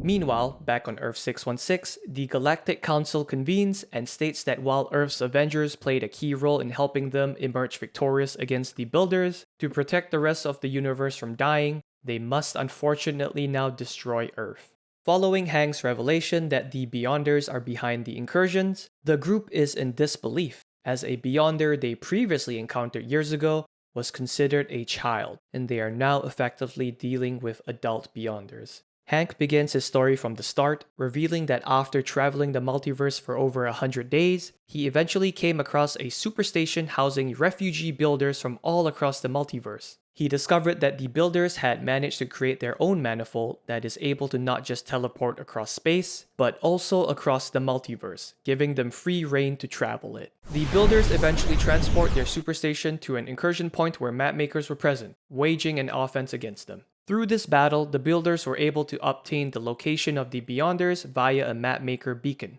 This, however, turned out to be a trap. Though it was a trap not set for the builders, but the creators of the Beyonders, the Celestials. The Builders and Hank arrive and witness a Beyonder destroying multiple Celestials, which explains why the Illuminati were not able to contact them. It eventually turns its attention to the Builders, wiping them out entirely, with Hank surviving by hiding among the fallen bodies. But what happened next caused Hank to nearly lose his mind. The Beyonders then killed the abstract entities of the universe, and finally, the Living Tribunal, effectively killing the personification of the multiverse. Its body would eventually be come across by Tony. Soon after witnessing the universal genocide, Hank ran back to Earth, the last remnants of any hope within him vanishing. Members of the Illuminati travel to the moon, where the fallen body of the Living Tribunal rests, intending to harvest its skin, theorizing that the material might be able to withstand multiversal collapse. The next day, Sunspot and Cannonball visit Cyclops to recruit him to their cause, who expresses disinterest in saving mankind, instead putting his Phoenix egg into one basket and counting on the power of resurrection when the time comes. The day after that, Reed and T'Challa complete plans for a life raft made out of the Living Tribunal's skin, though they run into a dilemma. Who exactly do they bring along? Outside of the solar system, the Galactic Council gathers for a final meeting before they decide that in order to save the rest of the universe, Earth must be destroyed, and they head onwards towards it. However, hidden away among nearby asteroids, the Guardians of the Galaxy intercept the communications of the fleet. Despite Rocket's reluctance to get involved, the group warns the Avengers. As he comes face to face with the group of heroes, Rocket declares them idiots for not running away. Meanwhile, on Earth 1903990, during their journey to find Rabum Alal, Doctor Strange and the Black Priest come across a guarded door to the Library of Worlds. Dispatching the guards nearby, they find the door locked, but are lucky enough to have a key, the same one our Black Swan dropped all those years ago. Strange reasons that since the Black Swans worship Rabum Alal, there must surely be clues on how to locate him in the library. Eventually, they are ambushed within a room that is a vacuum, rendering the group unable to invoke their syllables, stripping them entirely of their power. Fortunately, Black Priest magic is not the only thing Strange has up his sleeve, and he eventually invokes dark magic as he did before, fighting back against the Black Swans, before eventually being knocked out. He awakens to being dragged towards a doorway. The Swans state that all the Black Priests were killed by Rabum Alal, and that Strange was spared because he caught the attention of the Great Destroyer. Entering the chamber, Doctor Strange finally comes face to face with Rabum Alal, who turns out to be Doctor Doom. Strange is shocked, and Doom reveals that he built a religious myth around himself in order to gain the service of the Black Swans, and offers Doctor Strange a place as his disciple in the war to come. Elsewhere, our Universal Avengers are examining the body of a fallen mapmaker, hoping to find a route to the Ivory Kings, which they eventually do. We learn that during the White event, Night Moss gained the ability to travel the multiverse, at the cost of temporal regression to his own body. This flaw stems from systems within the universe being broken. With no other choice left, Adam proceeds to teleport the group to the location of the Ivory Kings, but in the process regresses entirely out of existence, sacrificing himself. The group are momentarily lost in a dark void before a rift in space opens in a burst of light, and they hear voices threatening them. We are beyond. Dreamers, destroyers, all of reality our whim. Who dares stand before us? They watch as two Beyonders step through the rift, and Odinson demands they stop their multiversal collapse, which they decline, saying that they will see the process through. Battle soon begins, and Abyss quickly realizes that the Beyonders' form can be manipulated by the Ex Nihili, similar to how they shape worlds. Abyss and all the Ex Nihili pull their powers and sacrifice themselves, reshaping one of the Beyonders into a cosmic metallic tree, defeating it. Angered, the remaining Beyonder tears one of Odinson's arms off, blinds Hyperion in one eye, and stabs Starbrand through the chest, who starts bleeding cosmic energy. I just wanted to live a normal life, powerless and small, and now you've killed me universes away from my home. I never learned to live what I became. And here at the end, I can't even contain it. What a crock of shit. He detonates, taking the remaining Beyonder along with him. Hyperion and Thor enjoy the brief moment of victory before an army of Beyonders start coming through the rift. The two accept their fate of dying in battle together. Odinson retrieves his hammer, but realizes he is unable to lift it, as he is no longer unworthy. He laughs. The occasion demands I offer you a drink, Hyperion, but unfortunately, I have none. That's because we drank it all, brother. Yes, we did. Nothing left to do now but the other thing. I just want to say, for some time I believe I survived the death of two worlds. Now I know it just took a while to catch up with me. It's a dark thing, what my life became. You have made it better, Odinson. Will you wait for me in Valhalla? Brother, this day I will race you there. And on that day, two gods fell to many, accompanied by blinding light and deafening thunder, and then silence. And on that note, I think it's finally time we get some answers from Doctor Doom. Through a flashback, we learned that the trip Molecule Man brought him on took them back in time to when Molecule Man first got his powers by accidentally being exposed to radiation from an atomic device. As they witnessed this scenario play out, Molecule Man and his past self began conversing, stating that it would be easier to show Doom what needs to be done rather than explain it. He proceeds to lay down on the floor while our Molecule Man conjures a dagger and stabs his alternate self, who disappears in a flash. He then passes a confused Doom the dagger before teleporting them before a set of doors in a barren land. Molecule Man explains that they have arrived at the Library of Worlds, revealing it was originally built by the Beyonders and exists in the same space that the Beyonders occupy to watch the multiverse from. He assures Doom that it is a safe hiding spot away from the Beyonders where any scheming will not be seen. He then stresses to Doom that he must stop the Beyonders from carrying out their biggest experiment of all, the instant death of everything in the multiverse. Molecule Man then reveals his role in this. The Beyonders created him as their bomb, one powerful enough to take out any universe occupied by him when he detonates, with the moment he received his powers being the moment the bomb was primed. Further clarifying, he says that across all the different realities of the multiverse, all beings have variants. We've already kind of seen this in action with the Council of Reeds. He posits that in another reality, Doom might have actually been a good man. As a fun tidbit, he also adds that there are also fewer Dooms across the multiverse than there should be, as a result of a culling of Dooms. Sound familiar? Either way, while that variance is the case for everyone, it does not apply to Molecule Man. He is a singular being that somehow exists across all of space and time, all sharing one mind. Thus, if all Molecule Men across the multiverse detonate at the same time, it would cause the total collapse of the multiverse. He reveals that the Beyonders designed him to self-detonate in 25 years. However, if one were to kill a Molecule Man, thus preventing him from detonating, it would effectively save a universe from certain destruction, which is the plan Molecule Man suggests Doom undertake alone, as the process will eventually render him unreliable and fractured. Thus, each Molecule Man killed decreases the potency of the final detonation. He adds that once enough Molecule Men are killed across the multiverse, incursions will start happening. Expressing doubt, which is fair, Doom states that 25 years is an impossible amount of time to hunt down a potentially infinite number of Molecule Men. Molecule Man agrees and suggests Doom start a religious movement behind him to aid them in this mission. He provides Doom with a manifold, granting him the ability to travel the multiverse, similar to the ones the Builders used. And so, Doom began hunting down Molecule Man, with the first incursion happening 7 years after he started. A year after that, Doom finds a child who he takes in as a disciple, his first Black Swan. And from then on, more and more swans join the cause, aiding him in his quest.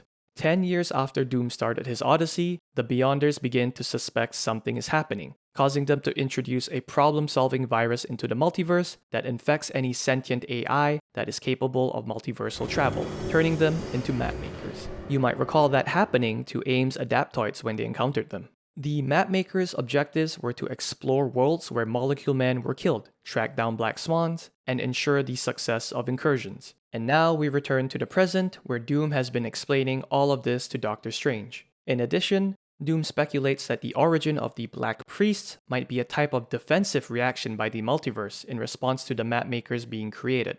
Strange then brings up the Black Swan that the Illuminati had captured, stating that her story did not match up with Doom's. To which Doom admits that at one point in time, a group of swans splintered off from their cause after seeing something hidden in Doom's private sanctum.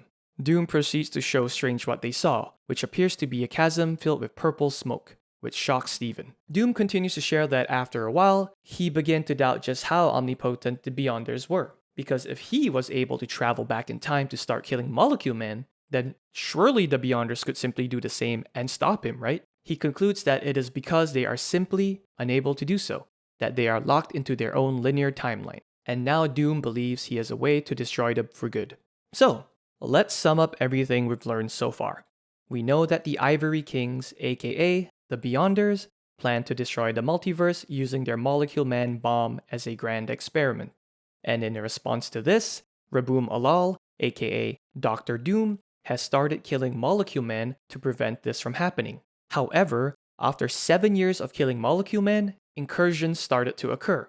This causes the Builders to independently start destroying Earths to stop the multiverse from dying. A year after that, he starts a religion and begins to recruit the Black Swans to his cause. And 2 years after that, the Beyonders start sensing this complication in their experiment. There seems to be a bug in their code. To fix this, the Beyonders infect the multiverse with a virus, the Mapmakers and their Sidera Maris, to figure out the root cause of their plans being thwarted. And then in response to this virus, the multiverse, similar to a living organism, produces antibodies to fight off the infection, the Black Priests. And sometime along the way, some Black Swans splintered off from Doom's group and started killing worlds. And now finally, Doom claims he has apparently found a way to win. The group then sets off into space, arriving at the site where the Universal Avengers fell. The Beyonders' rift cracks open once again, and Doom taunts them, causing an army of them to surge through. As this happens, Doom launches a giant structure towards the Beyonders. However, something appears to go wrong, and following an explosion, the three of them are blinded by a flash of white light. And as this happens, Reed and T'Challa of Earth 616 watch as the bridge informs them that there are now less than 24 universes left. Back on Earth in the present, the Galactic Council issues a message to the planet. They are here to destroy the Earth to prevent the death of their universe. But due to Earth being instrumental in saving the universe multiple times before, they allow the planet a 2-hour window to make peace with their fate. Real generous, I guess. As the heroes plan their counterattack, Reed hands Steve a device, stating that despite all their differences, Tony was always planning for the future, and that it was now time to use what he worked on. Activating the device, we learned that it is a remote control system for a builder planet killer ship that the Avengers captured during the war, hidden away in the eye of Jupiter. Meanwhile, under Sunspot's orders, AIM deploys a ring of satellites that begin to charge, drawing power from the conduits located on Earth. They fire a thermal blast, destroying a few ships. And just as the Galactic Fleet prepares a counterattack, the shield-controlled planet killer jumps in behind them and begins firing, sandwiching the fleet. Unfortunately, AIM's thermal cannon overheats and breaks. Seizing the opportunity, the fleet unleashes the Annihilation Wave, overwhelming the planet killer and destroying it, and all hope appears to be lost. With one more trick up their sleeve, the Illuminati utilized the rogue planet they captured all those months ago, swapping Earth's place with it, shifting Earth out of phase while the rogue planet takes its place. We then learn that this plan was put in place by Tony while he was in hiding, and that he is now en route to Soul's Hammer. We flash back one final time to months ago at a diner in Texas, where Tony and Steve agree to meet, putting a pause on S.H.I.E.L.D. hunting the Illuminati down. Tony tries to convince Steve to see his side of the conflict, to no avail. Eventually, Steve recognizes their waitress as Tamara DeVoe, the Captain Universe host, whose daughter Tony managed to find and reunite with her, though she does not seem to recognize them. Suddenly, the Captain Universe persona takes control and accuses Tony of knowing that universes were dying all along, yet doing nothing about it. Back in the present, Tony charges up Soul's Hammer, drawing energy from the sun. With the Earth shielded by the rogue planet, he fires, taking out almost the entire galactic fleet in one shot, saving the Earth. Meanwhile, on Earth 1610, the Maker introduces Hawkeye and Nick Fury to members of the Cabal and proceeds to show them an incursion that is happening. The Maker destroys the other Earth, and Thanos proceeds to explain the nature of incursions and what needs to be done to stop them. Later, Thanos, Maximus, and Namor meet in private, where we learn that Maximus has been working on something, but it remains to be seen if whatever it is works. Elsewhere, Fury informs the rest of S.H.I.E.L.D. about the incursions, and they begin preparations to defend their world. Back on Earth 616, T'Challa pays a visit to the White House and informs the president that a final incursion will occur in 6 hours, and that at the very least, people deserve to know when their time is up. Before he leaves, T'Challa solemnly says that there was never any saving them. Back at the Baxter building, Reed, Beast, Steve, Rhodey, Sue, and Carol are discussing their next steps. Instead of killing a world, they plan to save whatever they can for whatever comes after the incursion. Reed's life raft mate from the Living Tribunal is ready, and he believes they have a good selection of people to help restart humanity. He posits that despite all he's done, Tony's capabilities would be absolutely vital and that he should be considered, which Steve shoots down immediately. Later, Steve, wearing his own powered armor, confronts Tony and the two begin to fight, exchanging blows as well as words. As the two former friends fight, the sky begins to turn red. I want to hear you say it! Wait. Yeah, you're right. I lied. I knew. You knew the whole time! You knew and you told no one! I know.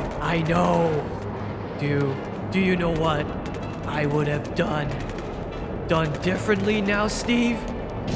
Nothing! It started with two men. One was life, and one was death. And one always wins. Everything dies.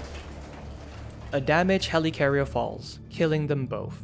At the end of everything, it turns out their feud was nothing more than a petty, insignificant event in the grand scheme of things. When faced with the death of the multiverse, both men refused to relent on their own principles to focus on the bigger picture. And at the very end, they were both wrong. And that's the end of the Avengers. Congratulations, listener, we're in the home stretch now. At New York Comic Con in 2014, Marvel finally unveiled their grand plans for what Hickman's Avengers run was leading up to.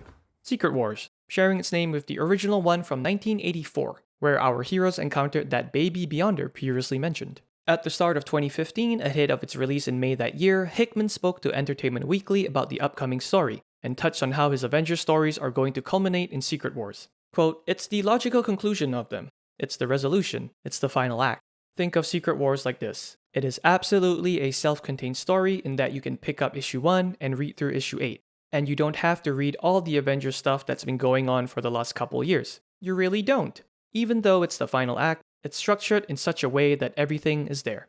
I would say it's self-contained more than anything I've ever done at Marvel, because my natural inclination is that the books start with issue 1, and if you've been paying attention the whole time, you'll love it. And if you haven't, then I'm sorry. This is certainly a self-contained thing, saying that if you've read Secret Wars and you've been reading not just Avengers, but Fantastic Four and S.H.I.E.L.D. and all the other stuff I've done, there's so much stuff in there payoff-wise if you've been reading those books, and it's kind of scary. It's definitely the culmination of everything I've done at Marvel.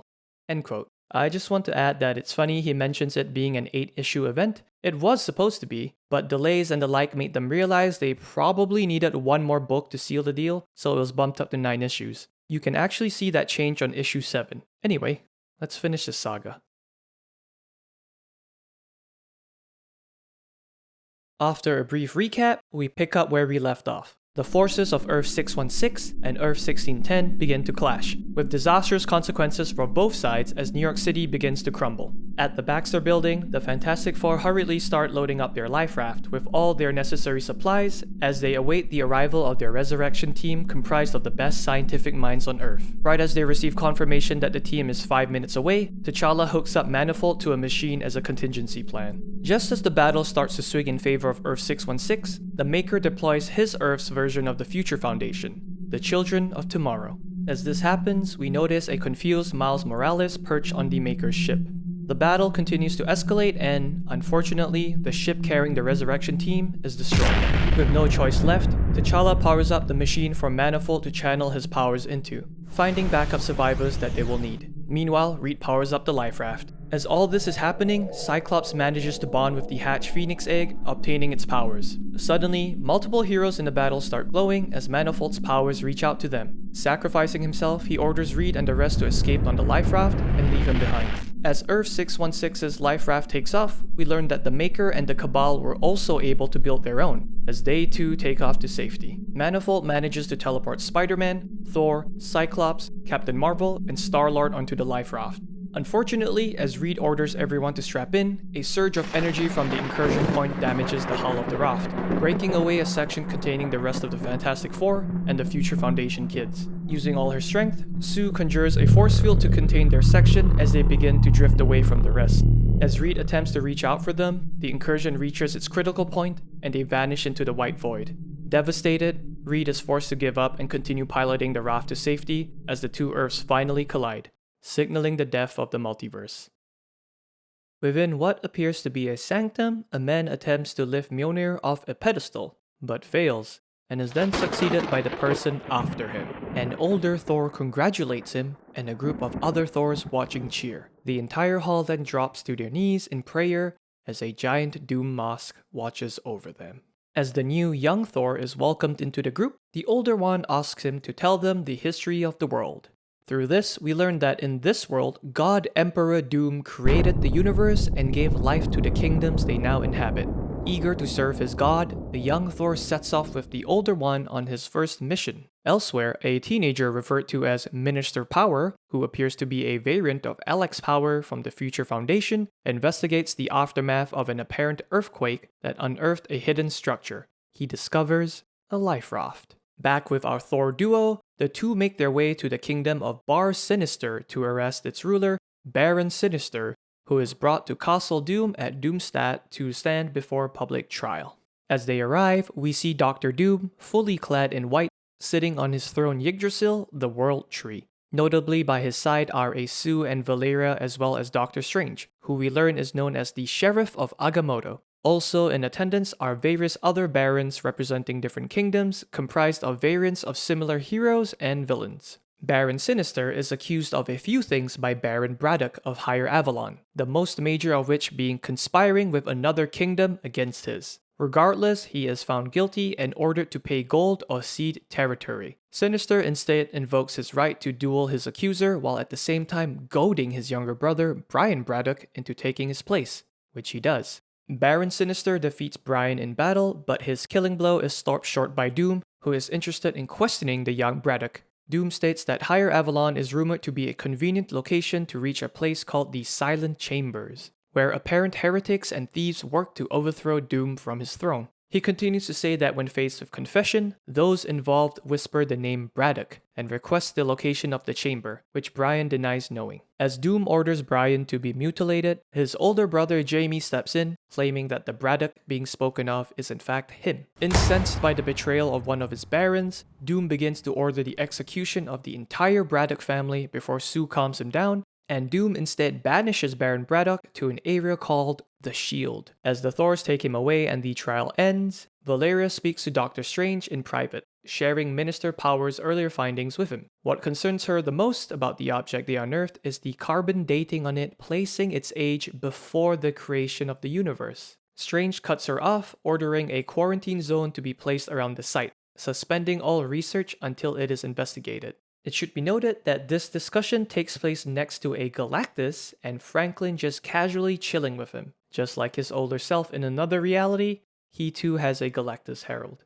Later on at the Shield, which we learn is a 16,000 mile long, 257 feet tall wall, pretty much the Great Wall of Doom, the Thor see Jamie Braddock off. Armed with just a sword and his armor, he is forced into the Deadlands, which we learn is populated with various Marvel zombies, the Annihilation Wave, and the Ultron AI, with the shield acting as the barrier that keeps the rest of the world safe from the Deadlands. We learn that the Thor Force are tasked with defending the shield. Anyway, following their return to Castle Doom, the two are given another task by Sheriff Strange to quarantine a certain object unearthed by Minister Powers. Later on at the area, the Thors are surveying the object accompanied by a group of Moloids. Curiosity gets the better of one of the group as they push a button on the ship. As the life raft opens, a spear pierces the older Thor. Declaring that all they have found is death, he orders the younger Thor to flee and tells Strange what they uncovered.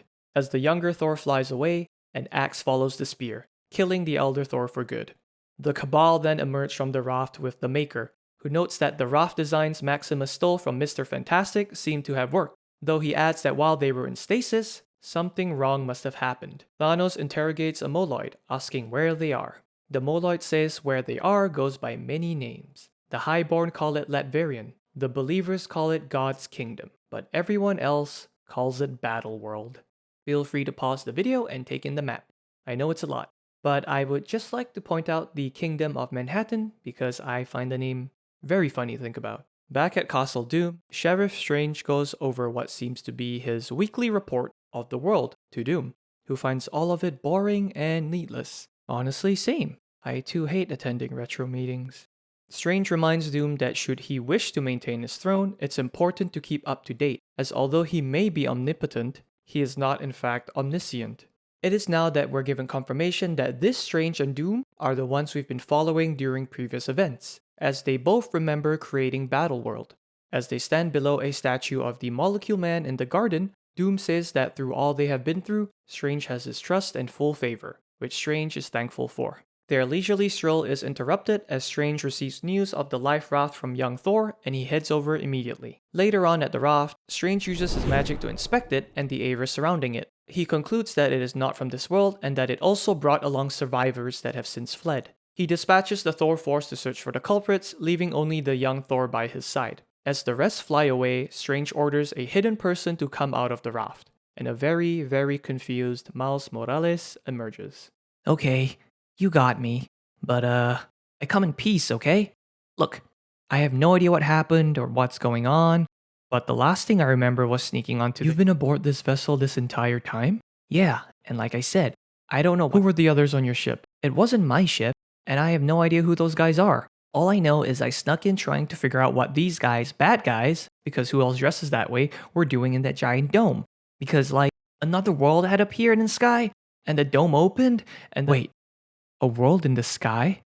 Are you telling me you remember?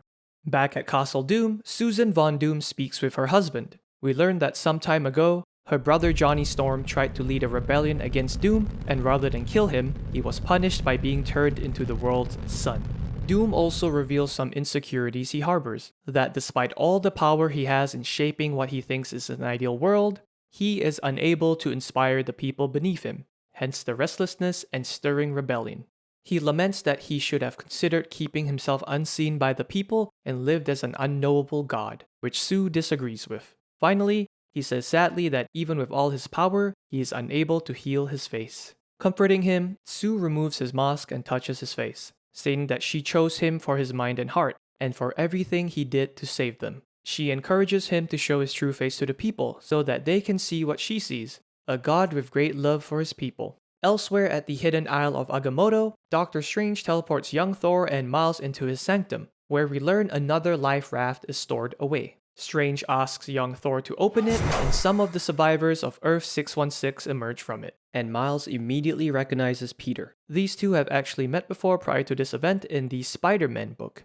Though Captain Marvel recognizes Doctor Strange, he is still unsure if these are the actual heroes from his original Earth. Eventually, Reed and T'Challa emerge, who immediately greet Strange with an Illuminati code word, which is reciprocated by him, confirming that these are indeed the heroes from his Earth. Strange reveals that though they survived the collapse of everything, they were locked in stasis for 8 years, and the new world they stand on now was created by God, made out of remnants of destroyed Earths from all across the multiverse, with no one remembering the worlds from before. Curious, Reed then asks who this God is, and Strange replies that God is Doctor Doom, much to everyone's shock. T'Challa then asks when Strange found their raft, and Strange replies it was 3 years ago, but hesitated to do anything as to not upset the balance of Battleworld and to a larger extent, Doom himself. Away from the hidden isle, the Cabal camp around a fire, feasting on a wild animal. Maximus notes that the sun orbits the planet instead of the other way around, which fascinates him. As the group discuss their predicament, Thanos looks towards the sky as the Thor force descends down on them. As a battle breaks out between the Cabal and the Thors, Strange reveals to the heroes that they killed the Beyonders, after which Doom stole their powers for himself. Using this newfound power, he created Battleworld in the aftermath of the collapsed multiverse. Young Thor's hammer then starts glowing, which indicates to Strange that they are needed elsewhere. Meanwhile, the battle against the Cabal is going poorly for the Thors, forcing a Thor I would like to call Boar Thor to contact Doom, praying for his help. Viewing the battle through the eyes of Boar Thor using Discord screen share, Doom witnesses the Cabal decimate the Thors, though he dismisses the conflict as a mortal one not worthy of his intervention. Eventually, however, he witnesses Strange teleport in with our heroes to aid in the fight. Their appearance unnerves Doom slightly, but it's only once he notices Reed that he expresses interest, teleporting to the battlefield. He begins addressing Reed, not that Reed, directly, mocking him for not being able to do what he did in saving so many in the face of total annihilation. Thanos mocks Doom, challenging his authority, angering him. Demonstrating some of his strength, Doom commands that everyone bow before him. Cyclops instead rebels and attacks Doom with the Phoenix Force, though Doom quickly regenerates and grabs him by the throat and breaks his neck. As Cyclops' lifeless body falls to the ground, Strange casts a spell that teleports everyone away from the battlefield safely away from Doom. Doom questions his behavior, demanding that Strange bring them back, which he declines. Call them back. No. You will not test me, Stephen. I didn't even tell him what you've done, and I'm sure he's going to be hard at work solving the problem of you. How much harder do you think Reed Richards is going to try when he finds out that you stole his entire life? Look at you. Even with all this power, you're still afraid of him. Well, you know what, old friend? I think you should be. Angered, Doom kills Strange. The day after, a grand funeral is held for Strange, with his cause of death kept a secret. Later on, Doom meets Valeria and assigns her the responsibility of tracking down our missing heroes and villains, who he blames Strange's death on. As she leaves to start her research, Doom looks up at the newly erected statue of Strange, cursing him. He then descends down a hidden opening underneath the Molecule Man statue into a room of white light. Floating upside down at the center of it is the Molecule Man, who asks if Doom brought him anything to eat, to which Doom says it never crossed his mind. Informed of Doctor Strange's death, Molecule Man starts reminiscing about the past and how they defeated the Beyonders. We finally learn that sometime after Doom started his quest to kill Molecule Man across the multiverse, he quickly realized it wasn't going to work. While killing them did weaken the eventual detonation, the Beyonders seemed to have built in a failsafe, in that killing Molecule Man eventually results in incursions, which was just an alternate path of destroying the multiverse anyway. Doom pivoted, and instead of killing Molecule Man, he started capturing them alive, gathering them into one place as one giant bomb. It was this discovery that caused members of the Black Swans to splinter off from the group. Confronting the Beyonders, they unleashed the Molecule Men using the Beyonders' bombs against them. As the Beyonders were destroyed, their powers were stolen by the remaining Molecule Man we've been familiar with, using himself as a conduit to channel the powers into Doctor Doom, like a battery. As they end their conversation and Doom begins to leave, Molecule Man gleefully states that by killing Strange, Doom might have just started his own unraveling. Meanwhile, Valeria and the Foundation are hard at work discussing Doctor Strange's death and how they can track down the culprits. Working with a false story, the group starts to suspect that something isn't quite adding up, with Valeria expressing that she wishes to find out what really happened. As we cut away, we finally learn where a few of our survivors have ended up. Jane Foster has ended up among the Thor Force. She actually attended the funeral and was like, what is going on? T'Challa and Namor unfortunately end up together at Egyptia. Captain Marvel is captured and brought to Bar Sinister. Black Swan is lurking somewhere in Doomstadt. And Thanos is on the other side of the shield. 3 weeks later, Corvus Glaive and Proxima Midnight have been captured, and Black Swan has joined Doom's side. Whether or not she realizes he is Raboom Alal doesn't really matter here. We know one of her defining traits to be her will to keep surviving, so what better way than to align yourself with God? At the Foundation, the kids have made an interesting discovery. They've located what seems to be the source of Doom's power, coming from somewhere in Doomstadt.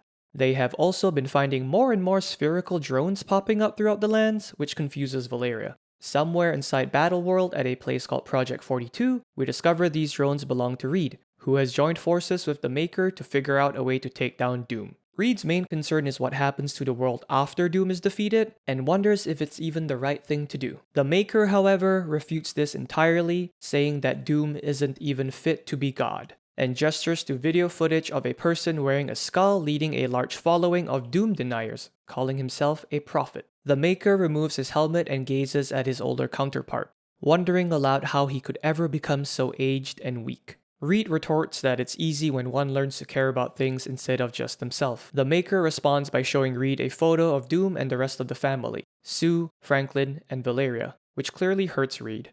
Dismissing the insult, Reed refocuses on their main objective, figuring out just where Doom is drawing his power from, the same thing Valeria is doing, saying he has his best people working on it. Speaking of, the Spider-Men sneak into Castle Doom and stop by Molecule Man's statue, unsure of how to proceed downstairs. Valeria appears and shares that there is a trapdoor under the statue. Peter is surprised to see her, but she does not recognize him at all. In exchange for keeping quiet about their trespassing, Valeria says she wants them to answer 2 questions she has. First, she asks if they are from the life raft that they found, which Pete confirms. And second, she asks if no one from the ships killed Doctor Strange, which Pete also confirms. Her suspicions validated, she leaves as the 2 Spider-Men enter the trapdoor. Molecule Man greets them and asks if they brought him something to eat. To his surprise, Miles remembers he has a hamburger in his pocket, which he offers. How do you forget you have a hamburger in your pocket? We've been busy. It's a hamburger. Hamburgers are what I like. Puberty is rough, Pete. I'm starving all day long, because I'm gonna be big. No, Miles, I mean, where did you get it? Don't say your pocket. From home. You know, my Earth. So you're telling me that's an 8-year, 3-week-old hamburger. I don't think suspended animation counts. Okay, so that's a 3-week-old hamburger? Yeah. And? Oh man, he shouldn't eat that. Oh, so good. Happily sated, he reveals that the source of Doom's power is himself. Further up the castle, the Barons gather in the Discord call of Doom, discussing the Prophet and the unrest he is causing. Doom states that in order to display their loyalty to him, the Barons must destroy this uprising for him. After the call ends, Baron Sinister turns to a new friend for advice, Captain Marvel. After he gets some step-on-me-mommy treatment, he resolves to be naughty, which Captain Marvel approves of. This is really weird. But I don't kink shame. Back at the hidden Isle of Agamotto, T'Challa and Namor enter a room in the Sanctum using a key Strange left them. They encounter a conjuration of Strange who questions their motives, but eventually allows them to pass once T'Challa answers the Illuminati passcode. The conjuration then reveals that in his death, Strange leaves behind 2 objects. The first being a Siege Courageous, an object that will take the user anywhere they wish to go, kind of like a manifold, and the second, much to T'Challa's shock, is an Infinity Gauntlet that only works in a certain fragment of reality, which Strange cleverly chose to build Doomstadt on. He states that it might be the only thing in the world that can kill God. That night at Castle Doom, Sue tucks Franklin into bed, but not before he asks her to tell him the story about the Fantastic Four. This version of the Fantastic Four is composed of Sue and Johnny, their father Franklin Storm, and Ben Grimm, who were heroes on their world before it ended and they found themselves on Battleworld. Just as Franklin Storm perished in battle, they met Doom, who saved them from a similar fate and proceeded to create a new world from nothing. Sue adds that Johnny decided to become the sun so there would be less night, which we know is not the entire truth. Franklin says Sue never says what happened to Ben, and Susan says she will tell him one day when he is older. Coincidentally, elsewhere Thanos is at the shield, speaking to a giant face of Ben Grimm. We learn that he sacrificed himself to become the shield, so the world would be safe from the monsters outside. Thanos starts planting doubt in his mind, saying that this is a false world, and that Doom lied because he feared Ben, just as he did Johnny. I know who you really are, Ben Grimm. You are a warrior, a hero. And where I am from, you are the closest friend of Doom's greatest enemy. You have shamed him time and time over. Doom is a petty usurper of power far grander than himself. Speaking as one who has felt the universe writhe in his clenched fist, this power should not be left to a mortal such as he. As Thanos' words sink in, suddenly a large chunk of the shield shatters as a giant radicalized Ben Grimm stands. The Prophet begins marching his army to Castle Doom, ready to take down the false god. Removing his helmet, we learn that he is Maximus. As the Barons and their armies prepare to defend the castle, Doom decides to summon the Thors as well. The conflict begins, with Maximus quickly dying on the front lines, but not before urging his followers to embrace the end. Back at their base, Reed and the Maker plan to launch the next phase of their plan, to steal the Molecule Man while the conflict creates a distraction, with Star-Lord flying them in undetected. However, fearing the distraction will not last long enough, Reed contacts T'Challa to execute his part of the plan. With Namor watching on, he blows up a section of the shield. The two then inspire the army of undead by saying that those that travel through the siege courageous will be granted a second chance in life to do something better, and that together they can strike down God.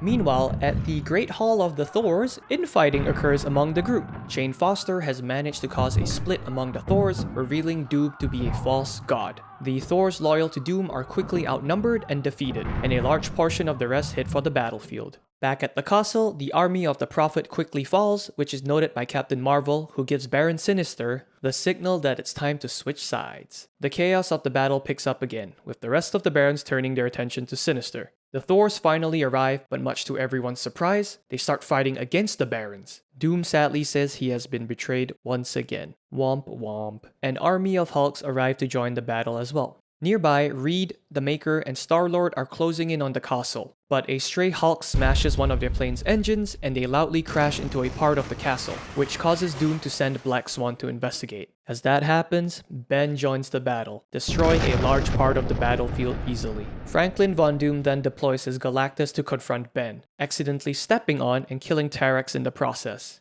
The two begin battling it out Pacific Rim style just as Thanos appears, bringing with him the Annihilation Horde, causing Doom to finally join the battle as well. Eventually though, Ben learns that Franklin happens to be Sue's kid, and gives up fighting, not wanting to hurt him. Galactus then shatters him with a punch, much to Sue's dismay. As they witness this, Valera then asks Sue to trust her and that she wants to show her something. Having survived the crash, Reed and the Maker head for the Molecule Man as Star-Lord stays behind to try and fix the ship, who is unfortunately discovered by Black Swan. Overwhelmed by her strength, Star-Lord finds himself by the World Tree. Grinning, he takes a toothpick he was carrying in his mouth and stabs it into a nearby root, causing the tree to morph into a giant Groot, which destroys the entire castle. As the castle collapses behind them, Valera and Sue come across Reed and the Maker, though neither of them know who Reed is. Meanwhile, Doom and Thanos come face to face. Thanos chastises Doom for being a weak god, stating that he should instead bow before him. Insulted, Doom kills him. He pulls his spine out of his body, dude.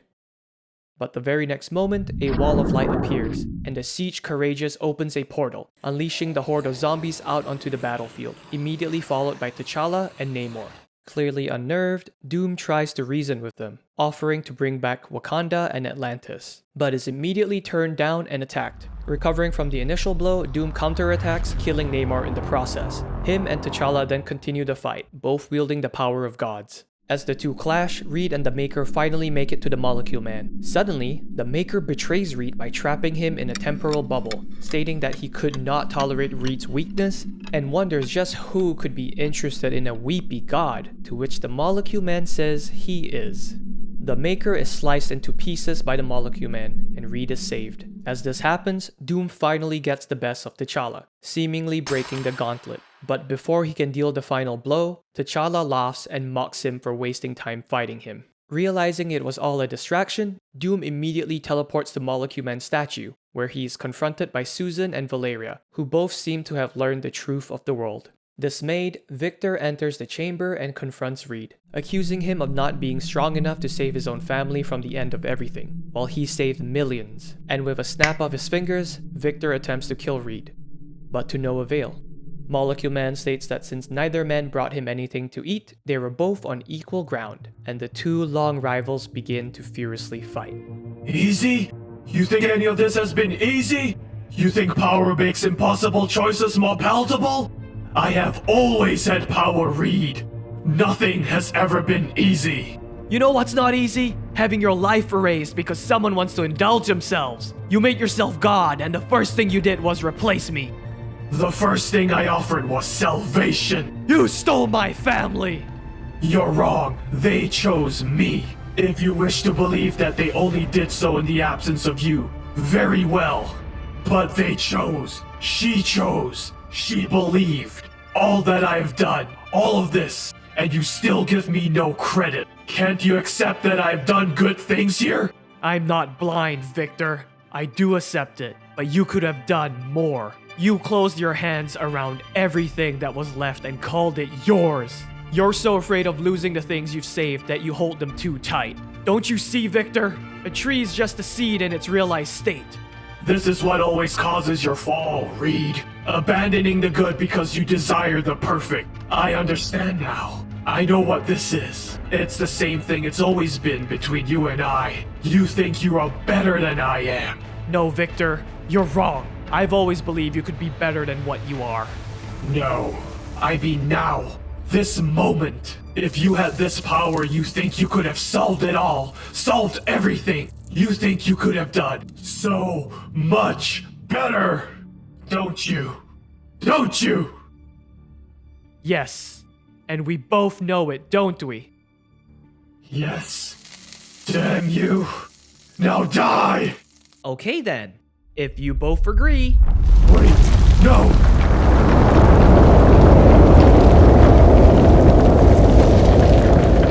The Molecule Man takes the admission as agreement, and Battleworld begins to destroy itself. As the world fades into white, T'Challa plucks a still intact reality gem from the gauntlet. In the blink of an eye, he finds himself back in an intact Wakanda among his people, and the reality gem vanishes in a wisp of smoke. He is home. 8 months later, Miles overlooks New York City. He recalls the Molecule Man thanking him for giving him a burger, stating he owed him one. Next to him, Peter appears and asks him if he wants to go beat up some bad guys. The two Spider-Men, now inhabiting the same Earth, then swing away together. And somewhere out in the multiverse, we learn that Reed, Sue, Valeria, Franklin, and the Future Foundation are hard at work repopulating the rebirthed multiverse. Utilizing the power of the Beyonders through Molecule Man, Reed and Franklin work together to create new realities. Each time a new one is created, they split off a part of the Molecule Man to go along with it, acting as an anchor. This is pretty much the opposite of what the Molecule Man has been through this whole time, and the process appears to make him feel better as well. Can I ask you a question, Dad? Of course. Are we not superheroes anymore? Well, here's the thing, Franklin. It's doing good that counts, not necessarily how you do it. And what we're doing right now, it might be the most important thing ever. And the best part is, I get to do it with all of you. So, no more superheroes for a while. Just science. And no more Mr. Fantastic. Just Dad. That doesn't sound too bad, does it? Nope, gonna play now. You know, for not being a superhero, that was a pretty amazing final act. Still, Ben, Johnny, they can't be with us. They shouldn't be. Their act isn't anywhere close to being finished. Still, it was enough, Reed. The life raft broke and I thought we were done. And then you saved us. Well, I had some help. And that help bought me just enough time to fix so many things I've been wrong about. I learned that the difference between living and dying is managing fear. Not being so afraid of losing the things you love that you hold them too tight. I used to believe in universal contraction, entropy, and the end of all things. Well, I've changed my mind. I'm letting go. Because now I believe in expansion. I believe we endure. Don't you see? Everything lives.